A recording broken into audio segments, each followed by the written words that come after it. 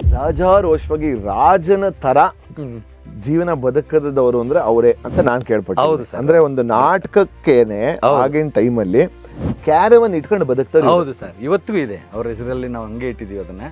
Caravan ನಾಟಕ company ಹಿಸ್ಟ್ರಿಯಲ್ಲಿ ಯಾರೂ ಇಟ್ಟಿಲ್ಲ, ಯಾಕಂದ್ರೆ ಅಡ್ಡಾಡಕ್ಕೆ ಕಾರ್ ಇರ್ತಿರ್ಲಿಲ್ಲ ಯಾರಿಗೂ. ಅಂಥದ್ರಲ್ಲಿ ರಾಜಾರೋಷವಾಗಿ ರಾಜನ ಥರ ರಾಜಪ್ಪ ಮೆರೆದವ್ಯಾನ. ನಿಮ್ಮ ಕಂಪನಿಗಳಲ್ಲಿ ನಾಟಕಗಳು ಅಂದ್ರೆ ಯಾವ ನಾಟಕಗಳು ಪಾಪ್ಯುಲರ್ ಮಾಡೋಂಥದ್ದು? ಕಲಿಯೋದು ಕೊಡಕ ಯಾವಾಗಲೂ ನಾವು ಓಪನಿಂಗ್ ಆಡ್ತಿರ್ಲಿಲ್ಲ. ಲಾಸ್ಟ್ ಅಲ್ಲಿ ಅದೊಂಥರ ATM ಮಷಿನ್ ನಮ್ಗೆ. ಸರ್ರು ಇಬ್ರಿಬ್ರು ಮದುವೆ ಆಗಿದ್ದು ಹೇಗೆ ಅಂತ? How is that possible? ಅದು ಇಟ್ಸ್ ಪಾಸಿಬಲ್, ಅದೇ ದೊಡ್ಡ ವಿಷಯ ಇಲ್ಲ. ಮಾತಾಡ್ಬೇಕಾ? ತಗೋ, ನಾನು ನೇರವಾಗಿ ಹೇಳೋಂತ. ಹೌದು ಸರ್, ಇದಕ್ಕೆ ಎಷ್ಟೋ ಸಲ ಹೊಡೆಸ್ಕೊಂಡಿದ್ದಾರೆ ಅವರು. ಹೌದಾ? ಬಡಿಸ್ಕೊಂಡಿದ್ದಾರೆ, ದೊಡ್ಡ ದೊಡ್ಡ ಕೇಸ್ಗಳಾಗ್ಬಿಡಿ. ನಮ್ಮ ತಂದೆಯವರು ಒಂದು ಡೈಲಾಗ್ ಹೇಳ್ತಾರೆ ಕಲಿಯೋದು ಕುಡುಕದಲ್ಲಿ. ಅದು ಇಲ್ಲಿ ಹೇಳೋದು ಸೂಕ್ತನ ಇಲ್ಲ ಗೊತ್ತಿಲ್ಲ, ಹೇಳಿ ಪರವಾಗಿಲ್ಲ. ಅಲ್ಲಿಂದ ಆಡಿಯನ್ಸ್ಲಿಂದ ಒಂದು ಚಪ್ಪಲಿ ಬಂದು ಚಪ್ಪನ. ಸರ್ ಬೆಂಗಳೂರಲ್ಲಿ ಅಂದ್ರೆ ಎಷ್ಟೊಂದು ಅಂದ್ರೆ ತುಂಬಾ ನಾಟಕಗಳು ಮಾಡಿರ್ತಾರತ್ತ. ಬೆಂಗಳೂರಲ್ಲಿ ಒಂದು ದಿನಾನೂ ಮಾಡಿಲ್ಲ. ಏನ್ ಹೇಳ್ತಾ ಇದ್ದೀರಾ? ಪ್ರಾಮಿಸ್. ಅವ್ರದ್ದು ಹಂಗೆ ಕನಸಾಗಿ ಉಳಿತು. ಬೆಂಗಳೂರಿಗೆ ನಮ್ಮ ನಾಟಕ ತೋರಿಸ್ಬೇಕು, ಉತ್ತರ ಕರ್ನಾಟಕ ನಾಟಕ ಹೆಂಗಿರ್ತೈತಿ ಅಂತ ಅವ್ರಿಗೆ ಗೊತ್ತಿಲ್ಲ. ಖಂಡಿತ ಚಲೋ ನಾಟಕ ಕೊಟ್ಟರು ಇಲ್ಲಿ ನೋಡ್ತಾರೆ ಸರ್. ಒಂದಿನ ನಾನು ಡ್ರಾಮಾ ನೋಡಕ್ಕೆ ಬರಬಾರ್ದಂತ ಒಂದು ವೇಳೆ ರಜೆಗೆ ಬಂದರೆ ಮನೆ ಒಳಗೆ ಕೂಡ ಹಾಕಿ ಕಿಲಿ ಹಾಕಿ ತಾವು ಡ್ಯೂಟಿಗೆ ಹೋಗ್ತಿದ್ರು.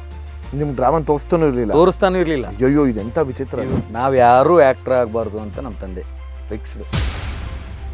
Thank you sir. ಒಬ್ಬ ಉತ್ತರ ಕರ್ನಾಟಕದ ರಂಗಭೂಮಿ ಕಲಾವಿದರನ್ನ ತಾವು ಗುರುತಿಸಿ ಇಲ್ಲಿವರೆಗೂ ಕರೆಸಿ ಆ ರಂಗಭೂಮಿ ಬಗ್ಗೆ ಆಗಿರ್ಬೋದು ಅಥವಾ ನಮ್ಮ ತಂದೆಯವ್ರ ಬಗ್ಗೆ ಆಗಿರ್ಬೋದು ಮಾತಾಡಿದ್ರೆ ನಮಗೂ ಖುಷಿ ಆಯಿತು. ಹಾಯ್, ಹಲೋ, ನಮಸ್ಕಾರ. ನನ್ನ ಸ್ಟೈಲಲ್ಲಿ ನಮಸ್ಕಾರ ಗುರು. ನಾನು ನಿಮ್ಮ Mayura Raghavendra. Welcome to gold class.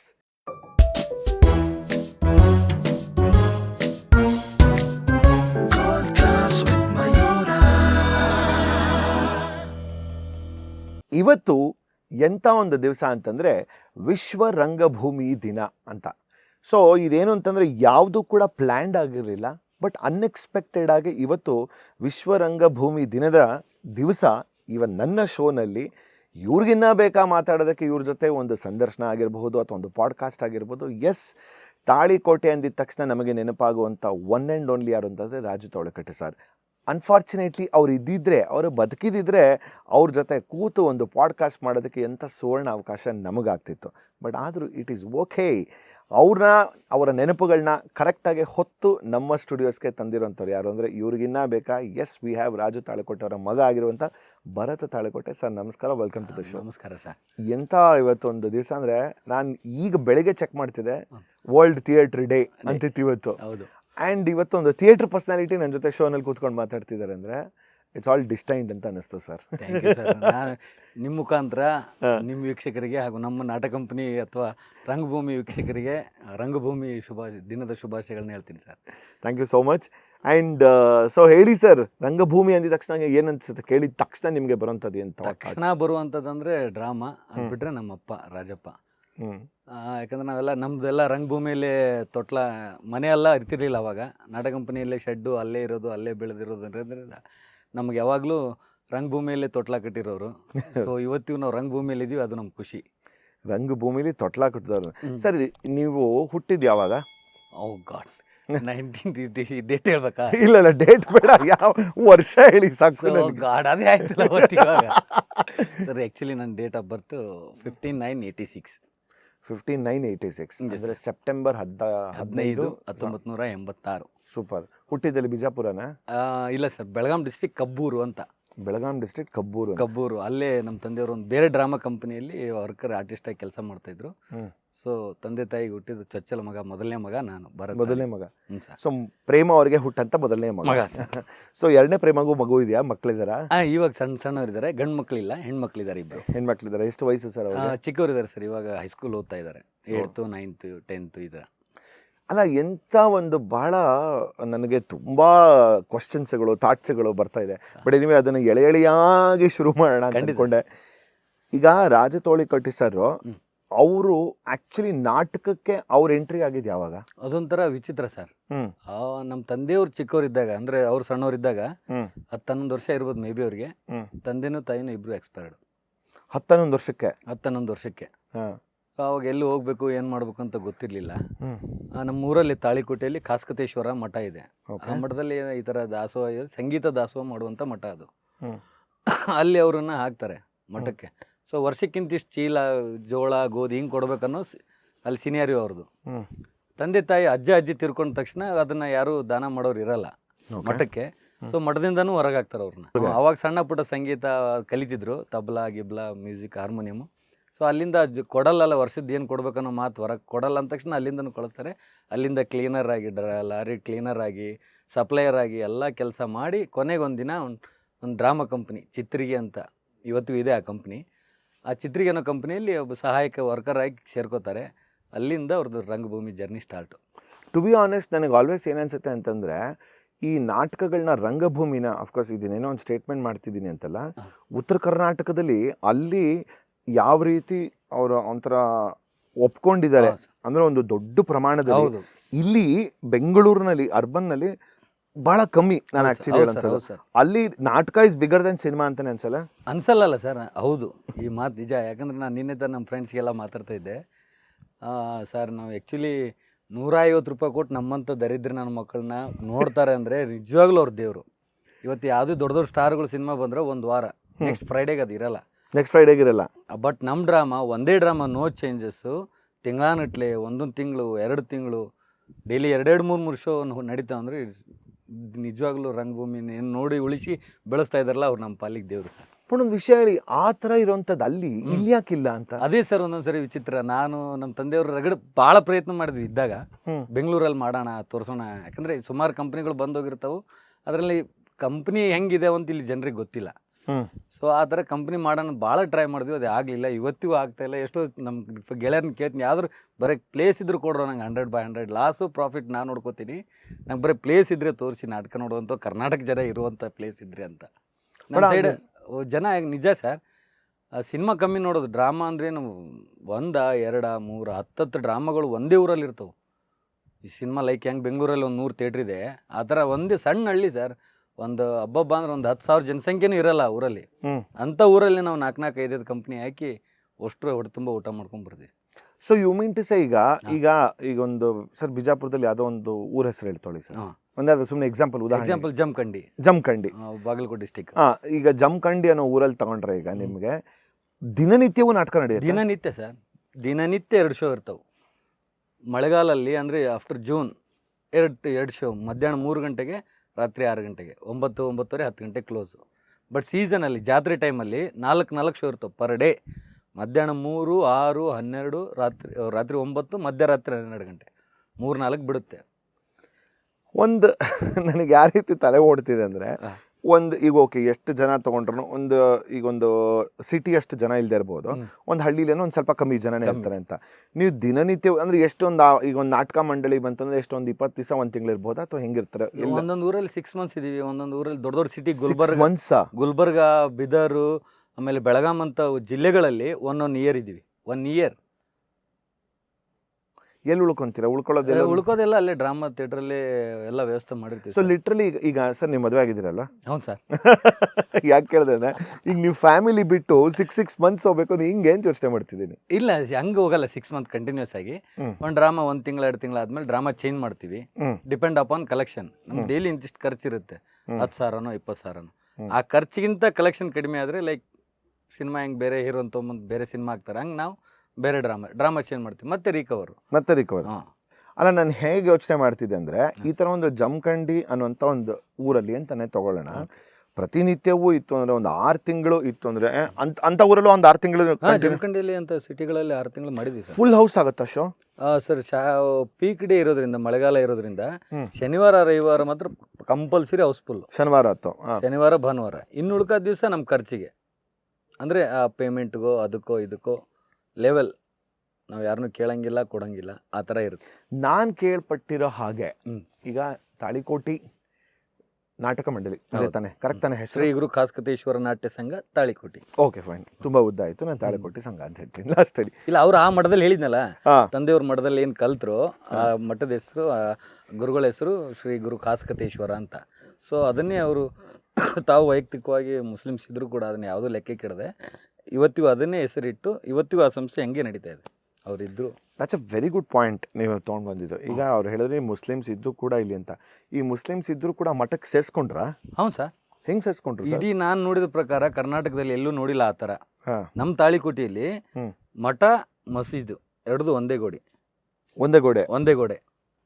ವಿಶೇಷವಾಗಿ ಎಲ್ಲ ಬೇರೆ ಕಡೆ ಮಸ್ಜಿದ್ ಇರುತ್ತೆ, ಇನ್ನೊಂದು ಕಡೆ ಮಠ ಇರುತ್ತೆ, ಗುಡಿ ಇರುತ್ತೆ. ಇದೊಂದು ವಿಶೇಷವಾಗಿದ್ದು ನಮ್ಮ ಉತ್ತರ ಕನ್ನಡದಲ್ಲಿ ತಾಳಿಕೋಟೆಯಲ್ಲಿ. ಸೊ ಅವಾಗೆಲ್ಲ ನಮ್ಗೆ ನಾವು ಹುಟ್ಟಿ ಎಷ್ಟೋ ವರ್ಷ ಆದರೂ ನಮ್ಗೆ ಕಾಸ್ಟೇ ಯಾವುದು ಗೊತ್ತಿರಲಿಲ್ಲ. ಆ ಥರ ಬೆಳೆದವ್ರು ನಾವೆಲ್ಲ. ನಮ್ಮ ತಂದೆಯವ್ರು ಎಂದೂ ಅದ್ರ ಬಗ್ಗೆ ವಿಚಾರಣೆ ಮಾಡಿಲ್ಲ, ಮಾತಾಡ್ತಾನೂ ಇರಲಿಲ್ಲ ನಮ್ಮ ಎದುರಿಗೆ. ಪಕ್ಕ ಕನ್ನಡ ಮಾತಾಡಿ ನೀ ದುಡ್ಕೊಂಡು ತಿನ್ನಾಗೈತೆ ಅಂದಮೇಲೆ ಪಕ್ಕ ಕನ್ನಡ. ಮನೆಯಲ್ಲೂ ಸಾಯೋವರೆಗೂ ನಾವು ಕನ್ನಡನೇ ಮಾತಾಡಿದ್ವಿ, ಹುಟ್ಟಿದಾಗಿಂದ ಇವತ್ತಿನವರೆಗೂ. ಇವತ್ತು ಕನ್ನಡನೇ ಮಾತಾಡ್ತೀವಿ. ಹಂಗಾಗಿರೋದ್ರಿಂದ. ಬಟ್ ಉರ್ದು ಬರುತ್ತಾ? ಸ್ವಲ್ಪ ಬರುತ್ತೆ.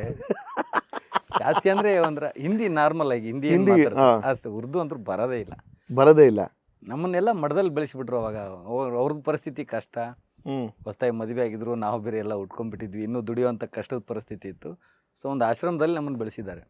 ಲೋಮ ಸತೋಮ ಅನ್ನೋ ತನೂ ಅನ್ನ ಹಾಕ್ತಿರ್ಲಿಲ್ಲ, ಸದ್ಗೋಮ ಜ್ಯೋತಿರ್ಗಮಯ ಅನ್ನೋ ತನ ಸಾರು ಹಾಕ್ತಿರ್ಲಿಲ್ಲ.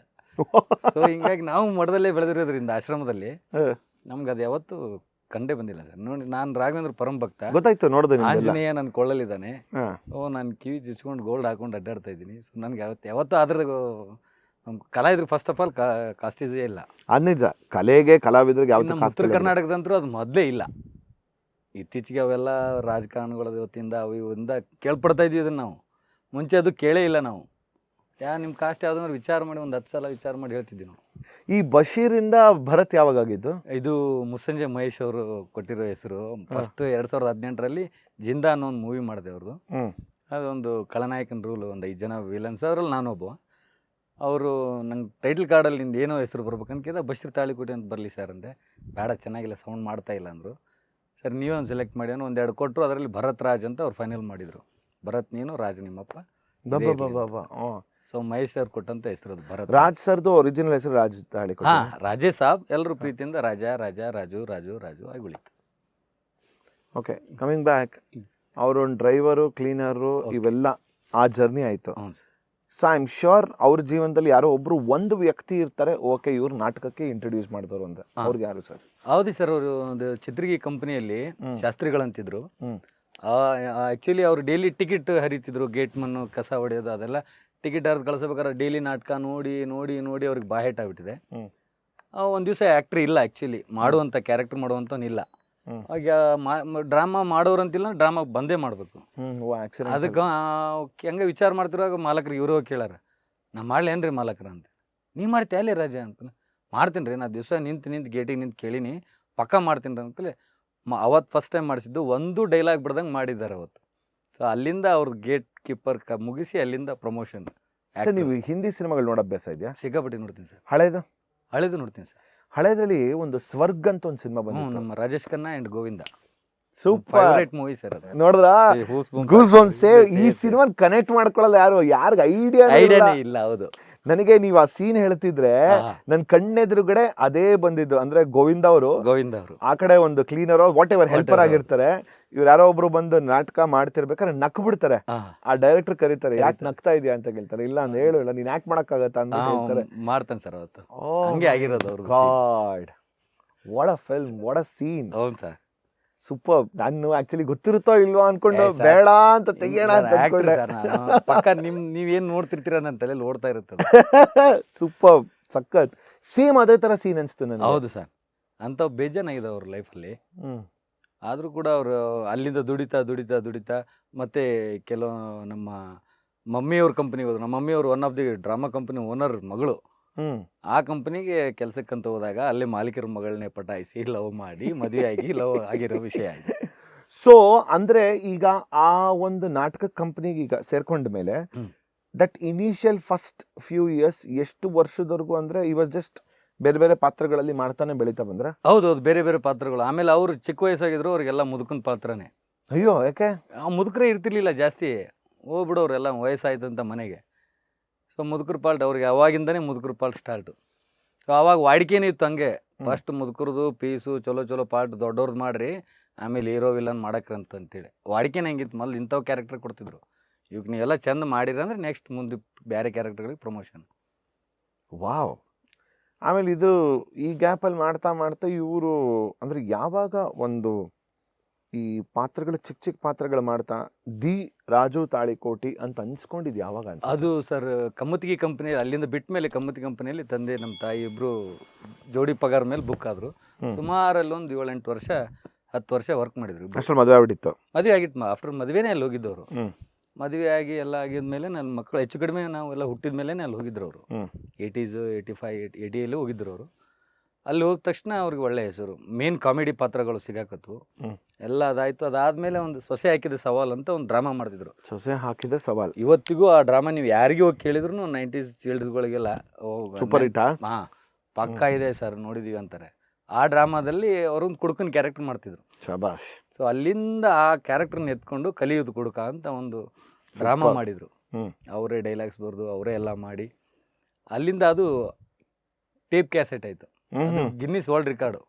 ಅಷ್ಟು ಕ್ಯಾಸೆಟ್ ಯಾವ ಸಾಂಗ್ದು ಯಾವ ಮೂವಿದು ಅವಾಗೆಲ್ಲ ನಾಟಕದು ಟೇಪ್ ಕ್ಯಾಸೆಟ್ ಆಯ್ತು. ಎಷ್ಟು ಅವರ್ ಇತ್ತು? 1.5 hour. A and 2 B 2 side ಸೇರಿ. ಆಕ್ಚುಲಿ ನೀವು 1986 ಅಂದ್ರೆ ಐ ಆಮ್ ಶ್ಯೂರ್ ನಿಮಗೂ ಅಭ್ಯಾಸ ಇರುತ್ತೆ. ದಿ ಇನಿಷಿಯಲ್ 90s ಅಲ್ಲಿ ಸಿನಿಮಾಗಳದ್ದು ಆಡಿಯೋ ಆಕಾಶವಾಣಿಲಿ ಬರ್ತಾ ಇತ್ತು ಸರ್. ನಾವು ಕೇಳಿದ್ದೆ, ನಂಗೆ ಇಲ್ಲ ನಾನು ಪಕ್ಕ ಕೇಳಿದ್ದೀನಿ. ಬಿಕಾಸ್ ನನಗೆ ಈ ಪ್ರೇಮಲೋಕ ಇವೆಲ್ಲ ನನಗೆ ಆಡಿಯೋ ಕೇಳಿ ಅಭ್ಯಾಸ ಇತ್ತು. ಅಂದ್ರೆ ಒಂದ್ಸಲಿ ಸಿನಿಮಾ ನೋಡ್ಬಿಟ್ಟಿದ್ರೆ ನನಗೆ ಮತ್ತೆ ಹೋಗಿ ರಿವಿಸಿಟ್ ಮಾಡಕ್ ಆಗ್ತಿರ್ಲಿಲ್ಲ. ಸೊ ಈ ಆಡಿಯೋನ ಕೇಳ್ತಾ ವಿಜುವಲೈಸ್ ಮಾಡ್ಕೊಂತ ಇತ್ತು ಸರ್. ಎಷ್ಟೋ ಡ್ರಾಮಾಗಳು ಧೀರೇಂದ್ರ ಗೋಪಾಲ್ ಸರ್ ಅವ್ರದ್ದಾಗಿರ್ಬೋದು, ಕರೆಕ್ಟ್, ಸುಧೀರ್ ಅವ್ರದ್ದಾಗಿರ್ಬೋದು, ಎಲ್ಲ ಎಸ್ ಎಲ್ಲವೂ ಆಡಿಯೋನೇ ಅವಾಗ.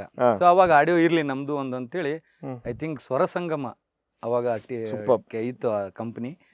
ಅವ್ರ ಜೋಡಿ ಆಗಿ ಸುಮ್ಮನೆ ಏಟೋ ಒಂದಿಷ್ಟು ದುಡ್ಡು ರೂಪಾಯಿಗೆ ಅವ್ರಿಗೆ ಮಾಡ್ಕೊಟ್ಟು ಸೀದಾ ಊರಿಗೆ ಬಂದಿದ್ದು. ಇಲ್ಲಿ ಬಂದ್ಮೇಲೆ ಗೊತ್ತಾಗಿದ್ದು ಅದ್ರ ವ್ಯಾಲ್ಯೂ ಏನು. ಫುಲ್ಲು ಲಿಟ್ರಲಿ ಒಂಥರ ವೈರಲ್ ಆಫ್ ಅಂತಾರೆ. ಸೊ 95 96 ಇರ್ಬೋದು ಮೇ ಬಿ ಆ ಕ್ಯಾಸೆಟ್. ಅಲ್ಲಿಂದ ಅವ್ರ ಲಕ್ ಚೇಂಜ್ ಆಗೋಯ್ತಾ? ಅವಾಗ ಅಲ್ಲಿಂದ ಆ ಕಂಪ್ನಿ ಬಿಟ್ಟು ಹಂಗೆ ದುಡಿತಾ ಒಂದು ಸ್ವಂತ ಆರ್ಕೆಸ್ಟ್ರಾ ರಸಮಂಜರಿ ಕಾರ್ಯಕ್ರಮ ಮಾಡಿದ್ರು. First orchestra, musical orchestra live sir. ಈಗಿನ ಥರ ಎಲ್ಲ ಕರೋಕೆ ಗಿರೋಕೆ ಇರ್ತಿರ್ಲಿಲ್ಲ. ನಮ್ಮ ತಂದೆಯವ್ರ ಅಂತವೆಲ್ಲ ಇಷ್ಟನೇ ಪಡ್ತಿರ್ಲಿಲ್ಲ. ಲೈವ್ ಇವತ್ತು ಡ್ರಾಮಾದಲ್ಲಿ ಅವ್ರು ಇದ್ರೆ ಡೈರೆಕ್ಷನ್ ಮಾಡಕ್ ನಿಂತ್ರೆ ಲೈವ್ ಅದೇನ್ ಬರ್ತಾ ಇದೆ ಅದನ್ನೇ ನೋಡ್ಸು, ಇಲ್ಲಾಂದ್ರೆ ಎದ್ದೋಗ್ ಮಗನ ಅಂತ.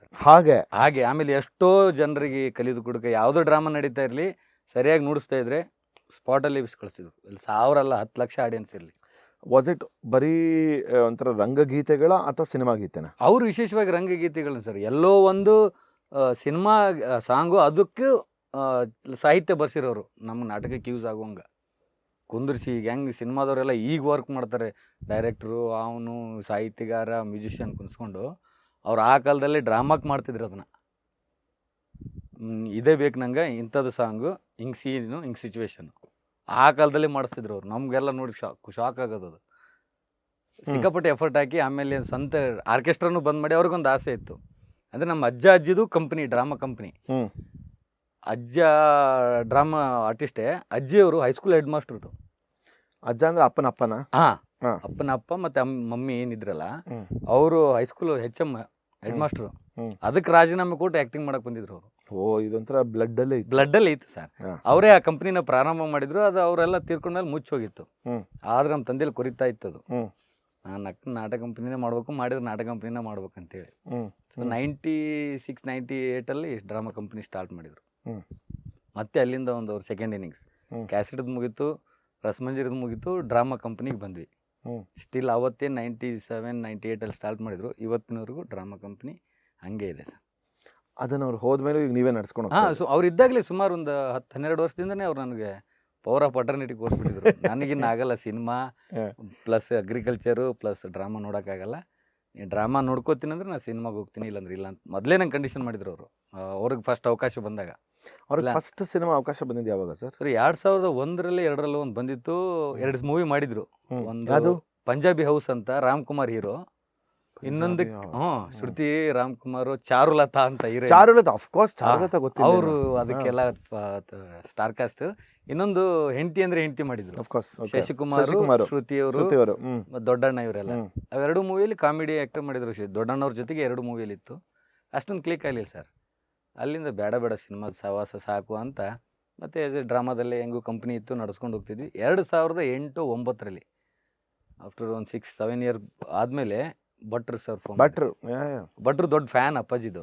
ಅವರೆಲ್ಲ ಕುಂತು ಕೇಳ್ತಿದ್ರಂತೆ, ಮಾತಾಡ್ತಿದ್ರಂತೆ ಆ ಕ್ಯಾಸೆಟ್ ಬಗ್ಗೆ, ಕಲಿಯೋದು ಕುಡ್ಕೋದ್ ಬಗ್ಗೆ ಎಲ್ಲ ಕೇಳ್ತಿದ್ರು. ಇನ್ನೊಂದೇನು, ನಾವು ಕ್ಯಾಸೆಟ್ಟದ್ದು ಮುಗಿದ್ಮೇಲೆ 2005ರಲ್ಲಿ ಇದು ಮಾಡಿದ್ವಿ, ಏನು ವಿಡಿಯೋ CD ಮಾಡಿದ್ವಿ, ಕಲಿಯೋದು ಕುಡುಕನೆ. ಕಲಿಯೋದು ಕುಡ್ಕನ ವಿಡಿಯೋ ಸಿಡಿ ಮಾಡಿದ್ವಿ. ಇಲ್ಲಿವರೆಗೂ ಕೇಳಿದರೆ ಈಗ ನೋಡ್ಲಿ ಅಂತ. ಅವಾಗೆಲ್ಲ ಅದು ನಡೀತಾ ಇತ್ತು CD, ಅವಾಗ ಜೋರ್ನಿತ್ತು. ಅವಾಗ ಆಕ್ಚುಲಿ ಈ ಒಂದು ನಮ್ಗೆ ತುಂಬಾ ಇದ್ದಿದ್ದು ಶ್ರೀಕೃಷ್ಣ ಸಂಧಾನ ಅಂತ ಒಂದು ಸಂಧಾನ ಅಲ್ವಾ, ಕಾಮಿಡಿ. ಅದೊಂದು ವಿಡಿಯೋ ಕಾಮಿಡಿ, ಅಪ್ಪ ಅದ್ರಲ್ಲಿ ನಕ್ಕು ನಕ್ಕು ನಕ್ಕು ಅಂದ್ಬಿಟ್ಟು ಈ ಥರದ್ದು. ಆಮೇಲೆ ಒಂದು 2-3 ಅಷ್ಟೇ ಈ ಒಂದು ಅರ್ಬನ್ ಸಿಟಿ ಹೋಗೋ, ಆ CD 50 ರೂಪಾಯಿ ಕೊಂಡ್ಕೊಂಡು ಬಾ ಬಾಡಿಗೆಗೆ, ಅಂತ ತಿರ್ಗಾ ವಾಪಸ್ ತಗೋ ಕೊಡು ಅಂತ. ಅದೇ ಆ ಟೈಮಲ್ಲಿ ಅವ್ರಿಗೆ ಪ್ಲಾನ್ ಬಂತಿಂತು ಎಲ್ಲ ನೋಡಿ, ವಿಡಿಯೋ CD ಯಾಕೆ ಮಾಡಬಾರ್ದು ಅಂತ. ಅವಾಗ ಶ್ರೀ ಐ ಥಿಂಕ್ ಅವ್ರ ಜೊತೆ ಸೇರ್ಕೊಂಡು, ಏನಿಲ್ಲ ಅದು ಅಶ್ವಿನಿ ರಾಮ್ ಪ್ರಸಾದ್ ಅವರು ಗೊತ್ತು, ಅವರು ಮಾಡಿದ್ರಿ CD-ನ. ಅದಕ್ಕೆ ಕ್ಯಾಮ್ರಾಮ್ಯಾನ್ ಮುಂಗಾರು ಮಳೆ ಕ್ಯಾಮ್ರಾಮ್ಯಾನ್ ಅವರು. ಸೊ ಇನ್ನು ಮುಂಗಾರು ಮಳೆ ಬಂದಿಲ್ಲ ಅವಾಗ, ಇನ್ನು ಮುಂಗಾರು ಮಳೆ ಬಂದಿಲ್ಲ. ಕೃಷ್ಣಪ್ಪ ಅಲ್ಲ, ಕೃಷ್ಣಪುರ. ಅದಕ್ಕೆ ನಮ್ಮ ಕಲಿಯೋದು ಕುಡುಕಕ್ಕೆ ಅವರು ಕ್ಯಾಮ್ರಾಮ್ಯಾನ್. ಸೊ ಅವರು ಸರ್ ಹಿಂಗೆ ಬ್ರದರ್ ಅಂತ ನಾ ಅವ್ರ ಫ್ಯಾನ್ ಅದೀನಿ, ಮೊದಲು ಕರ್ಸೋರ್ನ. ಸೊ ಅಲ್ಲಿಂದ ಅವ್ರ ಮನಸಾರೆ ಅಂತ ಮೂವಿ ಬಂತು, ಅಲ್ಲಿಂದ ಅವ್ರ ಸಿನಿಮಾ ಜರ್ನಿ. ಯೋಗರಾಜ್ ಭಟ್ರು ಟೆಕ್ನಿಕಲಿ ಮನಸಾರೆಯಿಂದನೇ ಸರ್ದು ಒಂದು ಅಂದ್ರೆ ಸೆಕೆಂಡ್ ಇನ್ನಿಂಗ್ಸ್ ಅಂದ್ರೆ ಸಿನಿಮಾದಲ್ಲಿ ಸೆಕೆಂಡ್ ಇನ್ನಿಂಗ್ಸ್. ಹೌದು ಸರ್. ನಮ್ಮ ತಂದೆಯವ್ರು ಯಾವಾಗಲೂ ಪ್ರತಿನಿತ್ಯ ಲೆಕ್ಚರ್ ಸೀನ್ ಅಂತ ಮಾಡ್ತೀವಿ ನಾವು ನಮ್ಮ ಡ್ರಾಮಾ ಕಂಪ್ನಿಯಲ್ಲಿ. ಅಂದರೆ ಕೊನೆಯಲ್ಲಿ ಒಂದು ಸೀನ್, ಒಂದು 5 ನಿಮಿಷ ಬಂದಿರೋಂಥ ಅಭಿಮಾನಿಗಳಿಗೆ ಧನ್ಯವಾದ ಹೇಳೋದು, ನಾಳೆಯಿಂದ ನಮ್ಮ ಡ್ರಾಮಾ ಯಾವುದಿರುತ್ತೆ, ನಾಳಿಂದ ಎಷ್ಟು ಶೋ ಇರುತ್ತೆ ಅಂತ ಹೇಳೋದಕ್ಕೆ ಅದಕ್ಕೊಂದು ಲೆಕ್ಚರ್ ಸೀನ್ ಅಂತ ಮಾಡ್ತೀವಿ ಕೊನೆಯಲ್ಲಿ ಲಾಸ್ಟಿಗೆ. ಅದರಲ್ಲಿ ಪ್ರತಿನಿತ್ಯ ಹೇಳ್ತಿದ್ರು ನಮ್ಮ ತಂದೆಯವರು, ಯೋಗರಾಜ್ ಭಟ್ ಸರ್ ನಂಗೆ ಒಂದು ಯೋಗ ತಂದು ಕೊಟ್ಟರು ಅಂತ. ಇವತ್ತಿಗೂ ಅವರು ಆಮೇಲೆ ಬರ್ತಾ ಬರ್ತಾ ಕ್ಲೋಸ್ ಫ್ರೆಂಡ್ ಆಗಿಬಿಟ್ಟಿದ್ರು ಭಟ್ರು ಸರ್. ಇಂಡಸ್ಟ್ರಿಯಲ್ಲಿ ಯಾರು ಬರದೇ ಇದ್ರೆ ಭಟ್ರು ಅಪ್ಪಾಜಿ ತಿರ್ಕೊಂಡಾಗ ಬಂದು ನಿಂತು ನಮಗೆಲ್ಲ ಸಾಂತ್ವನ ಹೇಳಿ, ಏನೇ ತೊಂದರೆ ಇದ್ರು ಬಂದು ಭೇಟಿಯಾಗು ಅಂತ ಹೇಳೋಗಿದ್ದು ಅವರೊಬ್ಬರೇ ಸರ್. ಈ ಮನಸಾರೆಯಿಂದ ಸರ್ ಒಂದು 4-5 ಮಂತ್ಸ್ ಆಯ್ತಲ್ವಾ? 4-5 ಮಂತ್ಸ್. ಈ 4-5 ಮಂತ್ಸಲ್ಲಿ ಎಷ್ಟು ಸಿನಿಮಾಗಳು ಮಾಡಿದ್ರು ಸರ್? ಸುಮಾರು ಒಂದು 80 ಮೂವಿ ಮಾಡಿದ್ದಾರೆ. That's quite a lot. ಆಮೇಲೆ Udaya Filmfare award continuous ಆಗಿ 3 ಇಯರ್ಸ್ 2 ಇಯರ್ಸ್ ಕಂಟಿನ್ಯೂಸ್ ಆಗಿ ಬೆಸ್ಟ್ ಕಾಮಿಡಿಯನ್ ಆ್ಯಕ್ಟರ್ ಅಂತ ಅವರಿಗೆ ಸಿಕ್ಕಿದೆ ಅವಾರ್ಡ್. ಅದು ಹೆಂಗೆ ಉತ್ತರ ಕರ್ನಾಟಕದವ್ರಿಗೆ ಮಲ್ತಾ ಇದ್ದವ್ರ ನಂತರ ಅದು ಗೊತ್ತಾಗಿದೆಯೋ ಇಲ್ಲ ಜನರಿಗೆ ಗೊತ್ತಿಲ್ಲ ಅಷ್ಟೇ. ಹಂಗೇನಿಲ್ಲ ಸರ್. ಇಲ್ಲ ಹಂಗೆ ಅಂತಾರೆ ಅಂತ ನಾನು ಹೇಳಿದೆ ಹೊರತಾಗಿ ನಂದು ಇದಿಲ್ಲ, ಕಂಪ್ಲೇಂಟ್ ಇಲ್ಲ. ಆ್ಯಕ್ಚುಲಿ ಒಂಥರ ನನಗೆ ಭಾಳ ಒಂಥರ ಖುಷಿನೂ ಅನಿಸುತ್ತೆ ನೋಡಿ. ಈಗ ಈ ಕಡೆ ಉತ್ತರ ಕರ್ನಾಟಕದಲ್ಲಿ ಈಗ ರಾಜು ತಾಳಿಕೋಟೆ ಸರ್ ಆಗಿರ್ಬೋದು, ಈಗ ಒಂದು ವರ್ಗದಲ್ಲಿದ್ದಾರೆ. ಈಗ ಒಂದು ಮಂಗಳೂರಲ್ಲಿ ಈಗ ಒಂದು ಶೆಟ್ಟಿ ಗ್ಯಾಂಗ್ ಅಂದ್ಬಿಟ್ಟು ಇವರು ಒಂದು ಶೆಟ್ರದು ಒಂದು ಇದನ್ನು ಮಾಡ್ತಾರೆ ಅಂತ. ನಮ್ಮ ಕನ್ನಡದಲ್ಲೇ ಕರ್ನಾಟಕದಲ್ಲೇ ಕನ್ನಡದ ಎಷ್ಟೆಷ್ಟು ಡೈಲೆಕ್ಟ್ಗಳಿದೆ. ಹೌದು. ಅಂದರೆ ಈಗ ಬೆಂಗಳೂರು ಕನ್ನಡ ಬೇರೆ, ಅಲ್ಲ ಬೆಂಗಳೂರು ಆ್ಯಕ್ಚುಲಿ ಬೆಂಗಳೂರು ಬಿಡಿ ತುಂಬ ಇದಾಗ್ಬಿಟ್ಟಿದೆ, ಏನಂತರ ಮಿಕ್ಸ್ಡ್ ಆಗ್ಬಿಟ್ಟಿದೆ ಅಲ್ಲ. ಈಗ ಮೈಸೂರು ಕನ್ನಡ, ಹಾಸನ ಕನ್ನಡ, ಮಂಡ್ಯ ಕನ್ನಡ ಆಯ್ತಾ, ಇವೆಲ್ಲ ಇದ್ರೂ ಅಟ್ಲೀಸ್ಟ್ ಬೆಂಗಳೂರು ಸುತ್ತಮುತ್ತ ಹತ್ರಕ್ಕಿದೆ ಈ ಕನ್ನಡಗಳು. ಮೈಸೂರು ಬೆಂಗಳೂರಲ್ಲಿ ಹತ್ರ ಕಂಪ್ಲೀಟಾಗಿ ಉತ್ತರ ಕರ್ನಾಟಕದ ಕನ್ನಡ ಅದೇ ಬೇರೆ ಡೈಲೆಕ್ಟ್. ಈಗ ನೀವು ಮಾತಾಡೋದು ನಾವು ಉತ್ತರ ಕನ್ನಡ, ಆ ಡೈಲೆಕ್ಟೇ ಬೇರೆ. ಶೆಟ್ಟಿ ಅಂದ್ರೆ ಶೆಟ್ಟಿನ ಮಂಗಳೂರು ಮಾತಾಡೋಂಥ ಡೈಲೆಕ್ಟ್ ಅದೇ ಬೇರೆ. ಹೌದ್ರಿ, ಆಯ್ತಾ. ಇಬ್ರು ಕೂಡ ಚಂದವಾಗಿ ಬೈತೀರಾ, ಆದ್ರೆ ಬೈಯೋ ಪದಗಳು ಮಾತ್ರ ತುಂಬಾ ಕೆಟ್ಟದಾಗಿರುತ್ತೆ ಅಲ್ವಾ? ನೀವು ಅಲ್ಲಿ ಹುಚ್ಚುಳ ಮಕ್ಳ ಅಂತ ಅಲ್ಲ ಇತ್ತು ಅಂದ್ರೆ ಇವ್ರು ಬೇವರ್ಸಿಗಳು ಅಂತ ಹೇಳ್ತಾರೆ. ಅದು ಬೆಂಗಳೂರು ಬಳಕೆಯಲ್ಲಿ ನಾವು ದೇವರಣೆಗೂ ಮಾಡಲ್ಲ ಅಲ್ವಾ? ಬಟ್ ದಿ ಲಾರ್ಜರ್ ವೇ ಅಲ್ಲಿ ಒಂದು ಅಕ್ಸೆಪ್ಟೆನ್ಸ್ ಲೆವೆಲ್ ಇದೆ ಅಂತ ಅಂತಾರಲ್ಲ, ಅಂದ್ರೆ ಜನರಿಗೆ.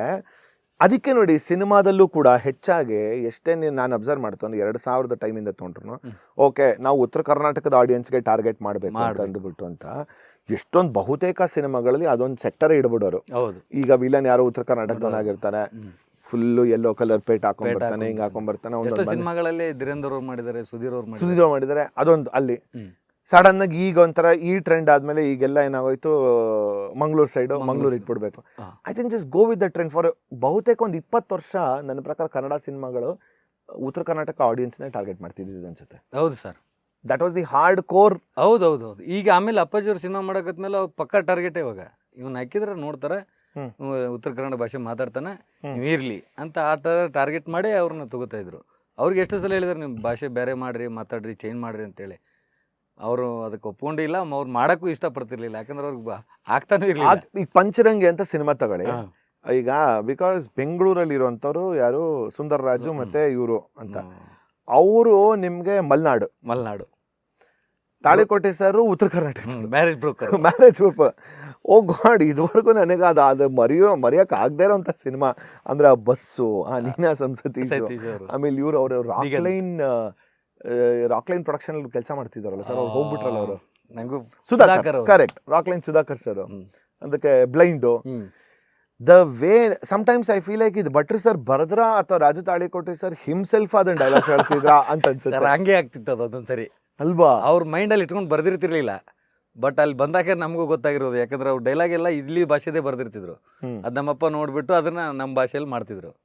ಅವಾಗ ಕನ್ಫರ್ಮ್ ನಾನು, ಇದು ನಮ್ಮಪ್ಪನ ಸೌಂಡ್ ಬರ್ದಿದ್ದಲ್ಲ, ಇವ್ರೇನೋ ಏನೋ ಮಾಡ್ಕೊಂಡು ಪ್ಲಾನ್ ಮಾಡಿ ಚೇಂಜ್ ಮಾಡ್ಯಾರ ಅಂತೇಳಿ.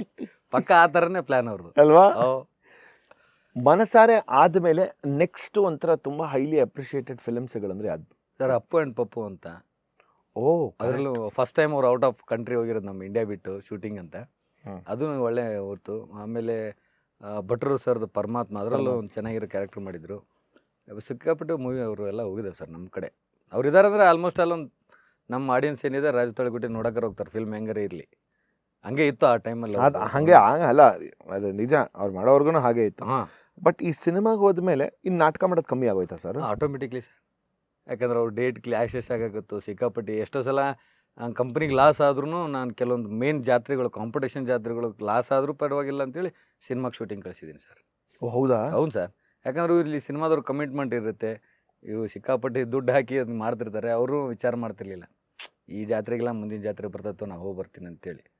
ಮೈಲಾರ ಸರ್, ಪ್ರತಿ ವರ್ಷ ನಾವು ಹೆವಿ ಮೈಲಾರ 7 ಕೋಟಿ ಮೈಲಾರ ಲಿಂಗೇಶ್ವರ ಜಾತ್ರೆ. ಆ ಟೈಮಲ್ಲಿ ಅಪ್ಪು ಆ್ಯಂಡ್ ಪಪ್ಪು ಸಿನಿಮಾ ಬಂದಿತ್ತು. First time out of country ಹೋಗ್ತಾ ಇದ್ದಾರೆ. ಬೇಡ ಅನ್ನೋದ್ರಿ, 1 ಲಕ್ಷ ಹೆಚ್ಚು ಕಡಿಮೆ ಆಗಿತ್ತು, ಹೋಗ್ಬರ್ರಿ ಅಂತ ಹೇಳಿದ್ವಿ. ಲಿಟ್ರಲಿ ಆ ವರ್ಷ ಚಲೋನೇ ಆಯ್ತು. ಅವ್ರು ಇಲ್ಲ ಅಂದ್ರೂ ನಮಗೆ ಕಲೆಕ್ಷನ್ನು. ಅವ್ರು ಇಲ್ಲದೆ ನಾವು ಎಲ್ಲಿ ಕಾಂಪಿಟೇಷನ್ಗೆ ಹೋಗಕ್ಕೆ ಭಯ ಪಡ್ತಿದ್ವಿ. ಸೊ ಈ ಥರ ಜಮಖಂಡಿ, ಬಾಗಲಕೋಟೆ, ಬಿಜಾಪುರ ಇವು ನಮಗೇನು ಅನ್ನಿಸ್ತಿರ್ಲಿಲ್ಲ. ನಾನು ರೆಗ್ಯುಲರು ಕಾಂಪಿಟೇಷನ್ ಯಾರೂ ಇರ್ತಿದ್ದಿಲ್ಲ, ಒಂದೇ ಕಂಪ್ನಿ ಇರ್ತಿತ್ತು, ನಾವು ಹೋಗ್ತಿದ್ವಿ ಮಾಡ್ತಿದ್ವಿ. ಬಟ್ ಜಾತ್ರೆಗಳಲ್ಲಿ 5 ಕಂಪ್ನಿ 6 ಕಂಪ್ನಿ ಈ ಥರ ಕಾಂಪಿಟೇಷನ್ ಇದ್ದಾಗ ಏನೂ ಮಾಡೋಕ್ಕಾಗ್ತಿರ್ಲಿಲ್ಲ. ಅವ್ರು ಬೇಕೇ ಕಾಯ್ತಿದ್ವಿ, ಅವ್ರು ಬರಲಿಲ್ಲ ಅಂದರೆ ಜಾತ್ರೆನೇ ಬಿಟ್ಬಿಡ್ತಿದ್ವಿ. ನಿಮ್ಮ ಕಂಪನಿಗಳಲ್ಲಿ ನಾಟಕಗಳು ಅಂದರೆ ಯಾವ್ಯಾವ ನಾಟಕಗಳು ಪಾಪ್ಯುಲರ್ ಮಾಡೋವಂಥದ್ದು? ಅವ್ರು ಸರ್, ಅವ್ರದ್ದು ಯಾವಾಗಲೂ ಫೇವ್ರೇಟ್, ಅವರೇ ಮುಂದೆ ಕುಂತು ಕಲಿಯೋದು ಕೊಡಕ ಯಾವಾಗಲೂ ನಾವು ಓಪನಿಂಗ್ ಆಡ್ತಿರ್ಲಿಲ್ಲ. ಲಾಸ್ಟಲ್ಲಿ ಅದೊಂಥರ ATM ಮಷಿನ್ ನಮ್ಗೆ. ಈಗ ಇವರಲ್ಲಿ ಎಂಥದೇ ಲಾಸ್ ಆಗಿದೆ, ಏನೋ ನಮ್ಗೆ ಕಷ್ಟ ಆಗಿದೆ ಅಂದರೆ ಲಾಸ್ಟಲ್ಲಿ ಒಂದು 5 ದಿನ 10 ದಿನ ಅನೌನ್ಸ್ ಮಾಡ್ತಿದ್ವಿ, ಕಲಿಯುಗದ ಕುಡುಕ. ಹೇಗೆ ಅನೌನ್ಸ್ ಮಾಡ್ತಿದ್ರಿ ಸರ್? ಈಗಲೂ ಹೇಗೆ ಮಾಡ್ತೀವಿ? ಈಗಲೂ ನಾನೇ ಮಾಡ್ತೀನಿ ಸರ್. ಅವತ್ತು ನಾನೇ ಮಾಡ್ತಿದ್ದೆ, ಇವತ್ತು ನಾನೇ ಮಾಡ್ತೀನಿ. ಹೇಗೆ ಮಾಡ್ತೀರಾ? ಮಾಡ್ಲಾ?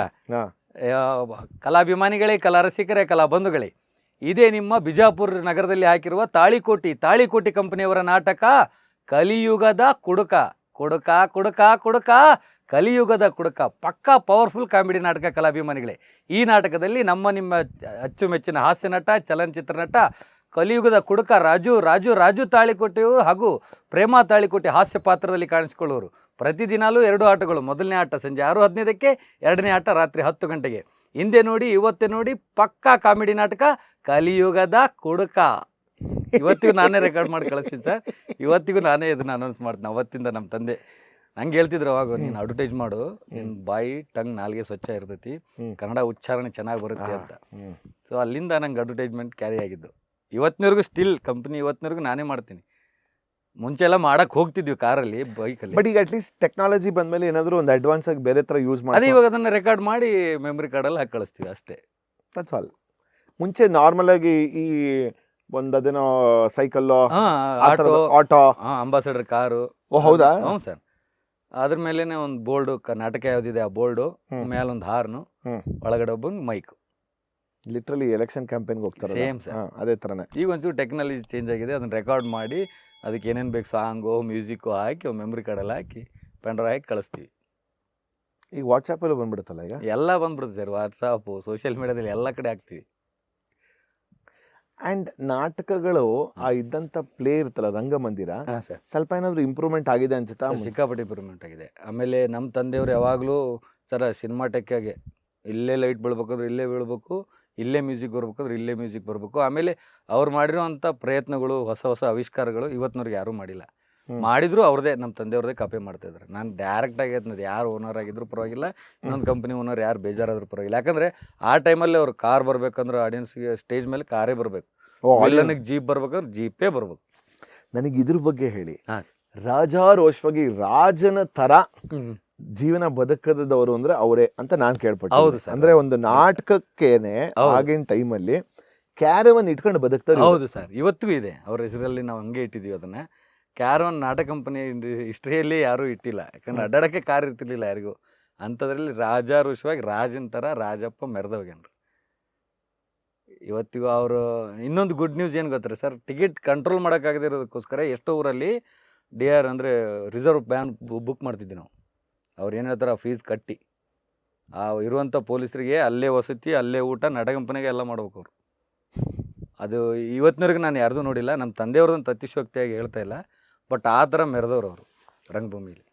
ಅವರಿದ್ರು ಇನ್ನೂ ಹೊಸ ಹೊಸ ಆವಿಷ್ಕಾರಗಳು ಏನೇನೋ ಪ್ಲ್ಯಾನ್ ಮಾಡ್ತಿದ್ರು, ಏನೇನೋ ಮಾಡೋರು. ಒಟ್ಟಿನಲ್ಲಿ ರಾಜ್ ತಾಳ್ಗುಟ್ಟಿ ಅದಾನಂದ್ರೆ ಸಾಕು ಟಿಕೆಟ್ ಹರ್ಸೋರು ಜನ. ಅವೇನೋ ವ್ಯಸದ ಮಾಡಿರ್ತಾನೆ ರೀ, ಚಲೋ ಇರ್ತೈತ್ಲಿ ಅವ್ನ ನಾಟಕ ಅಂತೇಳಿ, ಆ ಥರ ಅವರು. ಯು ಮೀನ್ ಟು ಸೇ ಈಗ ಮನಸಾರೆ ಬಂದಾಗ 2009? ಹಾಂ ಸರ್, ಎಕ್ಸಾಕ್ಟ್.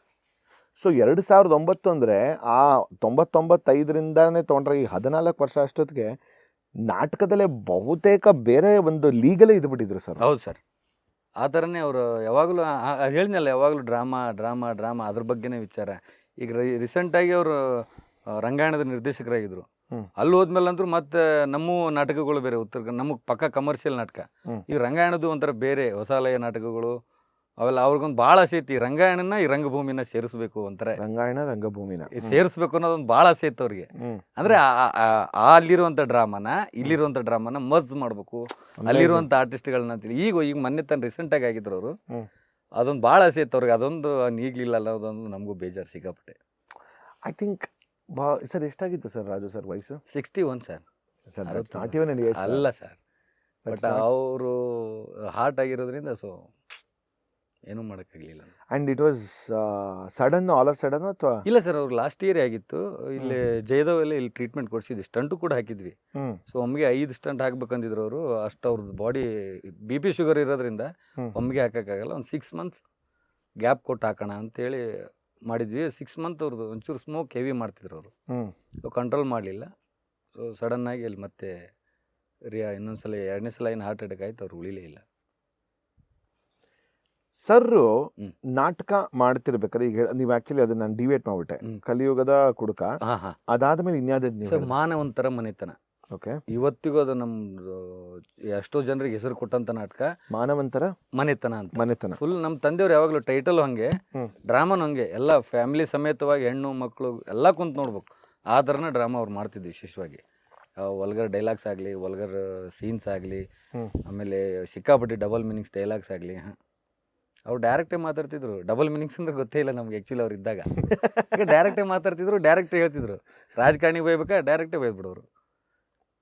ಇನ್ನೊಬ್ಬನೇ ನಂಗೆ ಆಕ್ಚುಲಿ ಒಂದು ಮಾಸ್ಟರ್ ಹಿರಣ್ಣಯ್ಯ ಸರ್ ಒಂದು ಪಕ್ಷ ನಾನು ನೋಡಿದ್ದೆ. ಅಂದ್ರೆ ತುಂಬಾ ನೇರವಾಗಿ ಯಾವ್ದೋ ಇದು ಲಂಚ್ ಅವತಾರ ಆಗಿರ್ಬೋದು, ಈ ತರದಾಗಿರ್ಬೋದು, ಟಾರ್ಗೆಟ್ ಅಂತಲ್ಲ ಹೇಳ್ಬೇಕಾ ತಗೋ ಅಂತ ಅಂದ್ಬಿಟ್ಟು ಹೇಳೋರು. ಹೌದು ಸರ್. ಅದು ಬಿಟ್ರೆ ಈ ಕಡೆ ರಾಜ ತಾಳಿಕೋಟೆ ಸರ್ ನಾನು ಆತರ ಅಂದ್ರೆ ಓಕೆ ಈ ಮಾತಾಡ್ಬೇಕಾ ತಗೋ ನಾನು ನೇರವಾಗಿ ಹೇಳೋಂತ. ಹೌದು ಸರ್, ಇದಕ್ಕೆ ಎಷ್ಟೋ ಸಲ ಹೊಡೆಸ್ಕೊಂಡಿದ್ದಾರೆ ಅವರು. ಹೌದಾ? ಬಡಿಸ್ಕೊಂಡಿದ್ದಾರೆ. ದೊಡ್ಡ ದೊಡ್ಡ ಕೇಸ್ಗಳಾಗ್ಬಿಟ್ಟಿದೆ. ಏನಿದು ಬರೀ ಮಾತಾಡಿದ್ದಕ್ಕೆ. ನಾನು ಕಲಾವಿದ ಇದ್ದೀನಿ, ನಾನು ರೈಟ್ಸ್ ಐತಿ, ನಾನು ಮಾತಾಡ್ತೀನಿ. ಆಮೇಲೆ ಏನು ತಪ್ಪು ಮಾತಾಡ್ತೀನಿ ಹೇಳಿ ನೀನು. ಗುಲ್ಬರ್ಗ ಹತ್ರ ಜೇವರಿಗೆ ಅಂತ ಸರ್, ನಮ್ಮ ತಂದೆಯವರು ಒಂದು ಡೈಲಾಗ್ ಹೇಳ್ತಾರೆ ಕಲಿಯುವ ಕುಡುಕದಲ್ಲಿ. ಅದು ಇಲ್ಲಿ ಹೇಳೋದು ಸೂಕ್ತನ ಇಲ್ಲ ಗೊತ್ತಿಲ್ಲ, ಹೇಳಿ ಪರವಾಗಿಲ್ಲ.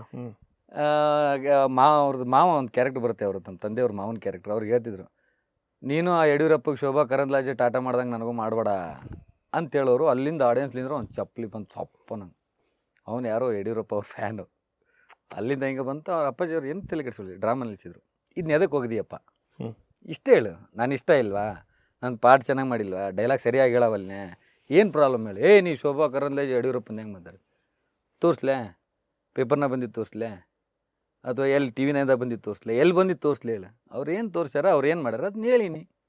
ಹಿಂಗೆ ಇಷ್ಟ ಆದ್ರೆ ತಗೋ, ಕಷ್ಟ ಆದ್ರೆ ಎದ್ದು ಹೋಗು. ಡೈರೆಕ್ಟ್ ಅವನಿಗಾದರೂ ಡೈರೆಕ್ಟೇ ಆ ಥರ ಅವರು ವಿಚಾರಣೆ ಮಾಡ್ತಿರ್ಲಿಲ್ಲ. ಆಮೇಲೆ ಇದು ನಮ್ಮ ಕುಮಾರಸ್ವಾಮಿ ಅವ್ರದ್ದು ಒಂದು ದೇವೇಗೌಡ ಅವ್ರದ್ದು JDS ಅವ್ರದ್ದು ಒಂದು ಬಗ್ಗೆ ಮಾತಾಡ್ಬಿಟ್ಟಿದ್ರು. ದೊಡ್ಡ ಗಲಾಟೆ ಆಗಿ ಅವ್ರ ತಲೆಗಿಲೆ ಎಲ್ಲ ಹೊಡೆದು, ಇಲ್ಲೇ ದಾವಣಗೆರೆಯಲ್ಲಿ ದೂರ ಅಲ್ಲ, ತಲೆಗಿಲೆ ಹೊಡೆದು ನೆಕ್ಸ್ಟ್ ಇಮಿಡಿಯೇಟ್ ತಲೆ ಹೊಡ್ಕೊಂಡು ಮತ್ತೆ ಬ್ಯಾಂಡೇಜ್ ಹಾಕೊಂಬಂದು ಮತ್ತೆ ಪಾರ್ಟಿ ಮಾಡಿದ್ರು. ಬಿಡಲಿಲ್ಲ, ಅಲ್ಲೇ ದಾವಣಗೆರೆಯಲ್ಲಿ. ಅವ್ರಿಗೆ ರೊಚ್ಚಿಗೆ ಎಬ್ಬಿಸ್ಬಾರ್ದು, ರೊಚ್ಚಿಗೆ ಎಬ್ಬಿಸಿದ್ರೆ ಇನ್ನಟ್ಟು ರೊಚ್ಚಿಗೆ ಹೇಳ್ತಿದ್ರು ಅವರು. ಇರಲಿ ಬಿಡೋರು ಬಿಟ್ಬಿಡ್ತಿದ್ರು. ಯಾರು ಸರ್ ಈ ಮನುಷ್ಯ? ಅಯ್ಯೋ ವಿಚಿತ್ರ ಮನುಷ್ಯ ಸರ್, ನಿಜವಾಗ್ಲೂ ವಿಚಿತ್ರ ಮನುಷ್ಯ. ನಂಗೆ ಕೇಳಿದ್ರೆ ಒಂಥರ ಹೊಡೆಸ್ಕೊಂಡು ತಲೆಗೆ ಎಲ್ಲ ಪೇಪರಲ್ಲಿ ಬಂದಿದೆ. ನಾನು ನಿಮ್ಗೆ ಬೇಕಾದ್ರೆ ಕಟಿಂಗ್ಸ್ ಇದೆ, ಪೇಪರ್ ಕಟಿಂಗ್ಸ್ ತೋರಿಸ್ತೀನಿ. ದಾವಣಗೆರೆಯಲ್ಲಿ ಸುಮಾರು 2000 ಇಸ್ವಿಯಲ್ಲಿ ಇರ್ಬೋದು. ಎಂಥ ದೊಡ್ಡ ಗಲಾಟೆ ಆಗೋಯ್ತು. ಆದ್ರೆ ಮತ್ತೆ ಸೆಕೆಂಡ್ 10 ಗಂಟೆ ಶೋಕ್ ಮತ್ತೆ ಬ್ಯಾಂಡೇಜ್ ಮುಂದೆ ನಾನು ಮಾಡ್ತೀನಿ, ಬೇಕಾದ ಗಲಾಟೆ ಅಲ್ಲಿ ಬಿಡ್ರಿ ಮಾಲಕ್ ರೊಕ್ಕ ಯಾಕೆ ಎದುರ್ತೀರ ಅನ್ನೋರು. ಬಟ್ ಅವ್ರದ್ದು ಒಂದು ಪೊಲಿಟಿಷಿಯನ್ಸ್ ರಾಜಕಾರಣ ವ್ಯಕ್ತಿಗಳ ಜೊತೆ ಸಂಬಂಧ ಹೇಗಿತ್ತು? ಸೊ ಚೆನ್ನಾಗಿದೆ ಸರ್. ಅವರು ರಾಮುಲ್ ಅವ್ರಿಗೆ ಒಳ್ಳೆ ಫ್ರೆಂಡು. ಆಮೇಲೆ ರಾಮುಲ್ ಅವರು ಹೊಸದಾಗಿ ಪಕ್ಷ ಮಾಡಿದ್ರು BSR ಅಂತ. Correct, BSR. ಆ ಪಕ್ಷದಿಂದ MLA ಕ್ಯಾಂಡಿಡೇಟ್ ಆಗಿ ನಿಂತಿದ್ರು ಸಿಂದಗಿ ಮತಕ್ಷೇತ್ರಕ್ಕೆ. ಗೆದ್ರ ಸರ್? ಇಲ್ಲ ಸರ್, ಗೆಲ್ಲಿಲ್ಲ.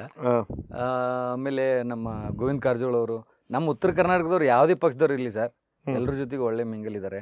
ಆಮೇಲೆ ಈಗ ರೀಸೆಂಟ್ ಆಗಿ ಇಲ್ಲವರು MLA ಅವ್ರ ಜೊತೆಗೆ ಅಂತೂ ಸಿಕ್ಕಾಪಟ್ಟಿ ಕ್ಲೋಸ್ ಆಗಿದ್ರು. ಸುಮಾರು ನಮ್ಮ ಭಾಗದ ಎಲ್ಲ MLA ಅವರು ಬಂದಿದ್ರು.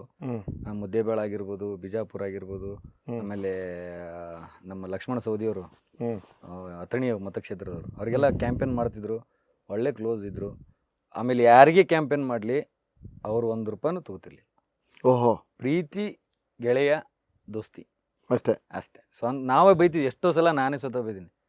ಒಂದು ಶೂಟಿಂಗ್ ಹೋದ್ರೆ ರೊಕ್ಕ ಬರ್ತೈತೆ ರೀ, ಒಂದು ನಾಟಕಕ್ಕೆ ಹೋದ್ರೆ ರೊಕ್ಕ ಬರ್ತೈತೆ, ಅಲ್ಲಿ ಯಾಕೆ ಹೋಗ್ಕಿರಂತ್ಲಿ? ಅವ್ರು ರೊಕ್ಕ ರೂಪಾಯಿ ಮಗನ ರಾಜಕಾರಣಿ ಮಾಡಂಗಿಲ್ಲ, ದೋಸ್ತರಿಗೋಸ್ಕರ ಬಿಟ್ಟರೆ ಪ್ರಜೆಗಳಿಗೋಸ್ಕರ ರಾಜಕಾರಣಿ ಮಾಡೋದು ನಾನು ಅಂತೇಳಿ.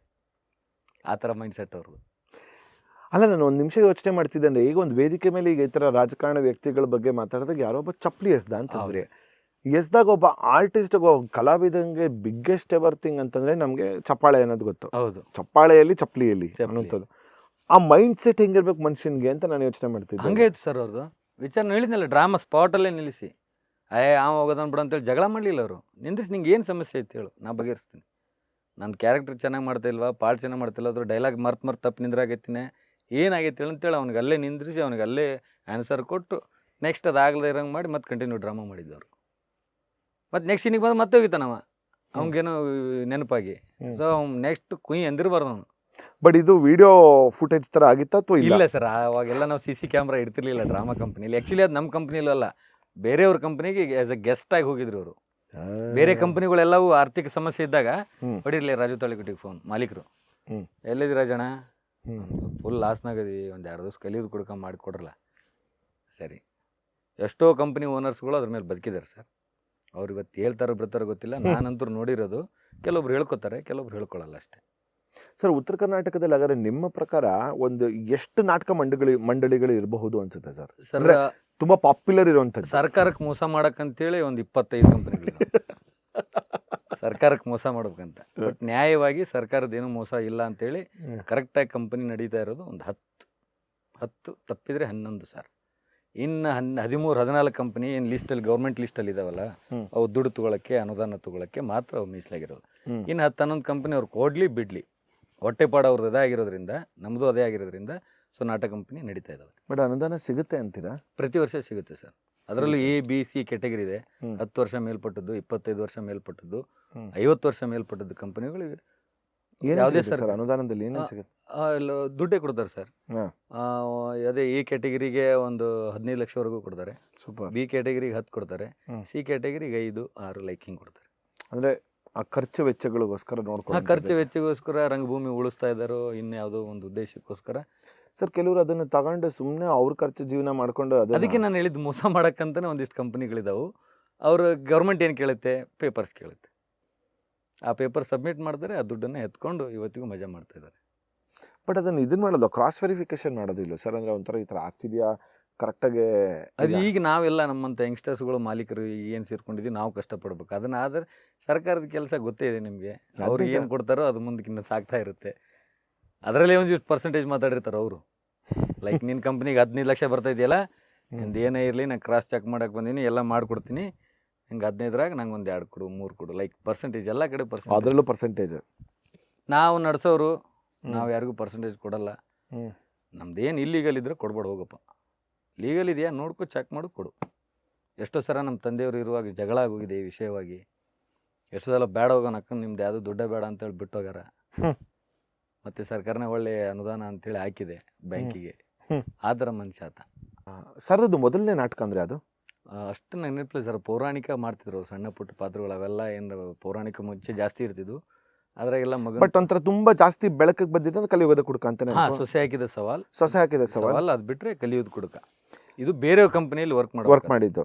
ನಮ್ಮ ಕಂಪ್ನಿಗೆ ಬಂದಮೇಲೆ ಮಾನವಂತರ ಮನೆತನ, ಮುತ್ತೈದಿನಿ, ಮತ್ತೊಮ್ಮೆ ಬಾ, ಹೆಣ್ಣು ಹೆತ್ತವಳು, ಹದ್ದು ಮೀರಿದ ಹೆಣ್ಣು, ಹಿಂಗೆಲ್ಲ ಅವ್ರದ್ದೊಂಥರ ಫ್ಯಾಮಿಲಿ ಟೈಟಲ್ ಇರ್ತಿತ್ತು. ಸಿಕ್ಕಾಬಿಟ್ಟು ಫೇಮಸ್ ಡ್ರಾಮಾಗಳು ಅವ್ರದ್ದೆಲ್ಲ. ಹೆಂಗಾರ ಬರ್ರಿ ನಕ್ಕೊಂತ ಹೋಗ್ರಿ, ಹೆಂಗಾರ ಬರ್ರಿ ನಕ್ಕೊಂತ ಹೋಗ್ರಿ, ಹೇಗಾದ್ರೂ ಬನ್ನಿ ನಗ್ತಾ ಹೋಗಿ. ಸೂಪರ್ ಅಲ್ಲ ಅಷ್ಟೇ. ಟೈಟಲ್ ಅವ್ರದ್ದು ಒಂಥರ ವಿಚಿತ್ರ. ಅಲ್ಲ ನೋಡಿ, ಸ್ಟ್ರೈಟ್ ಟು ದ ಪಾಯಿಂಟ್, ಹೆಂಗಾರು ಬಾ ಗುರು ನಕ್ಕೊಂಡು ಹೋಗು ಅಷ್ಟೇ. ಅದಂತರೂ ಅದು ಇಷ್ಟೇ ಕ್ರಿಯೇಟ್ ಮಾಡಿರೋ ನಾಟಕ ಸರ್.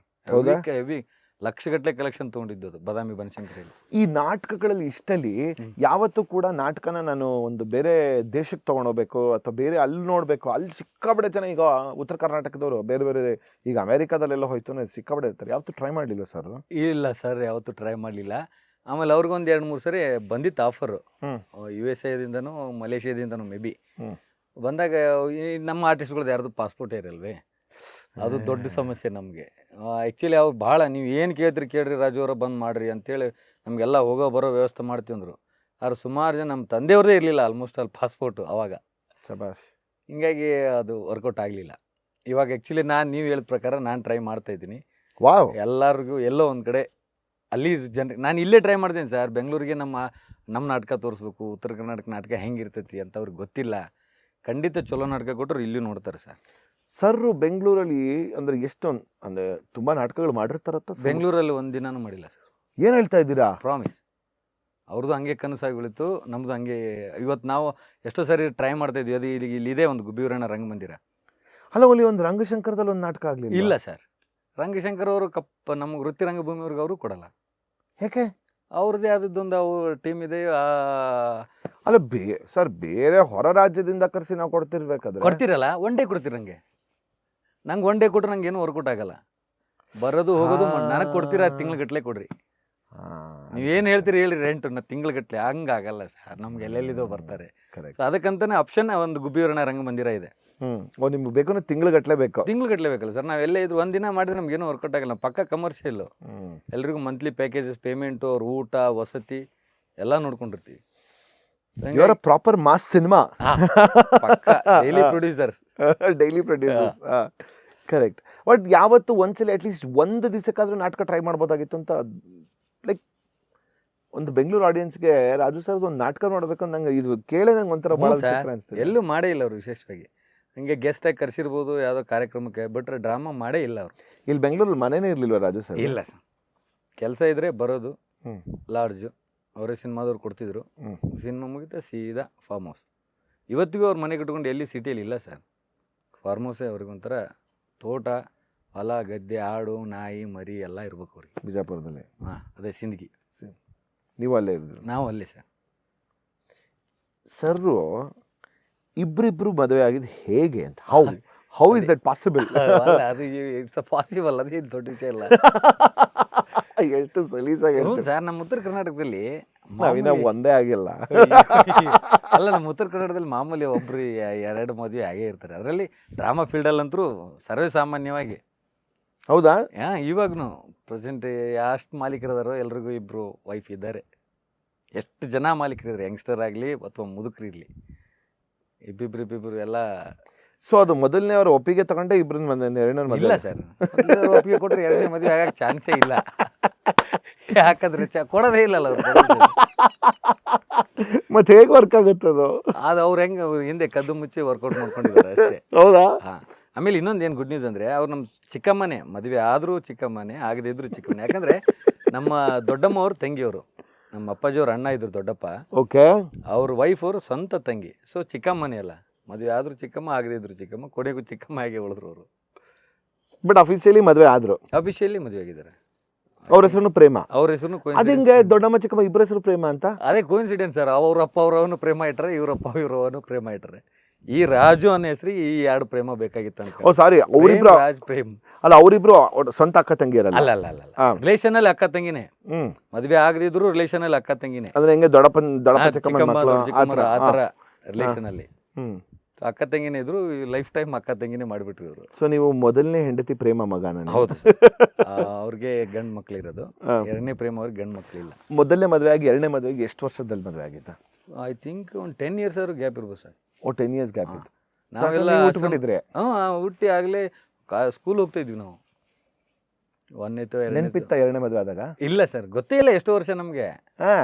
ಆಮೇಲೆ ಯಾರು ನಾವು ಹಾಸ್ಟೆಲಲ್ಲಿ ಇರೋದ್ರಿಂದ ಅವಾಗೆಲ್ಲ ಫೋನ್ಸ್ ಇಲ್ಲ, ಮೆಸೇಜ್ ಇಲ್ಲ, ಏನಿಲ್ಲ. ಸೊ ರಜೆಗೆ ಊರಿಗೆ ಹೋದಾಗೆ ಗೊತ್ತಾಗೋದು. ಎಷ್ಟೋ ಸಲ ಬೇರೆ ಊರಿಗೆ ಹೋಗ್ಬಿಟ್ಟಿದ್ವಿ, ನಾಟಕ ಕಂಪನಿ ಅವರಲ್ಲಿದೆ ಅಂದ್ಕೊಂಡು. ಯಾಕಂದ್ರೆ ಅಲ್ಲಿಂದ ಅವರು ತಿಂಗಳಗಟ್ಟಲೆ ಇದ್ದು ಹೋಗ್ಬಿಟ್ಟಿರ್ತಿದ್ರು. ನಾವು ಅಲ್ಲಿ ನಮ್ದು ರಜೆ ಕೊಟ್ಟಾಗ ನಾವು ಅಲ್ಲಿ ಹೋಗ್ತಿದ್ವಿ. ಅಲ್ಲಿ ಕಂಪ್ನಿನೇ ಇರ್ತಿರ್ಲಿಲ್ಲ. ಮತ್ತೆ ಊರನವ್ರಿಗೆ ಎಲ್ಲೈತಾರೆ ಮುಂದೆ ಇಂಥವ್ರಿಗೂ ಯಾರು ಹೋಗಿ ಅನ್ಕೂಲ ಅಲ್ಲಿ ಹೋಗ್ಬೇಕು. ನಂಗೆ ನೀವು ಈ ಕಥೆ ಹೇಳ್ತಾ ಇದ್ರೆ ಎಕ್ಸಾಕ್ಟ್ ಪಂಚರಂಗಿ ಸಿನಿಮಾದಲ್ಲಿ ಅವ್ರು ಹೇಳ್ತಾರೆ ನೋಡಿ, ಈ ಸತೀಶ್ ಒಂದು ಎಪಿಸೋಡ್ ಅಲ್ಲಿ ಮದುವೆ ಆಗ್ತಿರ್ಬೇಕಾದ್ರೆ ಅವ್ರು ಒಂದು ಹೇಳ್ತಾರೆ, ಹೋಗ್ತಾ ಇರ್ಬೇಕು ಕಣ ಜೀವನ ಅನ್ನೋದು, ನೋಡು ನಿನ್ನ ಮಗನೇ ಬೆಸ್ಟ್, ಇದನ್ನ ನೋಡಿ ಆ ಮುಹೂರ್ತ ನೋಡಿ ಇಲ್ಲಿ ನೋಡಿ ಮಾಡ್ಕೊಳ್ಳೋದಕ್ಕೆ ಹೋದ ಮದುವೆ ಆದ ಬಂದ. He has lived his life like that. I think ನಿಜವಾದ ಮಾತುಗಳು ಬಂದಂಗಿದೆ ಅಲ್ಲಿ. ಒನ್ ಟೇಕ್ ಕೊಟ್ಟಿದ್ದಾರೆ ಸರ್, ಅದು ಫುಲ್ ಲೆಂತಿ ಶಾರ್ಟ್, ಅದು ಒನ್ ಟೇಕ್ ಸಖತ್ ಮಾಡ್ತಿದ್ರು ಸರ್. ಡ್ರಾಮಾ ಸಿನಿಮಾ ಬಟ್ರೆ ಅದಕ್ಕೆ ಇಷ್ಟಪಡ್ತಿದ್ರು ಅವ್ರನ್ನ. ಹಿಂಗೆ ಹೇಳಿದ್ಕೂಲಿ ಹಿಂಗೆ ತೋತಾನ ಮಗ ಅಂತೇಳಿ. ಸೊ ಈಗ ಪ್ರೇಮ ಅವ್ರದ್ದು ಮೊದಲನೇ ಇದಾದ್ಮೇಲೆ ಎರಡನೇದಕ್ಕೆ ನಿಮ್ದು 10 years ಗ್ಯಾಪ್ ಇರ್ಬೋದು ಮೇ ಬಿ. ಬಟ್ ನಿಮ್ಮಮ್ಮ ಹೇಗೆ ತಗೊಂಡ್ರದನ್ನ? ಅವ್ರಿಗೆ ಆ ಟೈಮಲ್ಲಿ ಕಷ್ಟ ಆಗಿದೆ ಸರ್. ಅವರು ಸಿಕ್ಕಾಪಟ್ಟೆ ಅದನ್ನು ಅರಗಿಸ್ಕೊಳಕ್ಕೆ ಏನೇನು ಕಷ್ಟ ಆಗಿದೆ ಅವ್ರಿಗೆ ಗೊತ್ತು. ಯಾಕಂದ್ರೆ ನಾವು ಇರಲಿಲ್ಲ, ಬಟ್ ಕೇಳಿರೋದ್ರಿಂದ ಅತ್ತೆ ಮಾವ ಚಿಕ್ಕಮ್ಮ ನಾವು ಕೇಳಿರೋದ್ರಿಂದ. ನೀವು ಒಬ್ಬರೇ ಮಗನ ಸರ್? ಇಲ್ಲ ಸರ್, ಇನ್ನೊಬ್ಬನಿದ್ದಾನೆ, ದಾವಲ್ ತಾಳಿಕೋಟೆ ಅಂತ. Same carbon copy. ಹೌದಾ? ಕಾರ್ಬನ್ ಕಾಪಿ ಸರ್ದು voice, height, personality, colour, hair style ಎಲ್ಲ ಕಾರ್ಬನ್ ಕಾಪಿ. ಶಬ್ಬಾಸ್. ಇವತ್ತಿಗೂ ನಾವು ಅವನ ಸಂಗೆ ಮಾಡ್ತೀವಿ. ಜೂನಿಯರ್ ರಾಜು ತಾಳಿಕೋಟಿ ಅವ್ರು ದಾವಲ್ ತಾಳಿಕೋಟಿ ಅದನ್ನು ಬರ್ರಿ ವಾಯ್ಸ್ ಗೀಸ್ ಮೊದಲು ಮಾಡಿ ಎಲ್ಲ ಸೇಮ್. ಕಾಮಿಡಿನೂ ಅಷ್ಟೇ ಚೆನ್ನಾಗಿ ಮಾಡ್ತಾನೆ ಅಪ್ಪಾಜಿ. ಅದು ಬಂದುಬಿಟ್ಟಿದೆ ಹೇಳಿ. ಬಾಯ್ ಬ್ಲಡ್. ಇನ್ನೊಂದು ಗುಡ್ ನ್ಯೂಸ್, ಇವತ್ತು ರಂಗಭೂಮಿ ದಿನಾಚರಣೆ ನಾನು ಹೇಳಲೇಬೇಕು. ನಾವು ಯಾರೂ ಆ್ಯಕ್ಟ್ರ್ ಆಗಬಾರ್ದು ಅಂತ ನಮ್ಮ ತಂದೆ ಫಿಕ್ಸ್ಡು. ನಮಗೆ ಸಾಕು, ಮೇಲಿಂದ ಇವ್ರು ಡ್ರಾಮಾನು ಬೇಡ, ಯಾವುದು ಬೇಡ, ನಮ್ದೇನೈತಿ ನಮ್ಮದು ಜನ್ರೇಷನ್ಗೆ ಅಲ್ಲಿಗೆ ಬಿಡೋಣ ಅಂತೇಳಿ ನಮ್ಮನ್ನೆಲ್ಲ ಕಷ್ಟಪಟ್ಟು ಓದಿಸಿದ್ರು. ಒಂದಿನಾನು ಡ್ರಾಮಾ ನೋಡೋಕೆ ಬರಬಾರ್ದು ಅಂತ ಒಂದು ವೇಳೆ ರಜೆಗೆ ಬಂದರೆ ಮನೆಯೊಳಗೆ ಕೂಡ ಹಾಕಿ ಕೀಲಿ ಹಾಕಿ ತಾವು ಡ್ಯೂಟಿಗೆ ಹೋಗ್ತಿದ್ರು. ನಿಮ್ಗೆ ಡ್ರಾಮಾ ತೋರಿಸ್ತಾನೂ ಇರಲಿಲ್ಲ. ಅಯ್ಯೋ ಇದೆಂಥ ವಿಚಿತ್ರ. ಇದು ಯಾವಾಗ ನಾವು ಎಜುಕೇಷನ್ ಸ್ಟಾರ್ಟ್ ಮಾಡಿದ್ವಿ ಅವಾಗ ಅಲ್ಲಿವರೆಗೂ ಅಲ್ಲೇ ಬಿದ್ದೀವಿ, ಅಲ್ಲೇ ಉಂಡಿವಿ, ಅಲ್ಲೇ ತೊಟ್ಲ ಕಟ್ಟರೆ ಎಲ್ಲ ಓಕೆ. ಅದು ಯಾವಾಗ ಅದರಿಂದ ಸ್ವಲ್ಪ ಕಷ್ಟ ಇದೆ ಅಂದರೆ ಎಜುಕೇಷನ್ ಆಗಿರ್ಬೋದು. 6 ತಿಂಗಳು ಎಲ್ಲೆಲ್ಲೋ ಬಿಟ್ಟು ಹೋಗ್ತೀವಿ ಮನೆ, ಅದಕ್ಕೆ ಬೇಡ ಅಂತ ಒಳ್ಳೆ ಎಜುಕೇಷನ್ ಮಾಡಿಸಿರೋದು ಅನಿವಾರ್ಯ ಹೆಂಗೋ ಆಗಿ ಮತ್ತೆ ನಾವು ಅಲ್ಲಿಗೆ ಬಂದಾಗ ಹಿಂಗೆ ಅವ್ರ ರಿಯಾಕ್ಷನ್ ಹೆಂಗಿತ್ತು? ಅವ್ರ ರಿಯಾಕ್ಷನ್ ಸರ್, ಅವ್ರದ್ದು ಬೇಡವಾಗಿತ್ತು ರಿಯಾಕ್ಷನ್, ಕೊನೆವರೆಗೂ ಬೇಡವಾಗಿತ್ತು. ಆದರೆ ಯಾವಾಗ ನಾವು ಒಳ್ಳೆ ಜನ ನೋಡಿ ನಿಮ್ಮ ಮಗ ಸಖತ್ ಮಾಡ್ತಾನ್ರಿ ಅಂತ ಯಾವಾಗ ಅವ್ರಿಗೆ ಹೇಳಕತ್ರು, ಎಲ್ಲ ನಾವು ಜವಾಬ್ದಾರಿ ತೊಗೊಂಡು ಯಾವಾಗ ಮಾಡಕತ್ವಿ, ಈಸ್ ಹ್ಯಾಪಿ. ಹಬ್ಬ ಪರವಾಗಿಲ್ಲ ಮಾಡ್ತಾ ಇದ್ದಾರೆ. ಇವರು ದಾವಲ್ ಅವ್ರೂ ನಾಟಕಕ್ಕೆ ಬಂದ್ರು ಅವರು? ಅವನು ಸರ್, ಅವನು PU ಸೆಕೆಂಡ್ ಇಯರ್ ಮುಗಿದ ತಕ್ಷಣ ನನಗಿಂತ ಸೀನಿಯರ್ ಅವನು ಆ್ಯಕ್ಚುಲಿ. ನಾ MA ಓದುವರೆಗೂ, MA ಮಾಡೋವರೆಗೂ ಕೇಳಕ್ಕೆ ಬಂದ. ನೀವೇನು ಓದು? MA ಓದಿದ್ರೆ ಸರ್? BA BPEd MA ಅದ್ರ ಮಾಡಿ ಅದು ಬರೋಷ್ಟರಲ್ಲಿ ಅವ್ನು ಆಲ್ರೆಡಿ PUC ಸೆಕೆಂಡ್ ಇಯರ್ ಮುಗಿಸಿ ಜಾಯ್ನ್ ಆಗಿದ್ದವನು. ಅವ್ರು ಅದಕ್ಕೆ ಅವ್ರು ನಿಮ್ಮ ಸೀನಿಯರು? ನಮ್ಮ ಸೀನಿಯರ್ ಅವರು ಆಲ್ರೆಡಿ ಜಾಯ್ನ್ ಆಗಿಬಿಟ್ಟಿದ್ದ ಅವನು. ಅವ್ರದ್ದು ನಾಟಕನ ರಾಜು ಸರ್ ನೋಡಿದಾರ? ಮಗ ಆಕ್ಟ್ ಜೊತೆಲೇ ಮಾಡಿದ್ದಾರೆ. ಕೆಲವೊಂದು ಡ್ರಾಮಾದಲ್ಲಿ ತಂದೆ ಮಗನೇ ಮಾಡಿದ್ದಾರೆ, ಕೆಲವೊಂದು ಡ್ರಾಮಾದಲ್ಲಿ ಹಳೆಯ ಮಗ ಮಾವನ ಪಾತ್ರ ಮಾಡಿದ್ದಾರೆ. ಸೇಮ್ ಹಾಗೆ ಬೇರೆ ಕಾಣಿಸೋರು. ಹಿಂಗಾಗಿ ಸಿಕ್ಕಾಪಟ್ಟೆ ಡ್ರಾಮಾ ಮಾಡಿದ್ದಾರೆ ಅವ್ರ ಜೊತೆಗೆ. ಏನ್ ಹೇಳ್ತಾ ಇದ್ರು ಅವರು ಮಗನ್ ನೋಡ್ಬಿಟ್ಟು? ಅವ್ರಿಗೆ ಯಾವಾಗಲೂ ಮಕ್ಕಳು ಸ್ವಲ್ಪ ಕಮ್ಮಿನೇ ಇಲ್ಲ, ಯಾವಾಗ ಹಿಡಿಸ್ತಿರ್ಲಿಲ್ಲ, ಅವ್ರಿಗೆ ಮಾಡೋದೇ ಹಿಡಿಸ್ತಿರ್ಲಿಲ್ಲ. ಅಂದಮೇಲೆ ಎಷ್ಟೇ ಚಲೋ ಮಾಡಿದ್ರಿ, ನೀವೇನು ಮಾಡ್ತೀರಿ ಹೋಗ್ಲಿ ಅನ್ನೋರು. ಬಟ್ ಒಳಗಡೆಯಿಂದ ಬ್ಲೆಸ್ ಮಾಡ್ತಿದ್ರು. ಬಟ್ ನಾವು ಒಮ್ಮೆ ಮ್ಯಾಲೆ ಕುಂದ್ರಬಾರ್ದಲ್ಲ, ಹೋಗಿ ಉಪ್ರಿ ಮೇಲೆ ಕುಂದ್ಗಿಂತೀವಿ ಅಂತೇಳಿ ನಮ್ಗೆ ಯಾವಾಗಲೂ. ಈಗ still you are the producer of the ನಾಟಕ ಮಂಡಳಿನ ಅಥವಾ ಆ್ಯಕ್ಟ್ ಮಾಡ್ತೀರಾ? ಮೇನ್ ಆ್ಯಕ್ಟರ ನೀವು? ಸರ್ ನಾನು ಮೇನ್ ಆ್ಯಕ್ಟರು. ಅದು ಡ್ರಾಮಾ ಸ್ಟಾರ್ಟ್ ಆದಮೇಲೆ. ಡ್ರಾಮಾ ಸ್ಟಾರ್ಟ್ ಆಗೋಕ್ಕಿಂತ ಮುಂಚೆ ಐ ಆಮ್ ಪ್ರೊಡ್ಯೂಸರ್. ಎಲ್ಲ ವ್ಯವಸ್ಥೆ ತಿನ್ನೋದ್ರಿಂದ ಹಿಡ್ಕೊಂಡು ಆ್ಯಕ್ಟ್ರಿಗೆ ಬಂದಂಥ ಕೆಲಸಗಾರರಿಗೆ ಅವ್ರಿಗೆ ಊಟ ವಸತಿ ಎಲ್ಲ ನೋಡ್ಕೊ. ನೀವು ಮಾಡುವಂಥ ಮೇನ್ ಪಾತ್ರಗಳು ಯಾವುದು ಸರ್? ನಾನು ವಿಶೇಷವಾಗಿ ಮೇನ್ ಹೀರೋ ಪಾತ್ರನೇ ಮಾಡ್ತೀನಿ ನಾಟಕ ಕಂಪನಿಯಲ್ಲಿ. 1-2 ಡ್ರಾಮಾದಲ್ಲಿ ವಿಲನ್ ಮಾಡ್ತೀನಿ. ಇವತ್ತು ಕಾಮಿಡಿ ಟ್ರೈ ಮಾಡಿಲ್ಲ, 1-2 ಡ್ರಾಮಾದಲ್ಲಿ ಮಾಡ್ತೀನಿ. ಕಾಮಿಡಿ ಟ್ರೈ ಮಾಡಿಲ್ವಾ? ಇಲ್ಲ ಸರ್. ರಾಜು ಸರ್ ಮಗ ಆಗಿ ಕಾಮಿಡಿ ಟ್ರೈ ಮಾಡಿಲ್ಲ? ಎಲ್ಲರೂ ಅದೇ ಹೇಳ್ತಾರೆ, ರಾಜು ತಾಳಿಕೋಟಿ ಮಗ ಕಾಮಿಡಿ ಟ್ರೈ ಯಾವಾಗೂ ಬರಲೇ ಇಲ್ಲ ಸರ್. ನಾನು ಪಕ್ಕಾ ಸುದೀಪ್ ಅಭಿಮಾನಿ ಆಗಿರೋದ್ರಿಂದ. ಓ ಹೌದಾ? ಅವ್ರನ್ನೇ ಮೈಂಡ್ ಸೆಟ್ಟಲ್ಲಿ ಇಟ್ಕೊಂಡು ಯಾವಾಗಲೂ ಹೀರೋಯಿಸಮ್ ಹಂಗೆ ಹೋದೆ. ಅದು ಕಂಟಿನ್ಯೂಸ್ ಆಗಿ ಡ್ರಾಮಾದಲ್ಲೂ ಹಾಗೆ ಸ್ಟಾರ್ಟ್ ಮಾಡ್ಕೊಂಡ್ಬಿಟ್ಟೆ. ಸರ್ ಇರ್ಬೇಕಾದ್ರೆ ನೀವು ಸಿನಿಮಾ ಮಾಡ್ತಿರ್ಗ ಸಿನಿಮಾಗೆ ಎಂಟ್ರಿ ಆದಾಗ ಸರ್ದು ಹೆಂಗಿತ್ತು ರಿಯಾಕ್ಷನ್ಸ್ಗಳು? ಸರ್ ಚೆನ್ನಾಗಿತ್ತು. ಆಮೇಲೆ ನಾವು ಎಷ್ಟು ಸಲ ನಾವು ಕೇಳ್ತಿದ್ವಿ, ನಮಗೂ ಹೇಳ್ರಿ ಅಂದ್ಕಲಿ ಅವ್ರು ಫಸ್ಟ್ ಆಫ್ ಆಲ್ ಅಪ್ರೋಚ್ ಮಾಡಲ್ಲ. ಹೌದಾ? ನನ್ನ ಮಗ ಅಂತ ಎಲ್ಲಿ ಇಂಟ್ರೊಡ್ಯೂಸ್ ಇವತ್ತಿನವರೆಗೂ ಮಾಡಿಲ್ಲ ಅವ್ರು. ನೀವು ಬೇಕಾದ ಪಾಡ್ಕಾಸ್ಟ್ ನೋಡಿ, ಲೈಕ್ ಯಾವ್ದಾರು ಇಂಟರ್ವ್ಯೂ ನೋಡಿ, ನಿನ್ನ ಟ್ಯಾಲೆಂಟ್ ನೋಡಿ ಗುರುತಿಸಿ ಅವ್ರು ಮಾಡಿಸ್ಬೇಕು. ಇಲ್ಲ ನಾನು ಹೇಳ ಹಂಗೆ ಹೇಳಿದ್ರೆ ನಂದು ಅವಾಗಲೂ ಒಂದು 50 ಮೂವಿ ಆಗಿರ್ತೀವಿ. ಈಗ ಒಂದು 4-5 ಮಾಡಿದ್ದೀನಿ ಅಷ್ಟೇ. ಬೆಳವಣಿಗೆ ಎಷ್ಟು ಹಂಗೆ ಅವ್ರು ಅಪ್ರೋಚ್ ಮಾಡೋದು. ಇವನ್ ನಿಮ್ಗೆ ಗೊತ್ತಾ, ನಂಗೆ ಯಾವಾಗ ಒಂದು 10-12 ವರ್ಷ ನನ್ನ ಕಂಪ್ನಿ ನನ್ನ ಕೈಲಿ ಬಂತಲ್ಲ, ಬಂದ ಮೇಲೇನು ಅವರು ಯಾವತ್ತೂ ನಮ್ಮ ಕಂಪ್ನಿಗೆ ಫ್ರೀಯಾಗಿ ಪಾತ್ರ ಮಾಡಿಕೊಟ್ಟಿಲ್ಲ. ಓ ಹೌದಾ? ಮಗ ಇದ್ದರೆ ಮನೆಯಲ್ಲಿ ಬಿಸ್ನೆಸ್ ನಿನ್ಗೆ ನಂಗೆ ಇಷ್ಟು ಕೊಟ್ಟರೆ ಬರ್ತೀನಿಲ್ಲ ಅಂದ್ರೆ ಇಲ್ಲ. ಶಾಬಾಷ್. ಅದು ತೊಗೊಳ್ದೆ ಒಂದು ದಿವಸನೂ ಮಾಡಿಲ್ಲ ಸರ್. ಹೌದಾ? ನೋಡ್ರಿ ಲಾಸ್ನಾಗ ಇದೀವಿ, ಏನು ಮಾಡಲಿ, ಏನು ಕರ್ಮದು. ಇವತ್ತು ಕೊಟ್ಟು ನಾಳೆ ಮಾಡ್ತಿಲ್ಲ, ಮಾಡಂಗಿಲ್ಲ ನೋಡು. ಮಾಡಿಲ್ಲ ಸರ್. ಎಷ್ಟು ಸಲ ನನಗೆ ಎದುರಿಸ್ಬೇಕಂತ ಕಾರ್ ಸ್ಟಾರ್ಟ್ ಮಾಡ್ರ, ರೊಕ್ಕ ಕೊಡ್ತೀಯ ಹೋಗ್ಲೇ ನಾನು. ಕಾರ್ ಚಲೋ ಐತೆ ನೋಡಿಲ್ದ, ಹೊಂಟ್ಬಿಡ್ತನ, ಕೊಡ್ದು ಬರ್ರಿ ನಾಳೆ ಮಾಡ್ಯಾರ. ಅಂದ್ರೆ ಆ ಥರ ಕಾಡಿಸ್ಬೇಕನ್ನೋ ಉದ್ದೇಶ ಅಲ್ಲ, ಬಿಸ್ನೆಸ್ ನಿನಗೆ ಸಂಬಂಧಪಟ್ಟದ್ದು. ನಿಂಗೆ ಕೋಟಿ ಲಾಭ ಆದ್ರೆ ನಾನು ತೊಗೊಳಕ್ಕೆ ಬರ್ತೀನ, ನಿಂಗೆ ಲಾಸ್ ಆದ್ರೆ ನಾ ಕೊಡಕ್ಕೆ ಬರ್ತೀನಿ? ಇಲ್ಲ. ನನಗೇನು ಮಾತಾಡಿದ್ವಿ ಅದು ಕೊಟ್ಟರೆ ಬರ್ತೀನಿ, ಇಲ್ಲಾಂದ್ರೆ ಇಲ್ಲ. ಕೆಲವೊಂದು ಸರಿ ಡಿಮಾಂಡ್ ಜಾಸ್ತಿ ಮಾಡಿದಕ್ಕೆ ಬಿಟ್ಟೇ ಬಿಟ್ಟಿದ್ದೀನಿ, ಬೇಡ ಬೇಡ ಅವ್ರು ಅಂತೇಳಿ. ಬೇಡ ಹೋಗ್ರಿ ನಾ ಮಾಡ್ಕೋತೀನಿ ಹೆಂಗಾರ ಅಂತೇಳಿ. ಮೈ ಗಾಡ್, ರಿಯಲಿ ಸರ್, ಇದು ಶಾಕಿಂಗ್ ನನಗೆ. ಪ್ರಾಮಿಸ್. ನೀವು ಬೇಕಾದ್ರೆ ಯಾವಾಗಾದ್ರೂ ಬಂದಾಗ ನಮ್ಮ ಕಂಪ್ನಿ ಪೇಮೆಂಟ್ ಲಿಸ್ಟಲ್ಲಿ ಅವ್ರ ಹೆಸರು ಇರುತ್ತೆ, ರಾಜು ತಾಳಿಕೋಟಿ 50,000 1,00,000 ಅಂತ. Can check it. ಆ್ಯಂಡ್ ಕೊಟ್ಟರೆ ಬರ್ತೀಯ? ಹಾಂ, ಇಲ್ಲಾಂದ್ರೆ ಇಲ್ಲ. ಸೊ ಯಾವತ್ತು ಫ್ರೀಗಿ ಅಂತ ಚಾನ್ಸೇ? ಯಾವ ಮಾಡಿದ್ದಾರೆ ಫ್ರೀಗಿ ಅಂತ, ತೀರಾ ಕಷ್ಟ ಇದ್ದಾಗ ಅದಕ್ಕೂ ಹೋಮ್ ಮಿನಿಸ್ಟರ್ ಇಂಪ್ಲೇನ್ಸ್ ಹಚ್ಬೇಕು. ಮಮ್ಮಿ ನಿನ್ನ ಗಂಡ ಭಾಳ ಕೇಳಾಕತ್ತಾನವ, ಒಂದು ಸ್ವಲ್ಪ ಹೇಳಿ ಕಡಿಮೆ ತಗೋ ಅಂತೇಳಿ. ಇಬ್ರು ಹೆಂಡ್ರಲ್ಲಿ ಯಾರು ಮುದ್ದಿನ ಹೆಂಡ್ರು ಅಂತಂಬೋದು ಅವ್ರಿಗೆ? ಮಮ್ಮಿನೇ ಸರ್. ಹೌದಾ? ಮಮ್ಮಿನೇ, ಅವ್ರು ನಮ್ಮ ಮಮ್ಮಿನೇ ಯಾವಾಗಲೂ ಜಾಸ್ತಿ ಪ್ರೀತಿ ಮಾಡ್ತಾಯಿದ್ರು. ಸೊ ಮಮ್ಮಿಗೆ ಹೆದರ್ತಾನೂ ಇದ್ರು ಆ್ಯಕ್ಚುಲಿ. ಹೌದಾ? ಹೋಮ್ ಮಿನಿಸ್ಟರ್ ಅಂತೇಳಿ. ಇವತ್ತಿಗೂ ಇಷ್ಟೆಲ್ಲ ಇದಕ್ಕೆ ಮೇನ್ ಕಾರಣ ಅಂದರೆ ಹೇಳ್ತೀನಿ, ಹೆಂಗೆ ಜಾಸ್ತಿ ಇಡೀ ನಮ್ಮ ಪ್ರಾಪರ್ಟಿ ಏನಿದೆಯೋ ಎಲ್ಲ ನಮ್ಮ ತಾಯಿಯವ್ರ ಹೆಸರಲ್ಲೇ ಮಾಡಿದ್ದಾರೆ. ಓ ಹೌದಾ? ಹ್ಞೂ sir. So will that be a problem to the second wife? ಇಲ್ಲ, ಅವ್ರಿಗೇನು ಬೇಕೋ ಅವ್ರಿಗೆ ಮಾಡಿ. ಓ, ಅವ್ರಿಗೇನು ಬೇಕೋ ಅವ್ರಿಗೆ ಮಾಡಿ. ಹಾಂ, ನಾನು ಇಲ್ಲ ಅಂದರೂ ನಿನಗೆ ಇವತ್ತೇನೋ ತೊಂದರೆ ಆಗಿರ್ಬೋದು, ಇರಾಕ್ ಮನೆ ಆಗಿರ್ಬೋದು ಅಥವಾ ಏನಾಗಿರ್ಬೋದು, ಅವ್ರಿಗೆ ಮಾಡಿ ಆದಮೇಲೆ ಏನು ಎಂಟೈರ್ ಪ್ರಾಪರ್ಟಿ ಇದೆಯೋ, ಇವನ್ ತಾವು ಯೂಸ್ ಮಾಡೋ ಕಾರ್ ಮೊದಲು ಮಾಡಿ ಮಮ್ಮಿ ಹೆಸರಲ್ಲಿ ಪ್ರೇಮ. ಇವತ್ತಿಗೂ ನೀವು ಬೇಕಾದ್ರೆ ಅದನ್ನ ತೆಗೆದು ನೋಡಿ. ಅವ್ರು ಅಟ್ಲೀಸ್ಟ್ ಅವ್ರು ಸಾಯೋರ್ಗಾದ್ರೂ ತಮ್ಮ ಹೆಸರಲ್ಲಿ ಇಟ್ಕೋಬೋದಿತ್ತಲ್ಲ ಸರ್. ಕರೆಕ್ಟ್. ಈಗ ತೀರ್ಕೊಂಡ್ಮೇಲೆ ಅವ್ರ ಹೆಸರಲ್ಲಿ ಆಗಿದ್ದು ಯಾವುದೂ ಇಲ್ಲ, ಇನ್ನೂ ಹಂಗೆ ಇದೆ. ನಾವೆಲ್ಲೂ ಡೆತ್ ಸರ್ಟಿಫಿಕೇಟ್ ಹಚ್ಚಿಲ್ಲ, ಏನು ನಾವು ಅದನ್ನು ವಾರಸ ಮೀನ್ಸ್ ನಾವು ಎಲ್ಲೂ ಅದನ್ನು ಏನೂ ಮಾಡ್ಕೊಂಡೇ ಇಲ್ಲ, ಮಾಡುವಂಥ ಪ್ರಸಂಗನೇ ಇಲ್ಲ. ಬಿಕಾಸ್ ಅವ್ರ ಹೆಸರಲ್ಲಿ ಇಲ್ಲವೇ ಇಲ್ಲಲ್ಲ ಇದು. ಹೌದು. ಮಮ್ಮಿ ಹೆಸರಲ್ಲಿ ಅವ್ರು ಅವಾಗಲೇ ಏನು ಪ್ಲ್ಯಾನ್ ಮಾಡಿದ್ರು ಅಥವಾ ಅವ್ರಿಗೆ ಹೆಚ್ಚಿಂದ ಹೆಂಡತಿ ಮೇಲೆ ಪ್ರೀತಿ ಇತ್ತು ಏನು ಗೊತ್ತಿಲ್ಲ, ಅವಾಗಲೇ ಸ್ಟಿಲ್ ಅವ್ರು ಇರುವಾಗಲೇ ಎಲ್ಲ ಮಮ್ಮಿ ಹೆಸರಲ್ಲೇನು ಮಾಡಿದ್ರು. ಸರ್, ಈಗ ಕಲರ್ಸ್ ಕನ್ನಡ ವಾಹಿನಿಲಿ ಈ ಕಡೆ ಲೆಫ್ಟ್ ಸೈಡಲ್ಲಿ ಒಂದು ಪ್ರೇಮ, ರೈಟ್ ಸೈಡಲ್ಲಿ ಪ್ರೇಮ, ಅವಾಗಲೇ ಲೈಫಲ್ಲಿ ಫಸ್ಟ್ ಟೈಮ್ ನಾವುಗಳು ನೋಡಿದ್ದು. ಹೌದೌದು. ಆಯ್ತಾ? ಅದು ಹೆಂಗೆ ಕನ್ವಿನ್ಸ್ ಮಾಡಿರ್ತಾರೆ ಇಬ್ರನ್ನ ಅಂತ ನನಗೆ. ಇಲ್ಲ ಸರ್, ಅದು ರಾಜ ರಾಣಿ ಅಂತ ಒಂದು ಪ್ರೋಗ್ರಾಮ್ ಅವ್ರು ಮಾಡ್ಬೇಕಂತ ಪ್ಲ್ಯಾನ್ ಮಾಡಿದ್ರು. ಎಲ್ಲರಿಗೂ ರಾಜ ರಾಣಿ ಇವ್ರಿಗೆ ರಾಣಿಯರು. ಸೊ ಅವ್ರು ಹೆಂಗೆ ಅಪ್ರೋಚ್ ಮಾಡಿದ್ರು ಗೊತ್ತಿಲ್ಲ. ಅಪ್ಪಾಜಿ ಅಬ್ವಿಯಸ್ಲಿ ಒಪ್ಕೊಂಡಿರ್ತಾರೆ. ಬಟ್ ಮಮ್ಮಿ, ನಮ್ಮಿಬ್ರು ಮಮ್ಮಿಗಳು ಹೆಂಗೆ ಒಪ್ಕೊಂಡ್ರು, ಅವ್ರು ಹೆಂಗೆ ಅವ್ರನ್ನ ಒಪ್ಸಿದ್ರು. ಅವ್ರಿಬ್ರು ಮಾತಾಡ್ತಾನೆ ಇರಲಿಲ್ಲ? ಇಲ್ಲ ಸರ್, ಮಾತಾಡ್ತಾರೆ. ಇಬ್ರು ಮಾತಾಡ್ತೀರ? ನೀವು ನಂಬೋದೇ ಇಲ್ಲ, ಇವರಿಬ್ರು ಏನಿದು ಸೌತಿ ಹೆಂಡತಿ ಅಂತ ಇರೋದ್ರ ನಂಬೋದೇ ಇಲ್ಲ. ಹಂಗಿಲ್ಲೇ ಇಲ್ಲ, ಸೀನೇ ಇಲ್ಲ ನಮ್ಮ ಮನೆಯಲ್ಲಿ. ಬಿಕಾಸ್ ಹುಟ್ಟಿದಾಗಿಂದ ಚಿಕ್ಕಮ್ಮ ಅನ್ಕೊಂತ ಬಂದಿದ್ದೀವಿ, ಇವರು ತಂಗಿ ಬಾರಮ್ಮ ಹೋಗಮ್ಮ ಅನ್ಕೊಂತ ಬಂದಿದ್ದಾರೆ. ಸೊ ಆಫ್ಟರ್ ದ್ಯಾಟ್ ಮ್ಯಾರೇಜ್ ಆದಮೇಲೆ ಶೀ ಈಸ್ ಸೆಕೆಂಡ್ ವೈಫ್ ಅಂತ ಗೊತ್ತಿರೋದು. ಅದರ್ವೈಸ್ ಸೊಸೆನೇ ಕಾಡಿಸೋದು, ತಿನ್ನೋದು, ಉಣ್ಣೋದು ಎಲ್ಲ ಜೊತೆಗೆ ಇತ್ತು. ಇವತ್ತಿಗೂ ನೀವು ನಂಬಲ್ಲ, ನಮ್ಮ ಮಮ್ಮಿನೇ ಫೋನ್ ಮಾಡಿ ಉಂಡಿ ಇಲ್ಲೇ ಎಲ್ಲಿದೆಯೇ ಬಂದೇ ಇಲ್ಲಲ್ಲ, ಲೈಕ್ ಈ ಥರ ಮಾತಾಡ್ತಾರೆ ಅವರು. ಆದರೆ ಹಂಗಿದೆ ಅವ್ರದ್ದು ಮುಂಚೆಯಿಂದ ಬಾಂಡಿಂಗ್.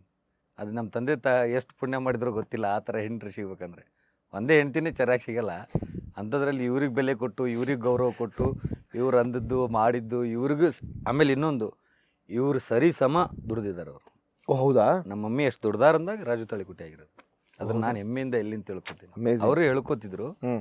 ಬಟ್ ನಾನು ನೋಡಿರೋ ಪ್ರಕಾರ ಅವ್ರು ಸರಿ ಸಮ, ಅವ್ರದ್ದು ಹೆಂಗೆ ದುಡ್ದಿದಾರೋ ಅವ್ರು ಸರಿ ಸಮ ದುಡ್ದಾಗ ಈಗ ಕಲಿಯೋದು ಕುಡುಕ ಅಂದ ತಕ್ಷಣ ರಾಜು ತಾಳಿಕೋಟಿ ನೆನಪಾಗ್ತದೆ. ಕರೆಕ್ಟ್. ಆ ಕುಡುಕನ ಮಗಳೊಬ್ಳು, ಅವನನ್ನ ಕುಡುಕ ಚಟದಿಂದ ಬಿಡಿಸ್ಬೇಕನ್ನೋಳು ಒಬ್ಳಿದ್ದು ಕ್ಯಾರೆಕ್ಟರ್. ಅದೇ ಮಮ್ಮಿ. ಅದನ್ನ ಯಾರೂ ಅಬ್ಸರ್ವ್ ಮಾಡಿಲ್ಲ. ಅದೇ ಹೇಳ್ತಾರಲ್ಲ, ಎಲೆ ಮೇರೆ ಕಾಯಿ ಅಂತೆ, ಕೆಳಗಡೆ ಫೌಂಡೇಶನ್ ಯಾರಿಗೂ ಕಾಣಲ್ಲ, ಮೇಲೆ ಮನೆ ಅಷ್ಟೇ ಕಾಣುತ್ತೆ. ಹಂಗೆ ನಮ್ಮ ಮಮ್ಮಿ ಲಿಟ್ರಲಿ ನಿಮ್ಮ ಅಪ್ಪ ಮತ್ತು ನಿಮ್ಮಮ್ಮ ನಾಟಕಗಳನ್ನು ಮಾಡ್ತಾ ಅವ್ರ ಜೀವನವನ್ನು ರೂಪಿಸ್ಕೊಂಡು ಮಕ್ಕಳುಗಳಾಗಿ, ಲಿಟ್ರಲಿ ಇಟ್ ಈಸ್ ಆಲ್ ಒಂಥರ ನಾಟಕ ಮಾಡ್ತಾನೆ ಜೀವನ ಮಾಡಿಬಿಟ್ಟು. ಹೌದು ಸರ್, ಅರ್ಧ ರಂಗಭೂಮಿಯಲ್ಲೇ ಅವ್ರ ಜೀವನ ಕಳೆದಿರೋದು. ಇವತ್ತಿಗೂ ನಮ್ಮ ತಂದೆ ಲಾಸ್ಟ್ ಇನ್ನೇನು ಕೊನೆ ಉಸಿರು ಎಳಿತಾ ಇದ್ದಾರೆ ಅಂದ್ರೂ ಎಲ್ಲ ಹೋಲ್ ಅನ್ಸಲ್ಲ ನಮ್ಮ ಮಮ್ಮಿನೇ. ಲೆಕ್ಕಪತ್ರ ಅವ್ರು ಒಂದು ದಿವಸನೂ ಎಂದೂ ಲೆಕ್ಕಪತ್ರ ಮಾಡೋದಾಗಲಿ, ಕಲೆಕ್ಷನ್ ಎಷ್ಟಾಗಿದೆ ಅಂತ ಕೇಳೋದಷ್ಟೇ ಅವ್ರಿಗೆ ಗೊತ್ತು. ಯಾರಿಗೆ? ಅಮ್ಮಗೆ? ಅಪ್ಪಾಜಿಗೆ. ಓ, ಎಷ್ಟಾಗೈತಿ ಇವತ್ತು ದುಡ್ಡು ಕಲೆಕ್ಷನ್, ಬುಕ್ಕಿಂಗ್ ಕಲೆಕ್ಷನು ಇಷ್ಟು, ಓಕೆ ರೈಟ್.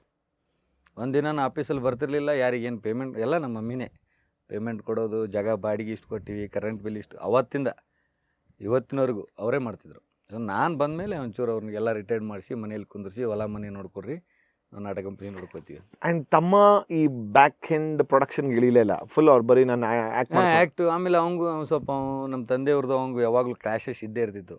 ನೀವು ನೋಡಿರ್ಬೋದು ಅನ್ಕೋತೀನಿ ಎಷ್ಟೋ ಚಾನಲಲ್ಲಿ. ಮೊನ್ನೆ ಅವ್ರದ್ದು ನಮ್ಮ ತಂದೆ ತೀರ್ಕೊಂಡ್ಮೇಲೆ ನಮ್ಗೆ ಜಾಯ್ನ್ ಆಗಿದ್ದವನು. ಅದಕ್ಕೂ ಬಿಫೋರ್ ಒಂದು 10 ವರ್ಷ ಅವನು ಜಗಳ ಮಾಡಿ ದೂರನೇ ಇದ್ದ. ಹೌದಾ? ಹಿಂಗಾಗಿ ನಮ್ಮ ಕಂಪ್ನಿಯಲ್ಲಿ ನಮ್ಮ ಫ್ಯಾಮಿಲಿಯಲ್ಲಿ ಜಾಸ್ತಿ ಕಾಣಿಸ್ಕೊಂಡಿಲ್ಲ ಅವನು. ಅಂದರೆ ಮನೆ ಬಿಟ್ಟು ಹೊಟ್ಟೋಗಿದ್ರ? ಹಾಂ, ಮನೆ ಬಿಟ್ಟು ತನ್ನದೇ ಆದದೊಂದು ಫ್ಯಾಮಿಲಿ ಅವನು ಜೂನಿಯರ್ ರಾಜು ತಾಳಿಕೊಟ್ಟಿ ಅಲ್ಲ. ಸೊ ಅವ್ನ ಮೈಂಡ್ ಸೆಟ್ ಅವನಕ್ಕೆ ಯಾವ ಬೇಕೋ ಯಾವ ಬೇಡ ಇದ್ರೆ ನಾನು ಒಬ್ಬ ಇರ್ತೀನಿ, ಈ ಥರ ಅವ್ನು ಬೆಳೆದವನು. ಹಾಗೆ ಸೇಮ್ ಕಾರ್ಬನ್ ಕಾಪಿ, ಬಾಯ್ ಬ್ಲಡ್ ಅದು ಬಂದುಬಿಟ್ಟಿದೆ ಅವನಿಗೆ. ನಾವಾದರೂ ಒಂಚೂರು ಕಾಂಪ್ರಮೈಸ್ ಆಗ್ತೀವಿ ಯಾವ್ದಾದ್ರು ಕೆಲವೊಂದು ವಿಷಯಕ್ಕೆ, ಅವನು ಆಗೋದೇ ಇಲ್ಲ. ಸೊ ಬಿಟ್ಟು ಹೊಟ್ಟೋಗ್ಬಿಟ್ಟಿದ್ರು ಅಷ್ಟೇ, ಹಾಂ, ಮಾಡ್ತಾನೂ ಇರಲಿಲ್ಲ.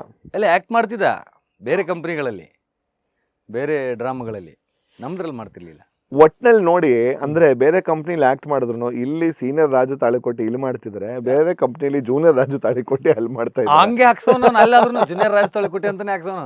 ಹೌದಾ? ಹಾಂ, ನಮ್ಮ ಬೇ ನಂದು ಯಾಕೆ ಹಾಕ್ಸನ್ಲಿ ಅವ್ನು ತೆಗಿ ಅಂತ ಹೇಳಿರಲ್ಲ ಅವನಿಗೆ. ಬರುತ್ತೆ ಅಂದ ಅಟ್ಟ ದಾವಲ್ ಅಂತ ಅಟ್ಟ ಹಾಕ್ಸೋ ಅಂತೇಳಿ ನಂದು ಯಾಕೆ ಹಾಕಿಸ್ತಾನೆ ಮಗ. ಮಾತಾಡ್ತಿರ್ಲಿಲ್ಲ ಇಬ್ರು, ಮಾತಾಡ್ತಿಲ್ಲ. ಬಟ್ ನಿಮ್ ಜೊತೆ ಮಾತಾಡ್ತಿದ್ರು. ನನ್ನ ಜೊತೆಗೆ ಫುಲ್ ಕ್ಲೋಸ್. ನಾವು ಯಾವತ್ತೂ ಅಪ್ಪ ಮಗನ ಥರ ಬೆಳೆದೇ ಇಲ್ಲ. ಅವ್ರ ಫ್ರೆಂಡು. ಅಲ್ಲ, ಬಟ್ ನೀವು ನಿಮ್ಮ ತಮ್ಮ ನೀವಿಬ್ರು ಮಾತಾಡ್ತೀವಿ. ನಾವಿಬ್ರು ಕ್ಲೋಸ್ ಇದ್ದೀವಿ ಸರ್. ನಮ್ಗೆ ಅವ್ನಿಗೆ ಏನು ಕ್ಲಾಸಸ್ ಇರಲಿಲ್ಲ, ಏನೂ ಇಲ್ಲ. ಬಂದರೆ ಸಣ್ಣ ಪುಟ್ಟ ವ್ಯವಹಾರದಾಗ ಬರ್ತಿತ್ತು, ದುಡ್ಡಿನ ವಿಚಾರದಲ್ಲಿ ಬಿಟ್ಟರೆ ಅದು ನಾನು ತಿಳಿಸಿ ಹೇಳಿದರೆ ಓಕೆ ಅಣ್ಣ ಫೈನ್. ಅಮ್ಮ ಮತ್ತೆ ಮಗ ಹೆಂಗಿರೋರು? ಎರಡನೇ ಮಗ? ಅವ್ರಿಗೆ ಅಲ್ಲಿ ಬಂದಿರೋದು ಸಮಸ್ಯೆ, ಅಲ್ಲಿಂದನೇ ಪ್ರಾರಂಭ ಆಗಿದ್ದದು. ನನ್ನ ಹೆಂಡ್ತಿಗೆ ಹಿಂಗೆ ಅಂತ ಯಾವ ಮಗನೇ ಅಂತೇಳಿ ಸಮಸ್ಯೆ ಸ್ಟಾರ್ಟ್ ಆಗಿದ್ದದು. ಅವನು ಒಂಥರ ರ್ಯಾಶ್ ಮನುಷ್ಯ, ನಮ್ಮ ಅಪ್ಪನ ಥರನೇ. ಮಾತಲ್ಲಿ ಏನೋ ಅಂದ್ಬಿಟ್ಟಿದ್ದಾನೆ. ನನ್ನ ಹೆಂಡ್ತಿಗೆ ಹಿಂಗೆ ಅಂತ ಮಗನ ಬರ್ಬಾರ್ದು, ನಡಿ ಹೊರಗೆ, ಗೆಟ್ ಔಟ್. ಹೆಂಡತಿಗೆ ಅಮ್ಮ ಗಂದಿದ್ದೆ. ಅದೇ ಇಟ್ ಮೀನ್ಸ್ ನಮ್ಮ ಮಮ್ಮಿಗೆ. ಅಲ್ಲ, ಬಟ್ ಅಲ್ಲಿ ಅಮ್ಮ ಮತ್ತೆ ಮಗನ್ಗೆ ಹೆಂಗಿತ್ತು ಇದು?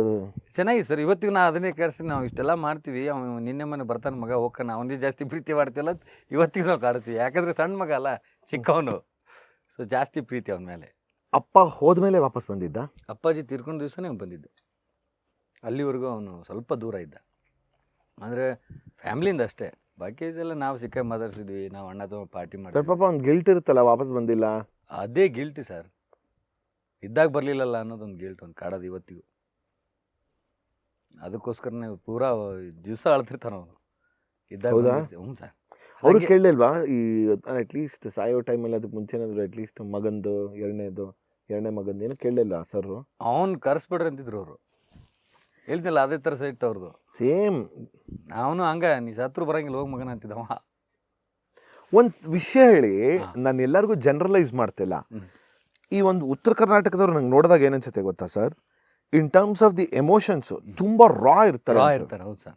ಹೇಗೆ ಅಂತ? ಒಬ್ಬನಾದ್ರೂ ಇರ್ತಾನೆ ಮನೆಯಲ್ಲಿ, ಒಂದು 2-3 ಮಕ್ಳದಾದ್ರು ಒಬ್ಬರು ಅಂತ ಇರ್ತಾರೆ ಅಲ್ವಾ? ಹೌದು ಸರ್. ದೇ ಆರ್ ವೆರಿ ರಾ. ಹೌದು.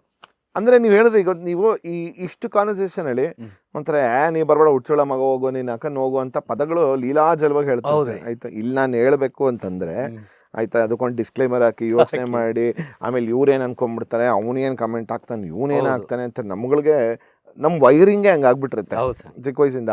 ಆ್ಯಂಡ್ ಇಲ್ಲೊಂದು ಮಾತು ಹೇಳ್ಬೇಕಾದ್ರೆ ಯೋಚನೆ ಮಾಡ್ಬೇಕಾ, ಇವನೇನು ಅನ್ಕೊಂಡ್ಬಿಡ್ತಾನೆ ಅಂತಾರೆ. ಹಂಗಲ್ಲ, ಮೋಸ್ಟ್ ಆಫ್ ದ ಪೀಪಲ್ ನಾನು ನೋಡ್ತೀನಲ್ಲ, they are very raw. I don't care ಗುರು ಅಂತಾಗ ನಿಂಗೆ ಹೇಳ್ಬೇಕಾ ಬಾ ಹೇಳ್ತೀವಿ. ಫಿಲ್ಟ್ರ್ ಇರಲ್ಲ ಸರ್, ಡೈರೆಕ್ಟ್ ಹೇಳಿದ್ನಲ್ಲ.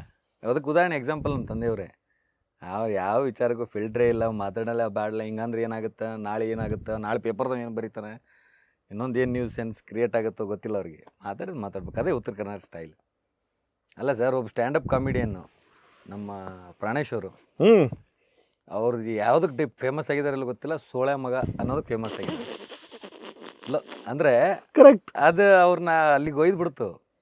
ಅವ್ರು ಅದನ್ನು ಅನ್ಬೇಡ, ಈ ಥರ ನಮ್ಮಲ್ಲಿ ಅಂತಾರೆ ಜನ, ಹಿಂಗೆ ಅದನ್ನು ಅಡ್ವರ್ಬ್ ಆಗಿ ತಗೋತಾರೆ ಜನ ಅಂತ ಅವ್ರು ಹೇಳಿದ್ದೆ.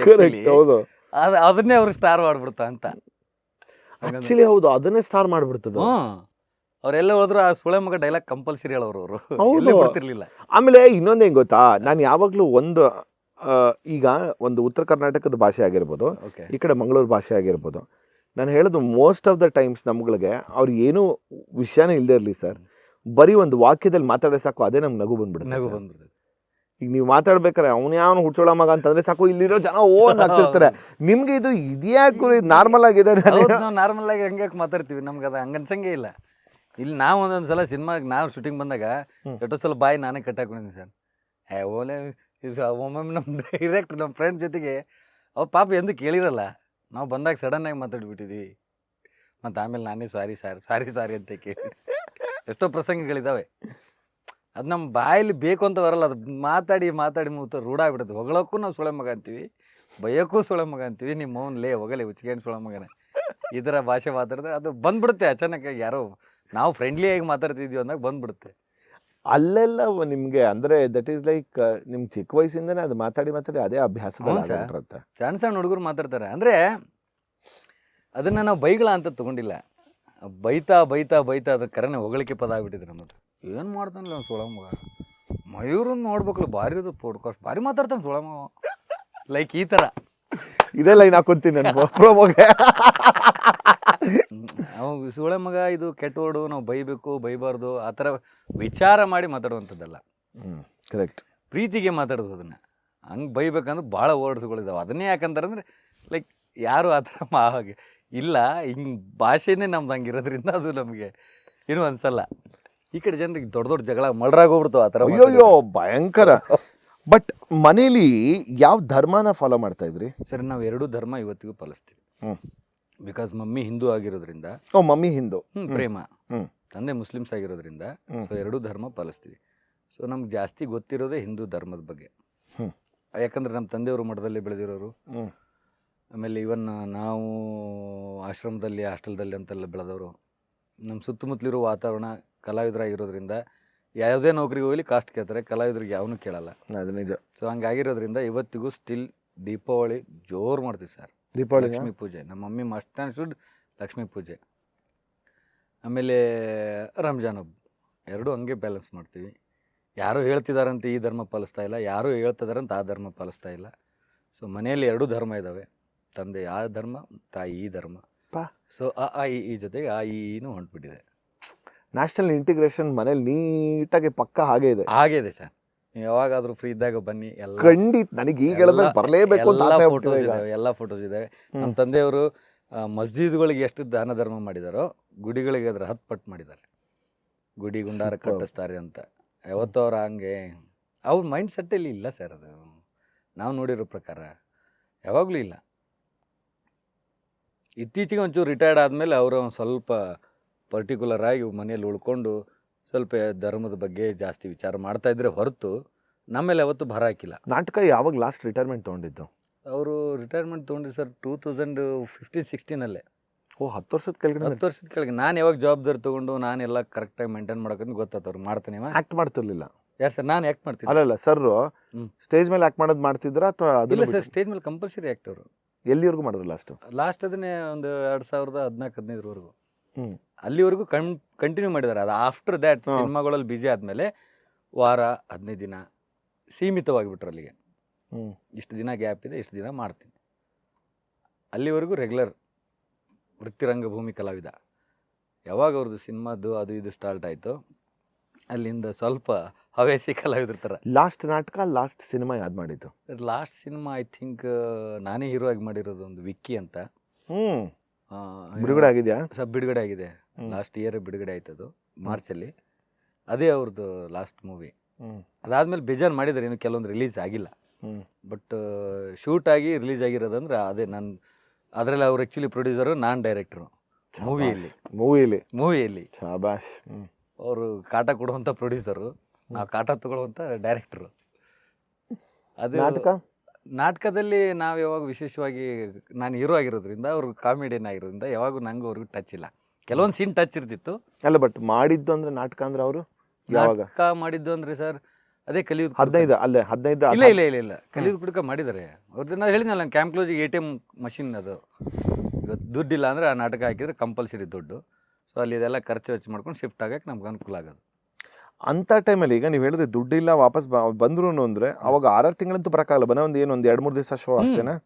ಒಂದು 5 ದಿನ ಹಬ್ಬ ಅಂದರೆ ಫ್ರೈಡೇ, ಸ್ಯಾಟರ್ಡೆ, ಸಂಡೇ, ಮಂಡೇ, ಹಿಂಗೆ ಒಂದು 5 ದಿನ ಯಾವ ಗೌರ್ಮೆಂಟ್ ಹಾಲಿಡೇ ಜಾಸ್ತಿ ಇದೆ ಅದು ನೋಡಿಕೊಂಡು ಪಕ್ಕಾ ಪ್ಲ್ಯಾನ್ ಮಾಡಿ ಹಾಕ್ತಿದ್ವಿ. ಅವ್ರು ಬರುವಂಥ 5 ದಿವಸ ಫುಲ್ ಹೌಸ್ಫುಲ್ ಇರ್ತಿತ್ತು. ಜನ ನೋಡದೇ ಇರೋರು ಅವತ್ತು ನೋಡ್ಬಿಡ್ತಿದ್ದೆ ಕಣ್ ತುಂಬ. ಅತಿ ಹೆಚ್ಚು ನಿಮಗೆ ನಿಮ್ಮ ಆಡಿಯನ್ಸ್ ಅಂದರೆ ಯಾವ ಊರು ಅನ್ಸುತ್ತೆ ಸರ್? ಬಾದಾಮಿ. ಓ ಹೌದಾ? ಬಾಗಲಕೋಟೆ ಡಿಸ್ಟಿಕ್ ಬಾದಾಮಿ, ಬನಶಂಕರಿ. ಆ್ಯಕ್ಚುಲಿ ಬನಶಂಕರಿ ಗ್ರಾಮ, ಬನಶಂಕರಿ ದೇವಿ ಜಾತ್ರೆ. 10 ಕಂಪ್ನಿಗಳು ಇರ್ತಾವೆ ಸರ್ ಕಾಂಪಿಟೇಷನ್ಗೆ. ಹೌದಾ? 10 ಕಂಪ್ನಿ ಬಟ್ 10 ರಂಗಮಂದಿರಗಳು ಇರ್ತಾವಲ್ಲಿ. ನಾವು ಸ್ವಂತ ಮಾಡ್ಕೊಂಡು ಹಾಕಿರ್ತೀವಿ ಸರ್. ಕರೆಕ್ಟ್. ಈ ಪ್ರಾಸೆಸ್ ಹೇಗಾಗುತ್ತೆ ಆ್ಯಕ್ಚುಲಿ? ಈ ಪ್ರಾಸೆಸ್ ಜಗದ ಓನರು ಕೆಲವೊಂದಿಷ್ಟು ಗೌರ್ಮೆಂಟ್ ಜಾಗಗಳಿದಾವೆ, ಕೆಲವೊಂದಿಷ್ಟು ಸ್ವಂತ ಮಾಲೀಕತ್ವ ಜಾಗ ಇದಾವೆ. ಅವ್ರಿಗೆ ಅವ್ರು ಏನು ರೆಂಟ್ ಕೇಳ್ತಾರೋ ಲಕ್ಷಗಟ್ಟಲೆ ಕೇಳ್ತಾರೆ ರೆಂಟು. ಲಕ್ಷಗಟ್ಟಲೆ ರೆಂಟ್ ಕೊಟ್ಟು ತಿಂಗ್ಳಿಗೆ ಕೇಳ್ತಾರ ಅಥವಾ ತಿಂಗಳಿಗೆ ನೆಕ್ಸ್ಟ್ ಮಂತ್ ಇರ್ತಾರೆ ಮತ್ತೆ ನೆಕ್ಸ್ಟ್ ಕೊಡು ಹ್ಞೂ ಅಂದರೆ ಆ ಥರ ಗೊತ್ತಾಗ್ಬಿಟ್ಟಿದೆ ಅವ್ರಿಗೂ. ಲಕ್ಷಗಟ್ಟಲೆ ತೋತಾರೆ ಕಲಾವಿದರು, ಲಕ್ಷಗಟ್ಟಲೆ ಪ್ರಾಫಿಟ್ ಆಗ್ತಾಯಿದೆ, ನಮಗೂ ಕೊಡಿ ಅಂತ ಕೇಳ್ತಾರೆ. ಹ್ಞೂ ಬದಾಮಿ ಒನ್ ಟೈಮಲ್ಲಿ ಒಂದು 10 ಸಿನಿಮಾ ಟೆಂಟ್ ಇರ್ತಿತ್ತು, 1-2 ನಾಟಕ ಕಂಪ್ನಿಗಳು ಇರ್ತಿದ್ವು. ಹೇಗೆ ಕಟ್ತೀರಾ ಸರ್? ಅಂದರೆ ಟೆಂಟ್ ಲಿಟ್ರಲಿ ಆ ಪ್ರಾಸೆಸ್ ಹೇಗಿರುತ್ತೆ? ಆ ಪ್ರೊಸೆಸ್ ಹೇಗಿರುತ್ತೆ ಅಂದರೆ ಸರ್, ಮೊದಲು ಜಾಗ ಕ್ಲೀನ್ ಮಾಡಿಕೊಂಡು ಕುರ್ಚಿ ಗುಂಡಿ ಅಂತ ಅಂತೀವಿ ನಾವು. ಕುರ್ಚಿ ಗುಂಡಿ ಇಟ್ ಮೀನ್ಸ್ ಕುರ್ಚಿ ಹಾಕುವಂಥ ಪ್ಲೇಸ್. ಹ್ಞೂ ಈಗ ಸ್ಟೇಜ್ ಹೈಟ್ ಇರಬೇಕಲ್ಲ, ಹ್ಞೂ ಸೊ ಅದನ್ನಲ್ಲಿದೆಲ್ಲ ನೀಟ್ ಮಾಡಿಕೊಂಡು ಹೆಂಗೆ ಬೇಕಂಗೆ ನಾವು ಸ್ಲೂಪ್ ಮಾಡಿಕೊಂಡು ಚೇರ್ ಹಾಕಕ್ಕೆ ಮಾಡ್ಕೋತೀವಿ. ಮುಂದೆ ರಂಗಭೂಮಿ ಮಾಡ್ಕೊಂಡು ಅಲ್ಲಿಂದ ಕಂಬ ಎಲ್ಲ ಹಾಕಿ ಶೀಟ್ ಹಾಕಿ ಪ್ಯಾಕ್ ಮಾಡಿ ಫಸ್ಟ್ ಅದು ಅಲ್ಲಿಂದ ಸ್ಟಾರ್ಟ್ ಆಗೋದು. ಅದಾದಮೇಲೆ ಎಲ್ಲ ರೆಡಿ ಆದಮೇಲೆ ಟೆಂಟ್ ರೆಡಿ ಆದಮೇಲೆ ಒಳಗಡೆ scenes, sounds, fans, lights, next process ಅದು. ಅದಾದಮೇಲೆ ಇನ್ನೊಂದು ಮೋಸ್ಟ್ ಇಂಪಾರ್ಟೆಂಟ್, ನೀವು ಚಲೋ ನೆನ್ಪು ಮಾಡಿಕೊಟ್ರಿ, ಸುಮಾರು ಒಂದು 10 ಡಿಪಾರ್ಟ್ಮೆಂಟ್ ಪರ್ಮಿಷನ್ ತೊಗೋಬೇಕು ಸರ್. ಹ್ಞೂ ಹ್ಞೂ ನಾವು ಕರ್ನಾಟಕದವರು ಕಲಾವಿದರಾಗಿ ನಾವು ನಾಟಕ ಆಡಬೇಕು, ನಮ್ಮ ಹೊಟ್ಟೆ ಪಾಡು ತುಂಬಿಸ್ಕೋಬೇಕಂದ್ರೆ ಸುಮಾರು 10 ಡಿಪಾರ್ಟ್ಮೆಂಟ್. ಯಾವ್ಯಾವುದು? Tahsildar, PSI, CPI, KB, PWD, next local ಯಾವ್ದಾರು ಪಂಚಾಯತ್ ಇದ್ದರೆ ಅದು. ಎಲ್ಲರಿಗೂ ರೊಕ್ಕ ಕೊಡ್ಬೇಕಾ? ಲಂಚ ಕೊಡದೇ ಇದ್ದರೆ ನಮ್ಮ ಇಂಡಿಯಾದಲ್ಲಿ ಯಾವ ಕೆಲಸನೂ ಆಗಲ್ಲ ಸರ್. ನಾವು ಎಷ್ಟೋ ಸಲ ಸರ್ಕಾರಕ್ಕೆ ಮನವಿ ಮಾಡ್ಕೊಂಡ್ವಿ. ಒಂದು ಈಗ ಎದಕ್ಕೆ ಇದನ್ನ ಹೇಳ್ತೀವಿ, ಯಕ್ಷಗಾನ ಎಲ್ಲ ಆಡ್ಬೇಕಂದ್ರೆ ಅವ್ರಿಗೆ ಪರ್ಮಿಷನ್ ಇಲ್ಲ ಸರ್. ಬಿಂದಾಸ್ ಆಗಾಡ್ಬೋದು. ಅದೇಂಗೆ? ಹ್ಞೂ ಸರ್, ಅದು ಹೆಂಗೆ ಒಂದು ಡಿಪಾರ್ಟ್ಮೆಂಟ್ ಯಾವುದೋ ಒಂದು PSIದು, CPIದು, ಸರಿ ಈ ಥರ ಹಿಂಗೆ ಯಕ್ಷಗಾನ ಮಾಡ್ತಾಯಿದ್ವಿ, ಓಕೆ ಸರ್ ಡನ್. ಅದು ಹೆಂಗೆ ಅಂದರೆ ಅವರು ನಮ್ಮ ಥರ ಟೆಂಟ್ ರೆಡಿ ಮಾಡಲ್ಲ, ಮತ್ತೆ ಏನೂ ಮಾಡಲ್ಲ. ಬರೀ ಸ್ಟೇಜು ಯಾವುದೋ ಒಂದು ಹಾಲು, ಕಲ್ಯಾಣ ಮಂಟಪನೋ ಅಂತಲ್ಲಿ ಬರ್ತಾರೆ, ಒಂದು ಸೌಂಡ್ ಹಾಕ್ತಾರೆ, ಒಂದು 4 ಲೈಟ್ ಕಟ್ತಾರೆ, ಯಕ್ಷಗಾನ ಮಾಡ್ತಾರೆ, ಹೋಗ್ತಾರೆ. ಓ ಸೊ ನಾವು ಈ 10 ಡಿಪಾರ್ಟ್ಮೆಂಟಿಂದ ಪರ್ಮಿಷನ್ ತೊಗೋಬೇಕಾದ್ರೆ ಒಬ್ಬ ಮಾಲೀಕನಿಗೆ ಏನು ಕಷ್ಟ ಇದೆ ಅಂದರೆ ಸಿಕ್ಕಾಪಟ್ಟಿ ಕಷ್ಟ. 10 ಡಿಪಾರ್ಟ್ಮೆಂಟ್ ಮ್ಯಾಕ್ಸಿಮಮ್ ಏನಾದ್ರು ಒಂದು 15 ದಿವಸ ತಿರುಗಾಡಿದಾಗ ಪರ್ಮಿಷನ್ ಸಿಗುತ್ತೆ. ಅದಕ್ಕೊಬ್ಬ ಮ್ಯಾನೇಜರ್ನ ಇಟ್ಟು ಅವ್ನಿಗೆ ಪರ್ಮಿಷನ್ ತೆಗಿಸೋಕ್ಕೇ ಅವ್ನಿಗೆ ಒಂದು 15 ದಿವಸ ಬಿಫೋರ್ ಕಳಿಸಿ ಪರ್ಮಿಷನ್ ತೊಗೊಂಡು. ಉಮಾಶ್ರೀ ಮೇಡಮ್ ಅವ್ರಿಗೂ ಸಾಕಷ್ಟು ಸರಿ ಹೇಳಿದ್ವಿ ನಾವು, ನೋಡಿ ಮೇಡಮ್ ಈ ಥರ ತೊಂದರೆ ಆಗ್ತಾಯಿದೆ. ಅವರು ಕನ್ನಡ ಮತ್ತು ಸಂಸ್ಕೃತಿ ಇಲಾಖೆ ಮಿನಿಸ್ಟ್ರ್ ಇದ್ದಾಗ ಅವರು ಏನೂ ಆ್ಯಕ್ಷನ್ ತೊಗೊಳ್ಳಿಲ್ಲ. ಸೊ ನಡೀತಾ ಇದೆ ಹಂಗೆ. ನಾವು ಅದು ನಮ್ಮ ತಂದೆಯವ್ರ ಕಾಲದಿಂದನೂ ಆ ಕಷ್ಟ ಇತ್ತು. ಆ 10 ಡಿಪಾರ್ಟ್ಮೆಂಟ್ ಪರ್ಮಿಷನ್ ತೊಗೊಂಡು ನೀವು ಹಾಕಿ ನೀವು ಮಾಡಿ ಆ ಒಂದು ಪ್ರೀ ಪ್ರೊಡಕ್ಷನ್, ಆ್ಯಕ್ಚುಲಿ ಪ್ರೀ ಪ್ರೊಡಕ್ಷನಲ್ಲಿ ಆ ಪ್ರೀ ಪ್ರೊಡಕ್ಷನ್ ಫೇಸ್ ಎಷ್ಟು ದಿವಸ ಬೇಕಾಗುತ್ತೆ ನಿಮಗೆ? 1 ಮಂತ್ ಬೇಕು ಸರ್. 1 ಮಂತ್ ಬೇಕು. ಒಂದು 10 ದಿವಸ 15 ದಿವಸ ಡ್ರಾಮಾ ಟೆಂಟು, ಇಟ್ ಮೀನ್ಸ್ ಆ ಸ್ಟೇಜ್ ರೆಡಿ ಮಾಡೋಕ್ಕೆ. ಆ ರೆಡಿ ಮಾಡ್ತಿದ್ದಂಗೆ ಇವ್ರು ಹೋಗಿರ್ತಾರೆ ಅದ್ರ ಜೊತೆಗೆ. ಮ್ಯಾನೇಜರ್ ಆದವ್ರು ಯಾವುದೇ ಒಂದೊಂದು ಕಂಪ್ನಿ ಮ್ಯಾನೇಜರ್ ಇರ್ತಾರೆ, ಅವ್ರ ಲೈಸೆನ್ಸ್ ತೆಗ್ಸೋದೇ ಒಂದು ಕೆಲಸ. ಅದ್ರ ಜೊತೆಗೆ ಹಾಗಾದ್ರೆ ನೀವು ಉಳ್ಕೊಳ್ಳೋ ಎಷ್ಟು ಜನ ಆರ್ಟಿಸ್ಟ್ ಇರ್ತಾರೆ? ಸುಮಾರು ಒಂದು 20 ಜನ ಆರ್ಟಿಸ್ಟು, ಒಂದು 10-15 ಜನ ವರ್ಕರ್ಸ್, 35-40 ಜನ, 30-35 ಜನ ಪಕ್ಕ ಇರ್ತಾರೆ. ಸೊ ಆ 30-35 ಜನಕ್ಕೆ ಪ್ರತಿನಿತ್ಯ ಊಟ, ಟಿಫನ್ನು, ಮತ್ತೆ ರಾತ್ರಿ ಊಟ. ಆಮೇಲೆ ಅದಕ್ಕೆ ನೀವು ಗಾರ್ಬೇಜು ಅದು ಇದು ಹಾಕಿ ನೀವು ಕರೆಕ್ಟಾಗಿ ನೀವು ಟಾಯ್ಲೆಟ್ಸ್ ಫೆಸಿಲಿಟಿ. ಹೌದು ಸರ್, ಕೊಡಲೇಬೇಕು. ಇಲ್ಲ ಕೇಳ್ತಾರೆ ಎಲ್ಲಿ ಹೋಗೋಣ, ಜಾತ್ರೆಯಲ್ಲಿ ನಿಲ್ಲಕ್ಕೆ ಜಾಗ ಇರಲ್ಲ, ಹೋಗೋಣ ಇಲ್ಲಿ, ಮಾಡೋಣ ಇಲ್ಲಿ. ಕೆಲವೊಬ್ಬರು ನಾವು ಸ್ಟಾರ್ಗಳನ್ನ ಕರೆಸಿರ್ತೀವಿ, ಇನ್ವೈಟ್ ಮಾಡಿರ್ತೀವಿ. ಲೈಕ್ ಯಾರು ಸಿನಿಮಾ ಆರ್ಟಿಸ್ಟ್ ಆಗಿರ್ಬೋದು, ಸೀರಿಯಲ್ ಆರ್ಟಿಸ್ಟ್ ಆಗಿರ್ಬೋದು, ಅವ್ರು ಬಂದರೆ ಅನಿವಾರ್ಯ ಹೋಟೆಲ್ ಲಾಡ್ಜು. ಕೆಲವೊಂದು ಊರಲ್ಲಿ ಲಾಡ್ಜ್ ಫೆಸಿಲಿಟಿನೂ ಇರಲ್ಲ. ಯಾಕಂದ್ರೆ ಸಣ್ಣ 1,000-10,000 ಇರುವಂಥ ಜನ ಊರಲ್ಲಿ ಲಾಡ್ಜ್ ಇರೋದೇ ಇಲ್ಲ. ಅಲ್ಲಿ ಯಾವ್ದಾರು ಒಂದು ಮನೆ ಇರುತ್ತೆ, ಅದು ಮನೆ ಹಿಡಿದ್ಬಿಟ್ಟಿರ್ತೀವಿ ಅಟ್ಲೀಸ್ಟ್. ಹ್ಞೂ ಸರ್, ಒಂದು ಮನೆ ಒಂದು ಸಿಂಗಲ್ ಬೆಡ್ರೂಮು, ಡಬಲ್ ಬೆಡ್ರೂಮ್ದು ನೋಡ್ಕೊಂಡು ಅದನ್ನ ಹಿಡಿದ್ಬಿಟ್ಟಿರ್ತೀವಿ. ಇರೋದು ಉಳಿಯೋದು ಭಾಳ ಕಷ್ಟ ಸರ್. ನೀವು ಕೇಳಿದರೆ ನೋಡಿಬಿಟ್ರೆ ಅವ್ನು ಬೇಡ ಕಿರಿಕಿರಿನ ಬೇಡಿದಂತೆ. ಇಷ್ಟು ಮಧ್ಯದಲ್ಲಿ ಮಾಡಿ ಈಗ ಜನ ಬಂದು ನೋಡಿ ಅವ್ರು ಕೊಡೋ ದುಡ್ಡಲ್ಲಿ ಈ ಖರ್ಚುಗಳೆಲ್ಲ ಕೊಟ್ಟು ಎಲ್ಲ ಮಾಡಿ ಉಳಿಸ್ಕೊಂಡು ಬರೋಂಥ ದುಡ್ಡು ನಿಮ್ಮದು, ಕರೆಕ್ಟ್ ಅಲ್ವಾ? ನಾನು ಹೇಗೆ ಯೋಚನೆ ಮಾಡ್ತಾ ಇದ್ದೀನಿ ಅಂದರೆ, ಇಷ್ಟು ಮಧ್ಯದಲ್ಲಿ ಹಿಂಗೆ ಬಂದು ರಾಜು ಸರ್ ಒಂಥರ ರಾಜಾರೋಷವಾಗಿ ಬದುಕಿದ್ರು, ಲೈಕ್ ದಿಲ್ದಾರಾಗೆ ರಾಜನ್ ಥರ ಮಾಡಿದ್ರು ಅಂದರೆ ಇನ್ನು ಎಷ್ಟು ಜನ ಬಂದಿರ್ಬೋದು? ಹೌದು ಸರ್, ಸಿಕ್ಕಾಪಟ್ಟಿ ಜನ. ಹೇಳಿದ್ನಲ್ಲ ಸರ್, ಅವಾಗ ಇನ್ನೊಂದು ಏನಾಗ್ತಿತ್ತು ಗೊತ್ತಾ, ಮಂತ್ಲಿ ಪೇಮೆಂಟ್ ಇತ್ತು, ಖರ್ಚು ಕಡಿಮೆ, ಆದಾಯ ಜಾಸ್ತಿ. ಮಂತ್ಲಿ ಪೇಮೆಂಟು, ಖರ್ಚು ಕಡಿಮೆ, ಆದಾಯ ಜಾಸ್ತಿ. ಬಲ್ಕಲ್ಲಿ ಅಂದರೆ ಇವಾಗ ಹೆಂಗಾಗಿದೆ, ಡೈಲಿ ಯೂಸಿಂಗ್ ಕೆಲಸ ಮುಗಿತು ಹೆಂಗೆ ಸಂಬಳ ಕೊಡು. ಎಲ್ಲರಿಗೂ ಆದಾಯ ಕಮ್ಮಿ, ಸಂಬಳ ಜಾಸ್ತಿ, ಖರ್ಚು ಜಾಸ್ತಿ. ಎಲ್ಲಿ ಶಿಫ್ಟ್ ಆಯ್ತದು? ಅದು ಹೇಳಿದ್ನಲ್ಲ ಸರ್, ಈ ಟೆಂಪ್ರವರಿ ಅಂತ ಮಾಲೀಕರಾದರು ಕೆಲವೊಂದಿಷ್ಟು ಜನ. ಓಕೆ. ಅಂದರೆ ಯಾರ್ದೋ ಸಾಮಾನು ತೊಗೊಂಡು ಯಾರ್ದೋ ಈ ಸರ್ಕಾರಕ್ಕೆ ಮೋಸ ಮಾಡುವಂಥ ನೇಮ್ ಪ್ಲೇಟ್ಗಳು ಹೇಳಿ ಕೆಲವೊಂದು ಕಂಪ್ನಿಗಳು ಅವ್ರು ನಡ್ಸೋಕ್ಕಾಗದೆ ಅವ್ರು ಸರ್ಕಾರದಿಂದ ದುಡ್ಡು ತೊಗೋಬೇಕು. ಅವ್ರು ಏನು ಮಾಡೋರು, ನೀ ನಡೆಸ್ತೀಯ ಅಲ್ಲೇ ನಡೆಸಿ, ನಿಂಗೆ ಸಾಮಾನು ಫ್ರೀ ಕೊಡ್ತೀನಿ, ನಿಮಗೆಲ್ಲ ನನ್ನ ಸಾಮಾನ್ಯ ಫ್ರೀ ಸಿಗ್ತೈತೆ ಅಂದರೆ ಮಾಲಕ್ ಆಗೋಕ್ಕೆ ಏನು ಇಷ್ಟ ಸರ್? ಒಂದು ಮನೆ ನಿಮ್ಗೆ ಸಿಗುತ್ತೆ ಅಂದರೆ ಮನೆ ಓನರ್ ಆಗೋಕ್ಕೆ ಎಷ್ಟೊತ್ತು ನಿಮಗೆ? ಫ್ರೀಯಾಗಿ ಒಂದು ನಿಮ್ಗೊಂದು ಮನೆ ಸ್ಟುಡಿಯೋ ಸಿಗ್ತಾಯಿದೆ. ಈ ಸ್ಟುಡಿಯೋ ಓನರ್ ಆಗೋದು ಏನು ದೊಡ್ಡ ಈಸಿ ಕೆಲಸ. ಆ ಥರ ಅವ್ರು ಏನು ಮಾಡಿಬಿಟ್ರು, ಅವಾಗ ಫ್ರೀಯಾಗಿ ಕಂಪ್ನಿಗಳನ್ನು ಕೊಟ್ಟರು. ಅವ್ನು ಮಾಲಕ ಅನ್ನೋದು ಅರ್ಥನೇ ಗೊತ್ತಿಲ್ಲದವ್ನು ಮಾಲಕ ಆಗ್ಬಿಟ್ಟ. ಅವಾಗ ಏನು ಮಾಡೋಕತ್ತ, ಈಗ ನಮ್ಮ ಕಡೆ ಬಲ್ಕಲ್ಲಿದ್ದರು, ಮಂತ್ಲಿಯಲ್ಲಿದ್ದರು, ಒಂದು ನಮ್ಮದೇ ಆದದೊಂದು ಚೌಕಟ್ಟಿತ್ತು.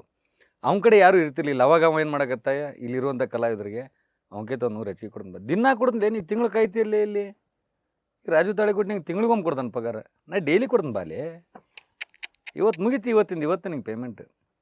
ಸೊ ಆ ಥರ ಮೈಂಡ್ ಸೆಟ್ ಚೇಂಜ್ ಮಾಡಿ ಡೈಲಿ ಯೂಸಿಗೆ ಬಂತು. ಇವತ್ತಿಗೂ ನಿಜವಾಗ್ಲೂ ಹೇಳ್ಬೇಕಂದ್ರೆ, ಇವತ್ತು ನಾನು ಇಲ್ಲಿ ಕುಂತು ಇಷ್ಟು ಚೆನ್ನಾಗಿ ನಿಮ್ಮ ಮಂದಿಗೆ ಹೇಳ್ತಾ ಇದ್ದೀನಿ ಅಂದರೆ ಅದು ರಾಜು ತಾಳಿಕೋಟಿ ಕಾರಣ. ಸೊ ಎಲ್ಲರೂ ರಾಜು ತಾಳಿಕೋಟಿ ಇಲ್ಲ ಡ್ರಾಮಾ ಇಂಡಸ್ಟ್ರಿಲಿ. ಎಷ್ಟೋ ಜನ ಯಾರೋನು ಕುಚೇಲ ಇದ್ದಾರೆ, ಬಡವರಿದ್ದಾರೆ ಎಷ್ಟೋ ಜನ. ಅವ್ರಿಗೆ ಇವತ್ತಿಗೂ ಅವ್ರು ಮಾಡಿರೋ 10-20 ವರ್ಷದಿಂದ ಸಾಲ, ನಾಟಕ ಕಂಪನಿಗೋಸ್ಕರ ಮಾಡಿರೋ ಸಾಲ ಇವತ್ತಿಗೂ ತೀರ್ಸೋಕ್ಕಾಗ್ತಾಯಿಲ್ಲ. ಕೋವಿಡ್ ತುಂಬ ಅಫೆಕ್ಟ್ ಆಯ್ತಲ್ಲ. ಕೋವಿಡ್ ಆದಮೇಲಂತರೂ ನಾಟಕ ಕಂಪ್ನಿ ಅವನತಿ ಹಂತಿಗೆ ಬಂದು ನಿಂತಿದೆ ಇವಾಗ.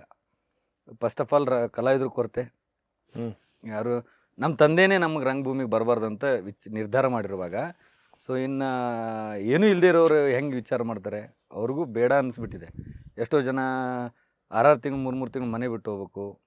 ಎಷ್ಟೋ ಜನ ಫ್ಯಾಮಿಲಿಯಿಂದ ಸಮಸ್ಯೆ ಹೇಳಿದರೆ, ಇನ್ನು ಎಷ್ಟೋ ಜನ ದುಡ್ಡಿನ ಸಮಸ್ಯೆ ಹೇಳ್ತಾರೆ. ನಿಜವಾಗ್ಲೂ ಕಲಾವಿದ್ರ ಕೊರತೆಯಿಂದನೇ ರಂಗಭೂಮಿ ನಶಿಸಿ ಹೋಗ್ಬೇಕು ಹೊರತಾಗಿ ಉತ್ತರ ಕರ್ನಾಟಕದಲ್ಲಿ ನೋಡದೇ ಇಲ್ಲ ಅಥವಾ ದುಡ್ಡು ಆಗದೇ ಇಲ್ಲ ಅಂತ ರಂಗಭೂಮಿ ನಶಿಸಿ ಹೋಗೋಕ್ಕೆ ಸಾಧ್ಯನೇ ಇಲ್ಲ ಸರ್. ಆ್ಯಕ್ಚುಲಿ ರಾಜು ತಾಳಿಕೋಟಿ ಅವ್ರದ್ದು ಒಂದು ಬಯೋಪಿಕ್ ಮಾಡಿದ್ರೆ ಎಂಥ ಕಥೆ ಇದೆ ಗೊತ್ತಾ ಸರ್? ಸಖತ್ತಾಗಿದೆ ಸರ್. ಆ್ಯಕ್ಚುಲಿ ಯಾರೋ ಒಬ್ಬರು ಬಂದಿದ್ರು ಮಾಡಬೇಕು ಅಂತ, ನಂಗೆ ಗೊತ್ತಿಲ್ಲ, ತಂದೆಯವ್ರ ಜೊತೆ ಡಿಸ್ಕಸ್ ಮಾಡ್ತಾಯಿದ್ರು. ಮಾಡಿದ್ದೀನಿ, ಅಂಥ ದೊಡ್ಡ ಏನು ಬಿಡಲೇ, ನಾ ಅದನ್ನ ಯಾಕೆ ಮಾಡ್ತೀರ ಅಂತೇಳಿ ಅವ್ರೇನು ಬೈದು ಬೇಡ ಅಂತ ಕಳಿಸಿದ್ದು. No, it is such a very big story ಆಗುವಂಥ ಎಲ್ಲ ಲಕ್ಷಣಗಳು ಇರುವಂಥ ಕಥೆ ಅದು. Actually I can see that because from where to where ಅಂತಲೇ ಹೇಳ್ಬೋದು. ನಿಮಗೆ ಆ ಥರ ಒಂದು ಡ್ರಾಮಾ ಕಂಪನಿನ, ಒಂದು ನಾಟಕ ಕಂಪನಿನ ಒಬ್ಬ ಕಲಾವಿದ ಈ ಮಟ್ಟಕ್ಕೂ ತಗೊಂಡು, ಒಬ್ಬ ಸಾಮಾನ್ಯ ವ್ಯಕ್ತಿ ಸರ್. ಎಷ್ಟೋ ಜನ ನೋಡಿ, ಎಷ್ಟೋ ಜನ ಕೋಟ್ಯಾಧೀಶ್ವರ ಇದ್ದರೂ ಮಾಡೋಕ್ಕಾಗಿಲ್ಲ. ಒಬ್ಬರು ನಮ್ಮ ಕಡೆ ದೇಸಾಯಿ ಅಂತಂದವರು, ಸುಳ್ಳ ಅಂತ ನಮ್ಮ ಕಡೆ ಒಂದು ಊರಿದೆ, Dharwad district maybe. Desai sir ಅವರು ಇವತ್ತೇ ಕೋಟಿ ಹೋದ್ರೆ ನಾಳೆ ಕೋಟಿ. ಸ್ವಂತ ಅವರು, ನಾನು ಕೇಳ್ಪಟ್ಟಿರೋ ಹಾಗೆ ಅವ್ರ ಮಗನೇ ಅವ್ರು ನಾಟಕ ನಡೆಸ್ತಾರೆ, ರಾತ್ರಿ ಹೋಗಿ ಬೆಂಕಿ ಹಚ್ಚಿ ಬರೋರು. ಅಯ್ಯೋ, ಅಂದರೆ ಆಗಿನ ಕಾಲದಾಗ ಅಷ್ಟು ಅದಕ್ಕೆ ನಾಟಕ ಕಂಪ್ನಿ ಅಂದರೆ ಲೈಕ್ ಕೇವಲ ಕೀಳದಾಗಿರ್ತಿತ್ತು ಅದು. ಒಂದು ಕೋಟ್ಯಾಧೀಶ್ವರ ದೇಸಾಯಿ ಅಂತ ನಾಟಕ ಕಂಪ್ನಿ ನಡೆಸ್ತೀನಿ, ಸ್ವತಃ ಮಕ್ಕಳೇ ಕಂಪ್ನಿ ಬೆಂಕಿ ಹಚ್ಚಿ ಬರೋರು. ನೈಟ್ ಎಲ್ಲ ಸುಟ್ಟು ದಗ ಸುಟ್ಟು ಮಾರನೇ ಸಾವಿರಪ್ಪ ಹಿಂಗೆ ಮತ್ತೆ ಒಂದು ಕಂಪ್ನಿ ಸ್ಟಾರ್ಟ್ ಮಾಡೋರು ತಿರ್ಗಾ ಕೋಟ್ಯಾಧೀಶ್ವರ ಅವರು. ಅವಾಗ ಎಲ್ಲೂ ಅವ್ರು ಮತ್ತೇನು ಆನೆ ಬರ್ಬೇಕು ಸ್ಟೇಜ್ ಮೇಲೆ, ಅವ್ರು ಆನೆಯೇ ಬರ್ಬೇಕು ಅವ್ರಿಗೆ, ದೇಸಾಯಿರವ್ರಿಗೆ. ಕೊನೆಗೆ ಯಾವುದೂ ಬೇಡ ಅಂತ ಅವ್ರದ್ದು ಡ್ರಾಮಾಗೆ ಸೆಕೆಂಡ್ ಹ್ಯಾಂಡ್ಸ್ ಮಟೀರಿಯಲ್ಸ್ ನಾವು ತೊಗೊಂಡಿವಿ. ಕೊನೆಗೆ ಬೇಡ ಬಿಡಿದು ಅಂತ, ಯಾಕಂದ್ರೆ ಎಂಥ ಕೋಟ್ಯಾಧೀಶ್ವರ ಅದನ್ನಂದ್ರೂ ಇದ್ರಲ್ಲಿ ಉಲ್ಟಾ ಹೊಂಟ್ರೆ ಸರ್ ಯಾವನೂ ತಡೆಯಲ್ಲ. ಇವತ್ತು ನಿಮಗೆ ಒಂದು ರಂಗಭೂಮಿ ನೋಡಿದ್ರೆ ನಿಮ್ಗೇನು ಕೊರತೆ ಇದೆ ಅನ್ಸುತ್ತೆ ಸರ್? ಕಲಾವಿದ್ರ ಕೊರತೆ ಒಂದನೇದ್ದು. ಆಮೇಲೆ ನಮ್ಮಲ್ಲಿರುವಂಥ ಕಲಾವಿದರಿಗೆ ಎಲ್ಲರಿಗೂ ಅಂತ ಹೇಳಲ್ಲ, ನಿಷ್ಠೆ ಇಲ್ಲ ಸರ್ ರಂಗಭೂಮಿ ಬಗ್ಗೆ. ಯಾಕಂದ್ರೆ ಅವ್ರು ಇತ್ತೀಚೆಗೆ ಕಂಡಂಥವ್ರು, ಇತ್ತೀಚೆಗೆ ದುಡ್ಡು ನೋಡಿದಂಥವ್ರು. ಆವಾಗ ನಮ್ಮ ತಂದೆಯವ್ರ ಕಾಲದಲ್ಲಿ ನಮ್ಮ ತಂದೆಯವ್ರ ಜೊತೆಗೆ ಮಾಡೋರು ಅಂತ ಎಷ್ಟೋ ಜನ ಕೆಲಸಗಾರರು ಅವ್ರು ದುಡ್ಡಿಗೋಸ್ಕರ ಕೆಲಸ ಮಾಡ್ತಾ ಇರಲಿಲ್ಲ. ನಾವೇನಾದರೂ ಕಲಿಯೋಣ, ನಾವೇನಾದರೂ ಇಲ್ಲಿಂದ ಆಗಿ ಹೊರಗೆ ಹೋಗೋಣ ಅನ್ನೋ ಉದ್ದೇಶಕ್ಕೋಸ್ಕರ ರಂಗಭೂಮಿಗೆ ಬಂದವರು ಅವರೆಲ್ಲ. ಈಗಿನವ್ರು ಹಂಗಲ್ಲ ಸರ್. ಪೇಮೆಂಟ್ ಎಷ್ಟು ಕೊಡ್ತೀಯಾ, ಮಾಡೋಕ್ಕೆ ಬರುತ್ತೋ ಇಲ್ಲ ಅವನಿಗೆ ಗೊತ್ತಿಲ್ಲ, ಮಾಡ್ತಾನೆ ಅನ್ನೋದು ನಮ್ಗೆ ಗೊತ್ತಿರುತ್ತೆ, ಅವ್ನು ಎಷ್ಟು ಮಾಡ್ತಾನೆ, ಎಷ್ಟು ನಿಗಿಸ್ಬಲ್ಲ ಒಂದು ಕ್ಯಾರೆಕ್ಟರ್ ಅಂತ. ಬಟ್ ಅನಿವಾರ್ಯ. ಅವಾಗ ಹೆಂಗೆ ನಮ್ಮ ತಂದೆಯವ್ರ ಕಾಲದಲ್ಲಿ 2-3 ಮಂದಿ ಎಕ್ಸ್ಟ್ರಾ ಪ್ಲೇಯರ್ ಸುಮ್ಮನೆ ವೇಸ್ಟ್ ಅಡ್ಡಾಡ್ತಿದ್ರು. ಅವ್ನು ಕುಡ್ದು ಮಕ್ಕೊಂಡ ಹೇಳಾರ್ದು ಓಡೋದ್ನ ಅವನ ಜಾಗಕ್ಕೆ ಎಕ್ಸ್ಟ್ರಾ ಪ್ಲೇಯರ್ ಅಡ್ಡಾಡ್ತಿದ್ರು, ವೇಸ್ಟ್. ಲಿಟ್ರಲಿ ಕ್ರಿಕೆಟ್ಗೆ ಸಬ್ಸ್ಟಿಟ್ಯೂಟ್ ಪ್ಲೇಯರ್ ಆ ಥರ. ಇವತ್ತು ಕಡಿಮೆ ಬೀಳೋಂಥ ಕ್ಯಾರೆಕ್ಟರ್ ಎಕ್ಸ್ಟ್ರಾ ಮಾಡೋನಲ್ಲ, ಆ ಕ್ಯಾರೆಕ್ಟರ್ ಕಟ್ ಮಾಡುವಂಥ ಪ್ರಸಂಗ ಬಂದಿದೆ. ಬಿಕಾಸ್ ಆರ್ಟಿಸ್ಟ್ ಇಲ್ಲೇ ಇರೋದಕ್ಕೋಸ್ಕರ. ಅವಾಗ ಒಂದು ಟೈಮಲ್ಲಿ ಆರ್ಟಿಸ್ಟ್ಗಳಿಗೆ ನಾನು ಎಲ್ಲರೂ ಇವತ್ತಿಗೆ ಇವಾಗ ಕೆಲವೊಂದು ಪ್ರಾಡ್ಕಾಸ್ಟಲ್ಲಿ ಅಥವಾ ನಮ್ಮ ಲೋಕಲ್ ಯೂಟ್ಯೂಬರ್ ಚಾನಲಲ್ಲಿ ನಾನು ಈ ಮಾತು ಹೇಳಿದಾಗ ಎಲ್ಲ ಕಲಾವಿದರು ನನ್ನ ಮೇಲೆ ಸಿಟ್ಟಿಗೆಳ್ತಾರೆ, ಎಲ್ಲ ಕಲಾವಿದರು ನನ್ನ ಮೇಲೆ ಬೇಜಾರಾಗ್ತಾರೆ. ಬಟ್ ನಾನು ಹೇಳೋದವ್ರು ಅರ್ಥ ಮಾಡ್ಕೊಂಡಿಲ್ಲ. ನಾನು ಯಾವ ವೇಯಲ್ಲಿ ಹೇಳ್ತಾ ಇದ್ದೀನಂದರೆ, ಇಷ್ಟು ವರ್ಷ ಎಂಥ ಕಲಾವಿದನ ಟಾಪ್ ಒನ್ ಸ್ಟಾರ್ ಅದಾನಂದ್ರು ಅವ್ನು ಬಸ್ಸಲ್ಲಿ ಅಡ್ಡಾಡ್ಬೇಕು. ಹ್ಮ್ ನಮ್ಮ ರಂಗಭೂಮಿ ಅಂತ ಹೇಳ್ತಾ ಇದ್ದೀನಿ ಸರ್. ಹ್ಮ್. ಎಂಥ ಟಾಪ್ ಆರ್ಟಿಸ್ಟ್ ಅದಾನಂದ್ರು ಬಸ್ಸಲ್ಲಿ ಅಡ್ಡಾಡ್ಬೇಕು. ಅಂದರೆ ಅವನಿಗೆ ಸಿಗೋ ಸಂಬಳ ಅವನ ಮನೆ ಖರ್ಚಿಗೆ ಅದು ಅಷ್ಟೇ ಆಗ್ತಿತ್ತು. ಇವತ್ತು ಎಂಥ ಅವ್ನು ನಿಂದ್ರಾಕ್ ಬರಲಾರ್ದಂತ ಸ್ಟೇಜ್ ಮೇಲೆ ಬಂದು ನೀಟಾಗಿ ಅವ್ನಿಗೆ ನಿಂದ್ರಾಕ್ ಬರಲ್ಲ, ಪಾತ್ರ ದೂರ ಹೋಯ್ತು, ಅವನು ಸಹಿತ ಕಾರ್ನಲ್ಲಿ ಓಡಾಡ್ತಾ ಇದ್ದಾನೆ. ಓ ಹೌದಾ, ವಾವ್. ಇದು ನಾನು ಹೇಳಿದ ತಕ್ಷಣ ನಂಗೆ ಎಷ್ಟೋ ಜನ ಕೇಳ್ಯಾರ, ಏನು ನೀವು ಮಾಲಕರ ಕಾರ್ನಾಗ ಅಡ್ಡಾಡಂಗಿಲ್ಲ, ನಾವು ಕಲಾವಿದ್ರು ಅಡ್ಡಾಡ್ಬಾರ್ದು. ನೋ, ನೀವು ಅಡ್ಡಾಡಬಾರ್ದು ಅಂತ ನಾನು ಹೇಳ್ತಾ ಇಲ್ಲ. ನೀವು ಅಡ್ಡಾಡಬಾರ್ದು, ನೀವು ಅಡ್ಡಾಡಬೇಡಿ, ಇದು ನಿಮ್ಗೆ ಯೋಗ್ಯತೆ ಅಲ್ಲ ಅಂತ ನಾನು ಹೇಳ್ತಾ ಇಲ್ಲ. ಇದನ್ನು ಕೊನೆವರೆಗೂ ಉಳಿಸ್ಕೊಳ್ಳಿ. ನಾನು ಹೇಳ್ತಾ ಇರೋದು ಈ ಇಂಟೆನ್ಷನಲ್ಲಿ. ಯಾಕಂದರೆ ಅವತ್ತೇನೂ ಇಲ್ಲಾರ್ದು ನೀನಲ್ಲ ಅಂದರೆ ಅವತ್ತು ಕಲಾವಿದ್ರಿಗೆ ಏನೂ ಇಲ್ಲದೇ ಇರೋ ಟೈಮಲ್ಲಿ, ತಿನ್ನೋಕ್ಕೂ ಇಲ್ಲದೆ ಇರೋ ಟೈಮಲ್ಲಿ ಇವತ್ತಿರುವಂಥ ಕಲಾವಿದರು ಕಾರಲ್ಲಿ ಅಡ್ಡಾಡ್ತಾ ಇದ್ದಾರೆ. ಇದನ್ನು ಅವ್ರು ಉಳಿಸ್ಕೊಂಡ್ರೆ, ರಂಗಭೂಮಿನ ಉಳಿಸ್ಕೊಂಡ್ರೆ ಅವ್ರು ಇನ್ನೂ ಫ್ಲೈಟಲ್ಲಿ ಅಡ್ಡಾಡ್ಬೋದು. ನನ್ನ ಪ್ರಕಾರ ಜನಕ್ಕೆ ಅಂದರೆ ಕಲಾವಿದರಿಗೆ ರಂಗಭೂಮಿನ ಉಳಿಸ್ಬೇಕು ಅಥವಾ ರಂಗಭೂಮಿಗೆ ನಾನೇನೋ ಮಾಡಬೇಕು ಅನ್ನೋ ಉದ್ದೇಶ ಅನ್ನೋದು ಇಲ್ಲ ಸರ್. ಅದನ್ನೇ ನಾನು ಹೇಳ್ತಾ ಇರೋದು ನಿಮಗೆ. ನನ್ನ C of course at the end of the day ನಾನು ಸೆಲ್ಫಿಶ್ ಆಗಲೇಬೇಕು, ನಾನು ಸೆಲ್ಫಿಶ್ ಇರ್ತೀನಿ, ಅವೆಲ್ಲ ಕರೆಕ್ಟು. ಬಟ್ ಅದೇ ಯಾವ ರೀತಿ ಅನ್ನೋದು ಒಂದು ಪಾಯಿಂಟ್ ಆದಮೇಲೆ ಐ ಥಿಂಕ್ ಸರ್ ಬಹುತೇಕ ಅದು ರಂಗಭೂಮಿ ಅಂತಲ್ಲ, ಸಿನಿಮಾ ರಂಗದಲ್ಲೂ ಕೂಡ ನಾನು ನೋಡ್ತೀನಿ. ಈಗ ಸಿನಿಮಾ ರಂಗನ ಉಳಿಸ್ಬೇಕು ಅಂತಂದ್ಬಿಟ್ಟು ನಾವು ಬರ್ತೀವಿ ಅನ್ನೋದು ಬಹುತೇಕ ಬಹಳ ಬೆರಳಿಕೆಯಷ್ಟು ಇರೋಂಥದ್ದು ಅಂದ್ಕೊಳ್ಳಿ.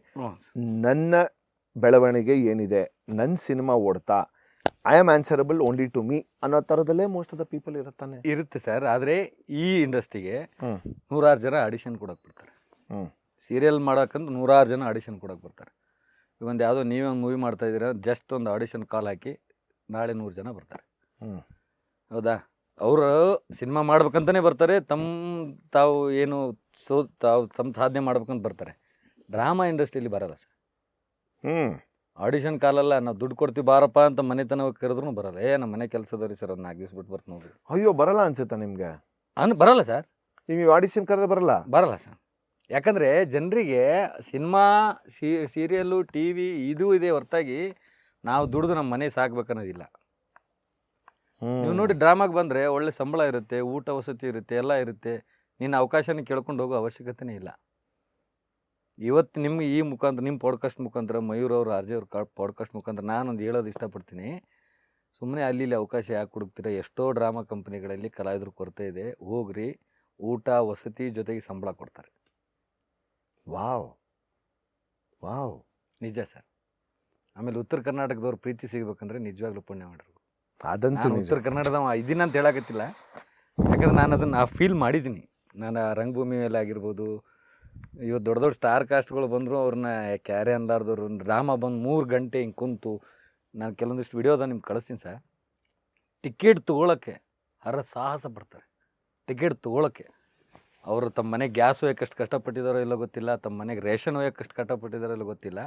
ಬಟ್ ಜಸ್ಟ್ ಒಂದು ಟಿಕೆಟ್ ತೊಗೊಂಡು ಒಳಗಡೆ ಹೋಗಿ ಸಾಹಸ ಸರ್. ಬಾದಾಮಿ, ಮೈಲಾರಂಥ ಜಾತ್ರೆಯಲ್ಲಿ ಅವ್ರಿಗೊಂದು ಡ್ರಾಮಾ ನೋಡ್ಬೇಕನ್ನೋ ಫೀಲ್ ಬಿಟ್ಟು ಬೇರೆ ಏನೂ ಉದ್ದೇಶ ಇಲ್ಲ. ಡ್ರಾಮಾ ನೋಡ್ಕೊಂಡು ಮನೆಗೆ ಹೋಗ್ಬೇಕು, ಇಷ್ಟೇ ಅವ್ರಿಗಿರೋದು. ಆದರೂ ಅಷ್ಟು ಹರಸಾಹಸ ಪಟ್ಟು, ಕಷ್ಟಪಟ್ಟು 2 ತಾಸುಗಟ್ಟಲೆ ವೇಟ್ ಮಾಡಿ ನೀವು ಶಾಕ್ ಆಗಿ ಹೋಗ್ತೀರ. ಡೈಲಿ ಒಂದು ಶೋಕ್ಕೆ 1500 ಜನ ಕೂತ್ ನೋಡ್ತಿದ್ರು. ಯಪ್ಪ, 1500 ಕೆಪಾಸಿಟಿ ಮಾಡಿದ್ದೆ. ಈ ವರ್ಷ ಅಂತೂ ಹೆಚ್ಚಿನ ಖರ್ಚು ಇರೋದ್ರಿಂದ ಜಗದ ಬಾಡಿಗೆಲ್ಲ ಲಕ್ಷಗಟ್ಟಲೆ ಆಗೋಗ್ಬಿಡ್ತು. ಪರ್ಮಿಷನ್ ಬಾದಾಮಿ ಬನಶಂಕರಿ ಜಾತ್ರೆಗೆ 22.5 ಲಕ್ಷ ರೂಪಾಯಿ ಸರ್ ಪರ್ಮಿಷನ್ ತೊಗೊಂಡು ನಾನು ನಾಟಕ ಆಡ್ಬೇಕಂತ. ಸರ್, ಈಗ ನೀವು ಬಾದಾಮಿ ಅಥವಾ ಬೇರೆ ಬೇರೆ ಊರುಗಳಿಗೆ ಹೋದರೆ, ಈಗ 6 ತಿಂಗಳು ಅಂತಂದ್ರೆ 6 ತಿಂಗಳು ಮನೆ ಬಿಟ್ಟು ಹೋಗ್ತೀರಾ? ಹ್ಞೂ ಸರ್, ಅಲ್ಲೇ ಇರ್ತೀರಾ? 2-3 ತಿಂಗಳಂತೂ ಅನಿವಾರ್ಯ. ಇನ್ನೇನಪ್ಪ ಹತ್ತಿರ ಇದ್ದರೆ ಸೊ ನೈಟ್ ಶೋ ಮುಗಿದ ತಕ್ಷಣ ಹೋಗ್ತೀವಿ, ಮತ್ತು ಡ್ಯೂಟಿಗೆ ಜಾಯ್ನ್ ಆಗಲೇಬೇಕು. ಏನಪ್ಪ ಹಬ್ಬ ನಮ್ಗೆ ಯಾವಾಗ ರಜೆ ಅಂದರೆ ಯಾರೊಬ್ಬರು ಸಾಯಬೇಕು, ಇಲ್ಲ ಈ ಥರ ಗೌರ್ಮೆಂಟದ್ದು ಯಾವ್ದಾದ್ರು ಅನೌನ್ಸ್ಮೆಂಟ್ ಆಗಿ ನಾಟಕ ಆಡೋಂಗಿಲ್ಲ ಅನ್ನೋಂಥದ್ದೊಂದು ಲೆಟರ್ ಬರಬೇಕು. ಸೊ ವರ್ಷದಲ್ಲಿ 365 ದಿವಸಗಳಲ್ಲಿ ನೀವು ಎಷ್ಟು ದಿವಸ ನಾಟಕ ಇರುತ್ತೆ ಅಂತ ನಿಮ್ಮ? ಶಿಫ್ಟಿಂಗ್ ಅಷ್ಟೇ ಇಲ್ಲ ಸರ್. ಇಲ್ಲಿಂದ ಕಿತ್ತು ಬೇರೆ ಊರಿಗೆ ಹೋಗ್ಕೊಂಡು 10 to 15 days ಗ್ಯಾಪ್, ಅಷ್ಟೇ ಗ್ಯಾಪ್. ಸೊ ಲಿಟ್ರಲಿ ನೀವು ಮನೆಯಲ್ಲಿ ಉಳ್ಕೊಳ್ಳೋದು, ಮನೇಲಿ ಇರೋಂಥದ್ದು ಅನ್ನೋದು ಇಲ್ಲ ಸರ್. ಅದಕ್ಕೆ ಹೇಳಿದ್ನಲ್ಲ ಸರ್, ಎಷ್ಟೋ ಜನ ರಂಗಭೂಮಿಯಿಂದ ದೂರ ಆಗ್ತಾ ಇರೋದು ಕಾರಣನೇ ಇದು. 3 ತಿಂಗಳ ಹೋಗ್ಬೇಕು. ನಾವು ಸಿನಿಮಾ ಥರ 8 ದಿವಸ ಕರೆಸಿ ಶೂಟ್ ಮಾಡಿಸಿ ಕಳ್ಸೋಕ್ಕಾಗಲ್ವೇ? ಆಗಲ್ಲ. ಯಾಕಂದ್ರೆ ಒಂದು ಡ್ರಾಮಾ 1 ತಿಂಗಳು ಹೋಗ್ತಾ ಇರುತ್ತೆ. ಮಾನಿಟ್ರಲ್ಲಿ ವರ್ಕೌಟ್ ಆಗಬೇಕಲ್ಲ. ಹಾಂ.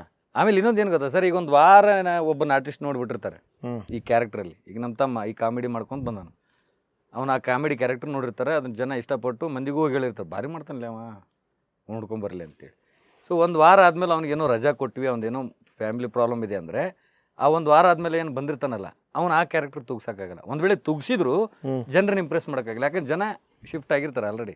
ದಾವಲ್ ತಾಳಿಕೋಟಿ ನೋಡಿರ್ತಾರೆ. ಸಡನ್ ಆಗಿ ನೀವು ಬೇರೆ ಕ್ಯಾರೆಕ್ಟರ್ಗೆ ತೊಗೊಂಬಂದು ಡ್ರಾಮಾ ಚೇಂಜ್ ಆದರೆ ಏನು ಎಫೆಕ್ಟ್ ಆಗಲ್ಲ. ಸೊ ಅದೇ ಡ್ರಾಮಾ ಇದ್ದರೆ ಅಲ್ಲಿಗೆ ಮೈನಸ್, ಮಾಲಕಿಗೆ ಮೈನಸ್ ಆಗ್ತಾ. ಅದು ಮೈನಸ್. ಒಬ್ಬನ ಆರ್ಟಿಸ್ಟ್ ಚೇಂಜ್ ಆದರೆ ಎಷ್ಟು ಮೈನಸ್ ಆಗುತ್ತೆ. ಬಟ್ ಕೆಲವೊಂದು ಊರುಗಳು ಹಂಗಿರಲ್ಲ. ಡ್ರಾಮಾ ಇಷ್ಟ ಆದರೆ ಡ್ರಾಮಾ ನೋಡ್ಬಿಡ್ತಾರೆ, ಆರ್ಟಿಸ್ಟ್ ಯಾವನೇ ಇರಲಿ.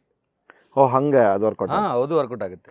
ಈಗ ರಾಜು ಸರ್ ತರಾನೇ ಬಿಟ್ರೆ, ಅಥವಾ ರಾಜು ಸರ್ ಬಿಟ್ರೆ ಒಂದು ಈ ಒಂದು ರೀಸೆಂಟ್ ಎರಾದಲ್ಲಿ ಅಂತ ತಗೊಂಡ್ರೆ ನಿಮ್ಮ ಆ ಉತ್ತರ ಕರ್ನಾಟಕದಲ್ಲಿ ನಾಟಕ ಕ್ಷೇತ್ರದಲ್ಲಿ ಓಕೆ ಒಂದು ಹೆಸರು ಮಾಡ್ತಿರೋಂಥ ಒಂದು ದೊಡ್ಡ ಸೂಪರ್ ಸ್ಟಾರ್ ಆಗ್ತಿದ್ದಾರೆ ಅಂದ್ರೆ ಯಾರು ಅನ್ಸುತ್ತೆ ಸರ್? ಇತ್ತೀಚೆಗೆ ನಾ ಕಂಡಂಥವ್ರಲ್ಲಿ ಅಂತಂದರೆ ಒಂದಿಬ್ಬರು ಲಾಸ್ಟ್ ಇಯರ್ ಒಬ್ಬರು ಕಾಮಿಡಿ ಕಿಲಾಡಿ ವಿನ್ನರ್ ಹರೀಶ್ ಹಿರಿಯೂರ್ ಅಂತ.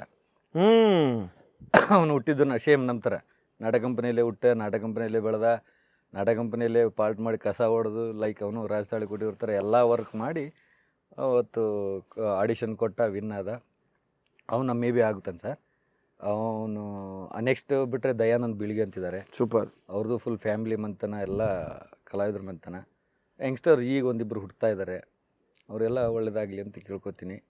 ಆಮೇಲೆ ಲೇಡೀಸ್ ವಿಶೇಷವಾಗಿ ಕಮ್ಮಿ, ಯಾಕಂದ್ರೆ ಅವ್ರಿಗೆ ಆಲ್ಮೋಸ್ಟ್ ಆಲ್ ಎಲ್ಲ ಇರುತ್ತೆ.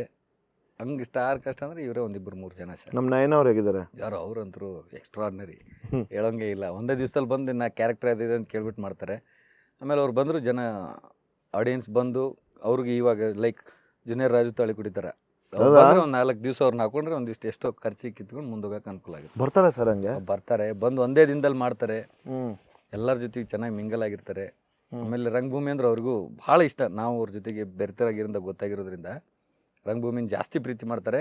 ಆಮೇಲೆ ಆಲ್ಮೋಸ್ಟ್ ಆಲ್ ಎಲ್ಲ ಕಂಪ್ನಿಗಳಲ್ಲೂ ಡ್ರಾಮಾ ಮಾಡಿದ್ದಾರೆ. ಆಲ್ಮೋಸ್ಟ್ ಆಲ್ ಎಲ್ಲ ಕಂಪ್ನಿಗಳಲ್ಲೂ. ಇದು ಅವ್ರಿಗೆ ಕಾಮಿಡಿ ಕಿಲಾಡಿಗಳಾದ್ಮೇಲೆ ಆಗಿದೆ. ಹೌದು ಸರ್, ಕಾಮಿಡಿ ಕಿಲಾಡಿಗಳಾದ್ಮೇಲೆ. ಆಕ್ಚುಲಿ ನೋಡಿ, ಕೆಲವ್ರಿಗೆ ಉಲ್ಟಾ ಆಗತ್ತೆ. ಹೌದು, ಅಂದ್ರೆ ನಾಟಕದಿಂದ ಟಿವಿಗೆ ಬಂದು ಇವರು ಟಿವಿಯಿಂದ ನಾಟಕಕ್ಕೆ. ಅದೇ ನೋಡಿ ಸರ್, ಅವರು ಅಷ್ಟೇ ಖುಷಿ ಪಡ್ತಾರೆ. ನಾವು ಇವತ್ತು ಆ್ಯಕ್ಚುಲಿ ನಿಮ್ಮ ಹತ್ರ ಸ್ಟುಡಿಯೋಗೆ ಬರ್ಬೇಕಾದ್ರೆ ಅವ್ರ ಬಗ್ಗೆ ಡಿಸ್ಕಸ್ ಮಾಡ್ತಾ ಇದ್ವಿ, ಹೆಂಗಲ್ಲ ಅವರು ಅಂತೇಳಿ. ನಮ್ಮ ಡೈರೆಕ್ಟರ್ ಒಬ್ರು ಇದ್ರ ಜೊತೆಗೆ ಅವಾಗ ಹೇಳಿದ್ವಿ ಸರ್, ಎಕ್ಸ್ಟ್ರಾರ್ಡಿನರಿ. ಆಮೇಲೆ ಇಲ್ಲಿಂದ ಅಲ್ಲಿಗೆ ಬಂದವರು, ಅವರು ರಂಗಭೂಮಿಯಿಂದ ಇಲ್ಲಿ ಬಂದಂತಾರಲ್ಲ, ಇಲ್ಲಿಂದ ಅಲ್ಲಿಗೆ ಬಂದವರು ಚೆನ್ನಾಗಿ ಮ್ಯಾಚ್ ಮಾಡ್ತಾರೆ, ಸಖತ್ತ ಮಾಡ್ತಾರೆ. ನಮ್ಮ ಕಡೆ ಎಲ್ಲ ಅವ್ರನ್ನ ಇವತ್ತಿಗೂ ನಯನ ಅನ್ನೋದೇ ಇಲ್ಲ, ಜೂನಿಯರ್ ಉಮಾಶ್ರೀ ಅಂತ ಕರಿತಾರೆ. ಅದಂತೂ ನಿಜ ಬಿಡಿ ಅದು. ಆಮೇಲೆ ಅವ್ರು ಯಾವಾಗ ಬಂದ್ರು ಡೈಲಾಗ್ ಮೈಕ್ ಹಿಡಿದ್ರೆ, ಉಮಾಶ್ರೀ ಡೈಲಾಗ್ ಹೇಳ್ಬೇ, ನಯನ ಉಮಾಶ್ರೀ ಡೈಲಾಗ್ ಹೇಳ್ಬೇ, ಲೈಕ್ ಈ ಥರ. ಅದು ಹೇಳ್ತಾ ಇದ್ರು ನನ್ನ ಶೋ ಬಂದಾಗ. ಅವ್ರು ಹೇಳಿದ್ರು, ನಾನು ಒಂದು ಡೈಲಾಗ್ ಹೇಳ್ಬೇಕು, ಓಕೆ ಎಕ್ಸ್ಟ್ರಾ 500 ರೂಪಾಯಿ ಕೊಡ್ತೀನಿ ತಗೋ ಅಂತ ಹೇಳ್ತಾರೆ. ಹೌದಾ? ಹಾಗೆ ನಿಂದಿರಿಸ್ಬಿಟ್ಟು ಕೊಡ್ತಾರೆ ಅವ್ರಿಗೆ. ಅಂದ್ರೆ ಜನ ಅವ್ರಿಗೆ ಅದು ಪ್ರೀತಿ ಮಾಡ್ತಾರೆ ಅಂತ.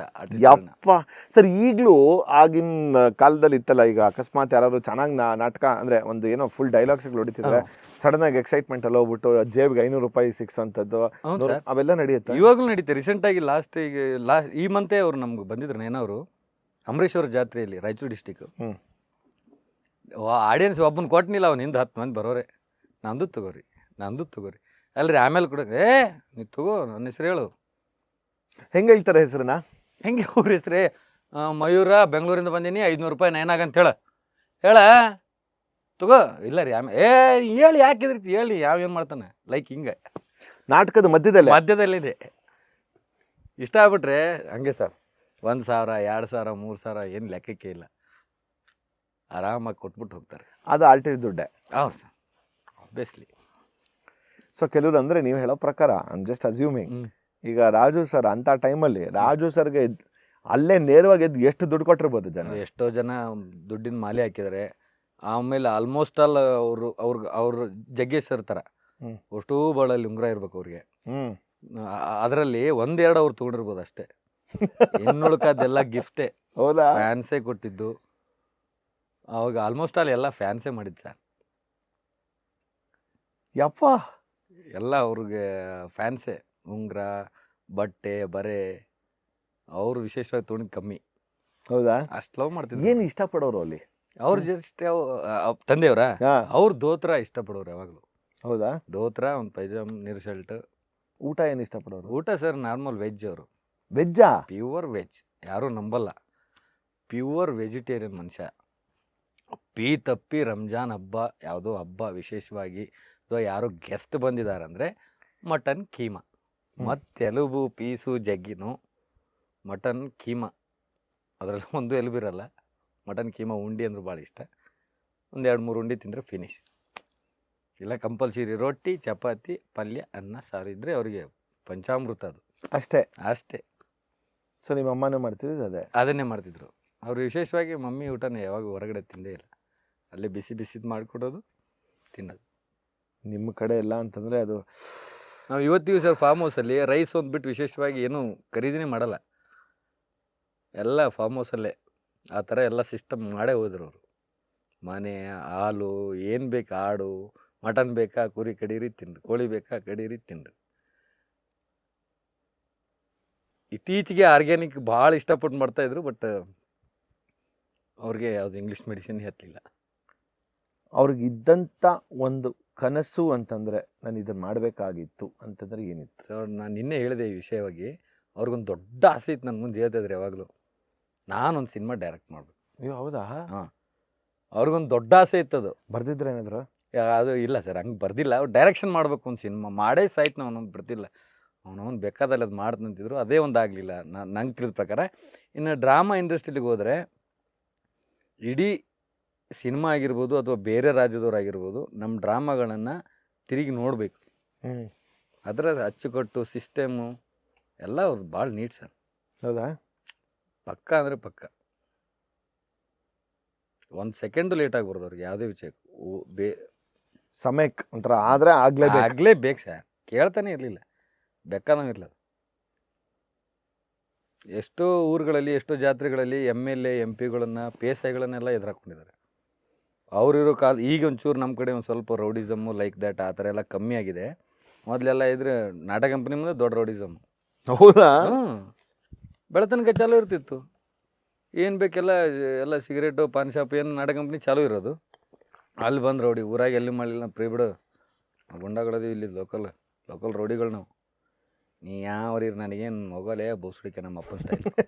ಇನ್ನು ಎಪ್ಪ ಅಣ್ಣ ಅಂತ ಪ್ರೀ ಓಕೆ ಹೋಗು. ನಾ ಗುಂಡಾದೀನಿ, ನಾ ರೌಡಿ ಅದನ್ನ ಅದೇನು ಕಿತ್ಕೋ ಮಗನ ಬಿಡಂಗೇ ಇಲ್ಲ. ಅವಾಗೆಲ್ಲ ಜಾಸ್ತಿ ಸರ್. ಹೌದಾ?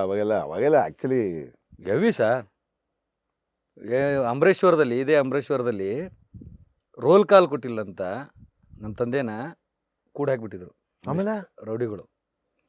ನಮ್ಮ ಪುಣ್ಯ ಏನಪ್ಪ ಅಂದರೆ ಅಲ್ಲಿ ಇರುವಂಥ PSI ನಮ್ಮ ತಂದೆ ದೊಡ್ಡ ಫ್ಯಾನ್. ಶಾಬಾಷ್. ಹಾಂ, ಬೇರೆ ಎಲ್ಲೂ ಇಲ್ಲ ಸರ್. ಲೋಕಲ್ IBಯಲ್ಲಿ ಪರಿವೀಕ್ಷಣಾ ಮಂದಿರದಲ್ಲಿ ಕೂಡ ಹಾಕಿದ್ದಾರೆ ಅವ್ರನ್ನ. ಶಾಬಾಷ್. ಆಮೇಲೆ PSI ಸಾಹೇಬ್ರಿಗೆ ಹೆಂಗೆ ಗೊತ್ತಾಯ್ತು? ನಾವು ಹೋಗಿ ಹೇಳಿದ್ವಿ ಸರ್ 6 ಗಂಟೆ ಡ್ರಾಮಾ ಕಾಣಿಸ್ತಾ ಇಲ್ಲ, ಹಿಂಗೆ ನೀನು ರೋಲ್ ಕಾಲ್ದವ್ರು ಬಂದು ಜಗಳ ಮಾಡಿದ್ರು, ಫೋನ್ ನೋಡಿದ್ರೆ ಹತ್ತಾ ಇಲ್ಲ ಅಂದ್ಮೇಲೆ ಏನೇನ ಮಾಡ್ತೀನಿ ಅಂತೇಳಿ ಫೋನ್ ಮಾಡಿದ್ರು. ಅವ್ರಿಗೆ ಹೆಂಗೆ ವಿಷಯ ಗೊತ್ತಾಯ್ತು ಗೊತ್ತಿಲ್ಲ ಸರ್.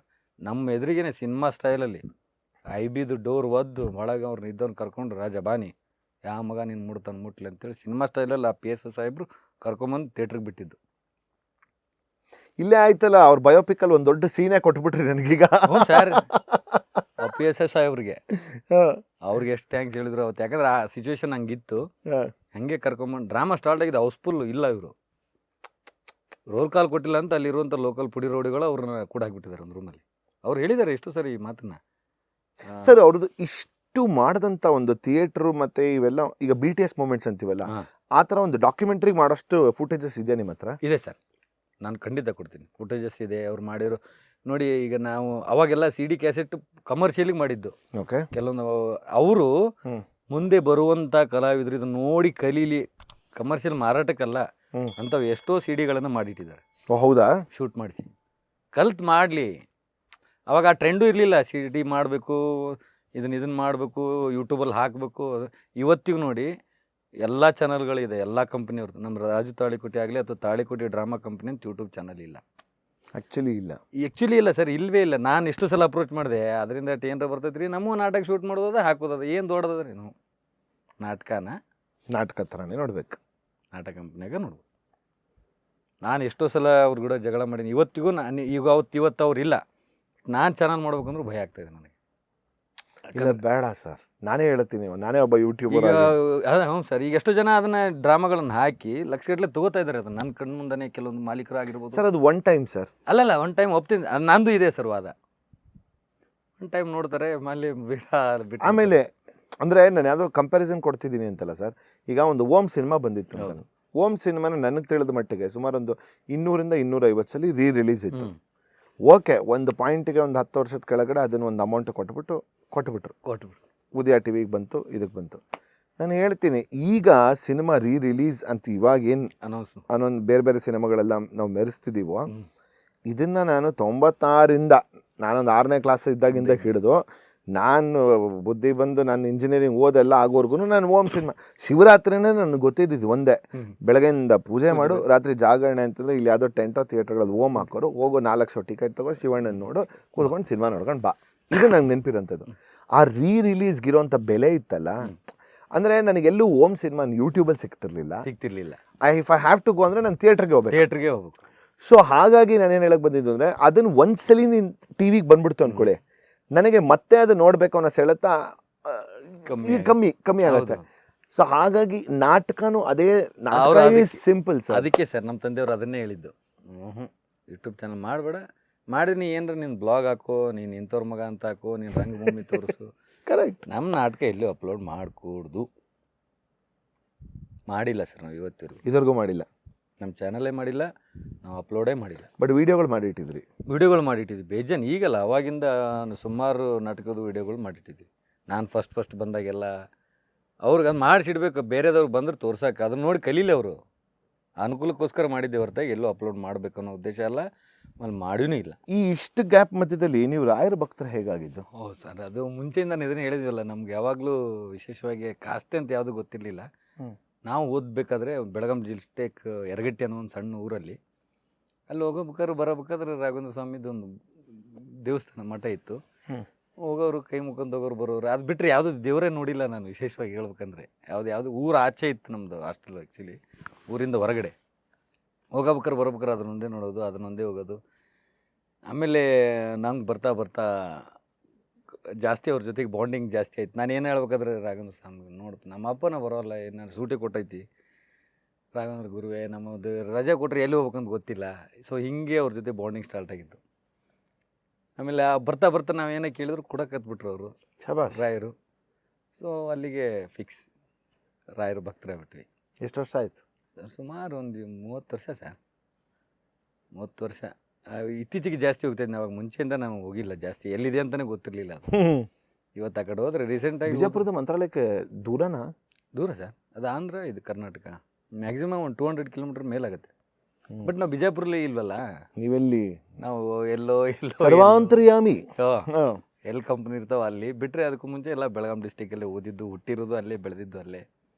ಹೀಗಾಗಿ ನಾನು ಜಾಸ್ತಿ ಮಸ್ಜಿದ್ಗಿಂತ ರಾಯರ ಮಠ ಫ್ರೀ ಇದ್ದಾಗ, ಮನೆಗೆ ಊರಿಗೆ ಅಂತ ಹೋದಾಗ ಮಸ್ಜಿದ್ದು, ದರ್ಗಾ ಆ ಥರ ಹೋಗ್ತೀವಿ. ನಾನು ನಿಮ್ಮ ಇನ್ಸ್ಟಾಗ್ರಾಮ್ ಪ್ರೊಫೈಲ್ ನೋಡಿದ ತಕ್ಷಣ ಫಸ್ಟ್ ಕಂಡಿದ್ದೆ ಇದು ಕಾಣಿಸ್ತಾವೆ. ಆಮೇಲೆ ಕರೆವಾ ಅಂತ ಅಂದ್ಕೊಂಡೆ, ಯಾಕಂದರೆ ನನ್ನ ಶೋನಲ್ಲಿ ರಾಯರ ಬಗ್ಗೆ ಮಾತಾಡಿದ್ರೆ ನಂಗೆ ಶೋನ ಎಂಡ್ ಮಾಡೋಕೆ ಅಭ್ಯಾಸ ಇಲ್ಲ. ನಾವು ಭಯಂಕರ, ನಾವು ಗೊತ್ತಿರೋಂಥದ್ದೇ ನಮ್ಮ ವೀಕ್ಷಕರಿಗೂ. ನಮ್ಮ ಹೆಸರೇ ಮಯೂರ ರಾಘವೇಂದ್ರ ನೋಡಿ. ಸೊ ಹಾಗಾಗಿ ರಾಯರ ಬಗ್ಗೆ ಮಾತಾಡಿದ್ರೆ ಶೋ ಅಂತ ಎಂಡ್ ಮಾಡೋಕೆ ಸಾಧ್ಯನೇ ಇಲ್ಲ. ನಾನು ಇದು ನೋಡ್ಬಿಟ್ಟು ಅಯ್ಯೋ ರಾಮವೇ ಹೆಂಗಿದು ಸರ್. ನಾವೊಂದು 2-3 ಸರಿ ಫಸ್ಟಿಗೆ ಹೋಗಿ ಬಂದು ಏನೂ ಫೀಲ್ ಅನಿಸ್ಲಿಲ್ಲ. ಸೊ ಒಮ್ಮೆ ನಮ್ಮ ಸಿಸ್ಟರ್ದು ಒಂದು ಯಾವುದೋ ಕೋರ್ಟ್ ಕೇಸ್ ಆಗಿತ್ತು ರಾಯಚೂರಲ್ಲಿ. ನಾ ಫಸ್ಟ್ ಟೈಮ್ ಹೋಗಿದ್ದೆ ಅವಾಗ. ಇಲ್ಲೇ ಇದೆ ಅಂತ, ರಾಯಚೂರಿಂದ ನಿಯರ್ ಇದೆ ಅಂತ, ಹೋಗ್ಬರಮ್ಮಂತ. ಅವತ್ತು ನಾನು ಹೋಗಬೇಕಾದ್ರೆ ನಮ್ದು ಅದು ಕೋರ್ಟದ ಕೇಸ್ ಆಗಿತ್ತು ನಮ್ಮ ಸಿಸ್ಟರ್ದೆ. ನಾನು ಹೋದ ತಕ್ಷಣ ನಾನು ಬಿಡ್ಕೊಂಡೆ, ಅದಕ್ಕೆ ಕೇಸು ಕ್ಲಿಯರ್ ಮಾಡಿಬಿಡಪ್ಪ, ಒಳ್ಳೆ ಮಳೆ, ಎಲ್ಲಿ ರಾಯಚೂರು, ನಾವು ಎಲ್ಲಿಂದ ಬರಬೇಕು, ಆಗ್ತಾಯಿಲ್ಲ ಗುರುವೇ ರಾಘವೇಂದ್ರ ಅಂದ್ವಿ. ಸೊ ಅವ್ರ ದರ್ಶನ ಮಾಡಿಕೊಂಡು ಇನ್ನೂ ಊರು ಮುಟ್ಟಿಲ್ಲ ಸರ್ ನಾನು. ರಿಸಲ್ಟ್ ಹೌದಾ? ಕೇಸ್ ಕ್ಲೋಸ್ ಆಗಿದೆ, ಹ್ಯಾಪಿ. ತಗೋ ಮತ್ತೆ ವಾಪಸ್ ಬಾ. ಮತ್ತೆ ಒಂದು ವಾರ ಬಿಟ್ಟು ಮತ್ತೆ ಹೋದೆ. ಅದೇ ಫಸ್ಟ್ ಟೈಮ್ ನಾನು ಹೋಗಿದ್ದು ಮಠಕ್ಕೆ.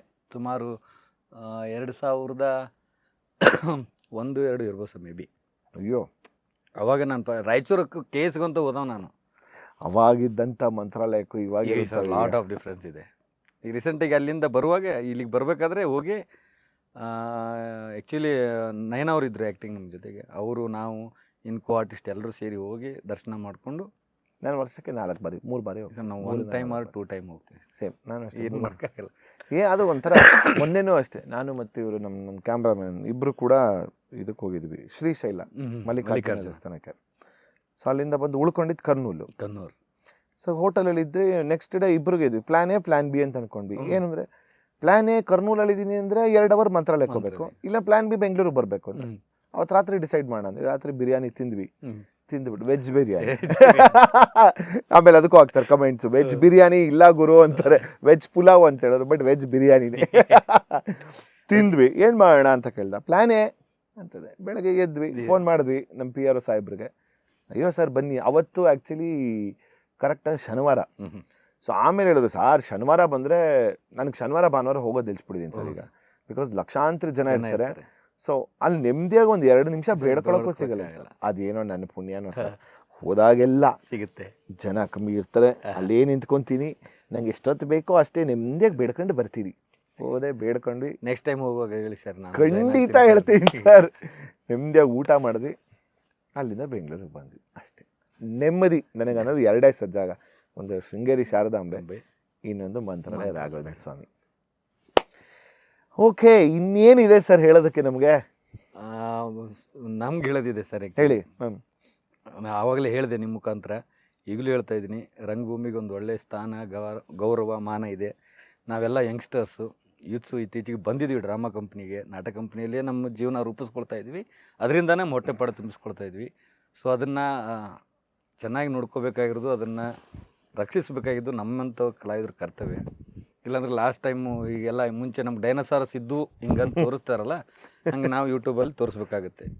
ಇವನ ರಾಜನ ಮಗಾಲೇ ನಾಟಕ ಕಂಪ್ನಿಯವ್ರು ಅಂದ್ರೆ ಹಿಂಗೆ ಇರ್ತಿದ್ರಲೇ ಅಂತೇಳಿ ನಾವು ನಮ್ಮ ಮಕ್ಳಿಗೆ ತೋರಿಸೋಂಗೆ ಆಗಬಾರ್ದು. ರಂಗಭೂಮಿನ ಉಳಿಸಿ ಬೆಳೆಸಿ ಅಂತ ಈ ಮುಖಾಂತರ ಕೇಳ್ಕೊತೀವಿ.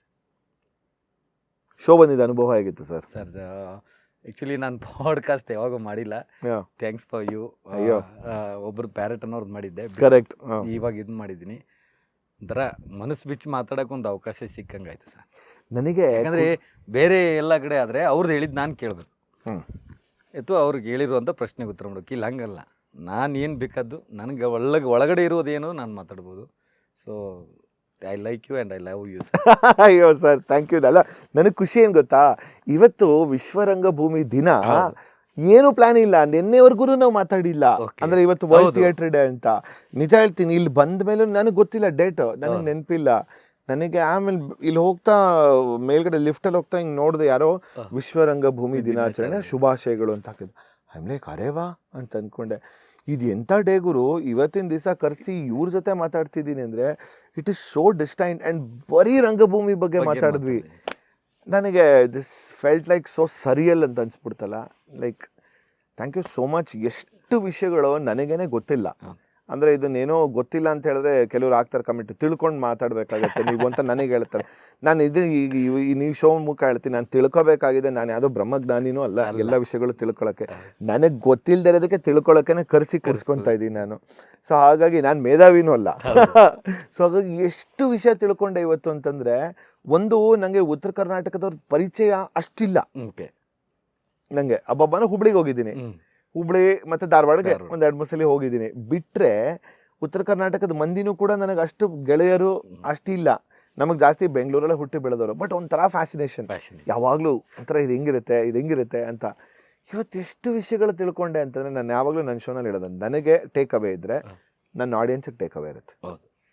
ಸೊ ಹಾಗಾಗಿ ಸಾಕಷ್ಟು ವಿಷಯಗಳನ್ನ ಹೇಳಿದ್ರಿ. ನನ್ನೊಂದು ಆಸೆ ಇದೆ, ಹೇಳಿ ಸರ್. 6 ತಿಂಗಳು ನೀವು ಬೆಂಗಳೂರಲ್ಲಿ ಒಂದು ಶೋ ಬಂದು ಮಾಡಲೇಬೇಕು. ಖಂಡಿತ ಸರ್, ಅದೇ ಪ್ರಯತ್ನದಲ್ಲಿದ್ದೀವಿ.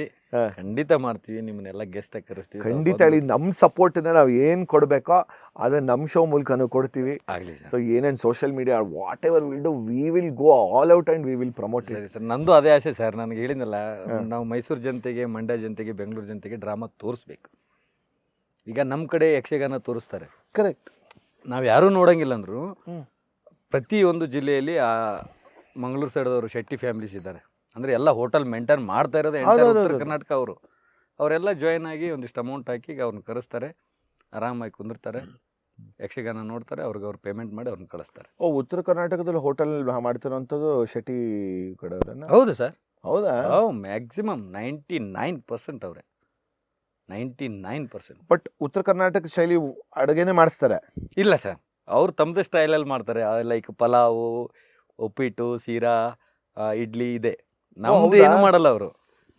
ನಮ್ಮದೇ ಊಟ ಮಾಡ್ಬೇಕಾದ್ರೆ ನೀವು ಮತ್ತೆ ಲಿಂಗಾಯತ್ ಖಾನಾವಳಿ, ಬಸವೇಶ್ವರ ಖಾನಾವಳಿ ಈ ಥರ ಹೋದರೆ ಸಿಗುತ್ತೆ. ಅವ್ರದ್ದು ಫುಲ್ ಅವರೆಲ್ಲ ಅತಿಕ್ರಮಣ ಮಾಡ್ಕೊಂಡ್ಬಿಟ್ಟಿದ್ದಾರೆ ಆಲ್ರೆಡಿ. ಹೌದಾ?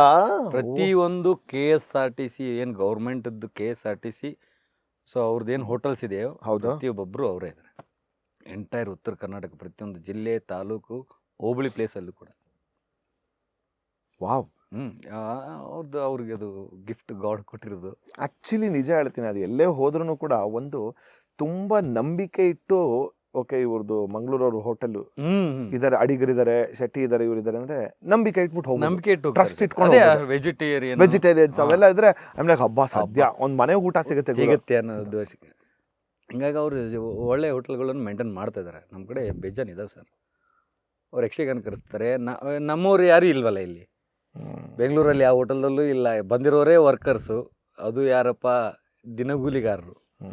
ಅವ್ರು ಬಂದರೆ ಅವ್ರು ಕೆಲಸ ಮಾಡ್ಕೊಂಡು ಹೋಗಿದ್ರೆ ಅವ್ರಿಗೆ ಸಾಕಾಗಿರುತ್ತೆ. ಬಟ್ ಬೆಂಗಳೂರಲ್ಲಿ ಉತ್ತರ ಕರ್ನಾಟಕದ ಏನ್ ಹೇಳಿ ಫೇಮಸ್ ಅಂದ್ರೆ ಜೋಳದ ರೊಟ್ಟಿ ಅಂದ್ರೆ ಜನ ಸಾಯ್ತೀವಿ ನಾವು.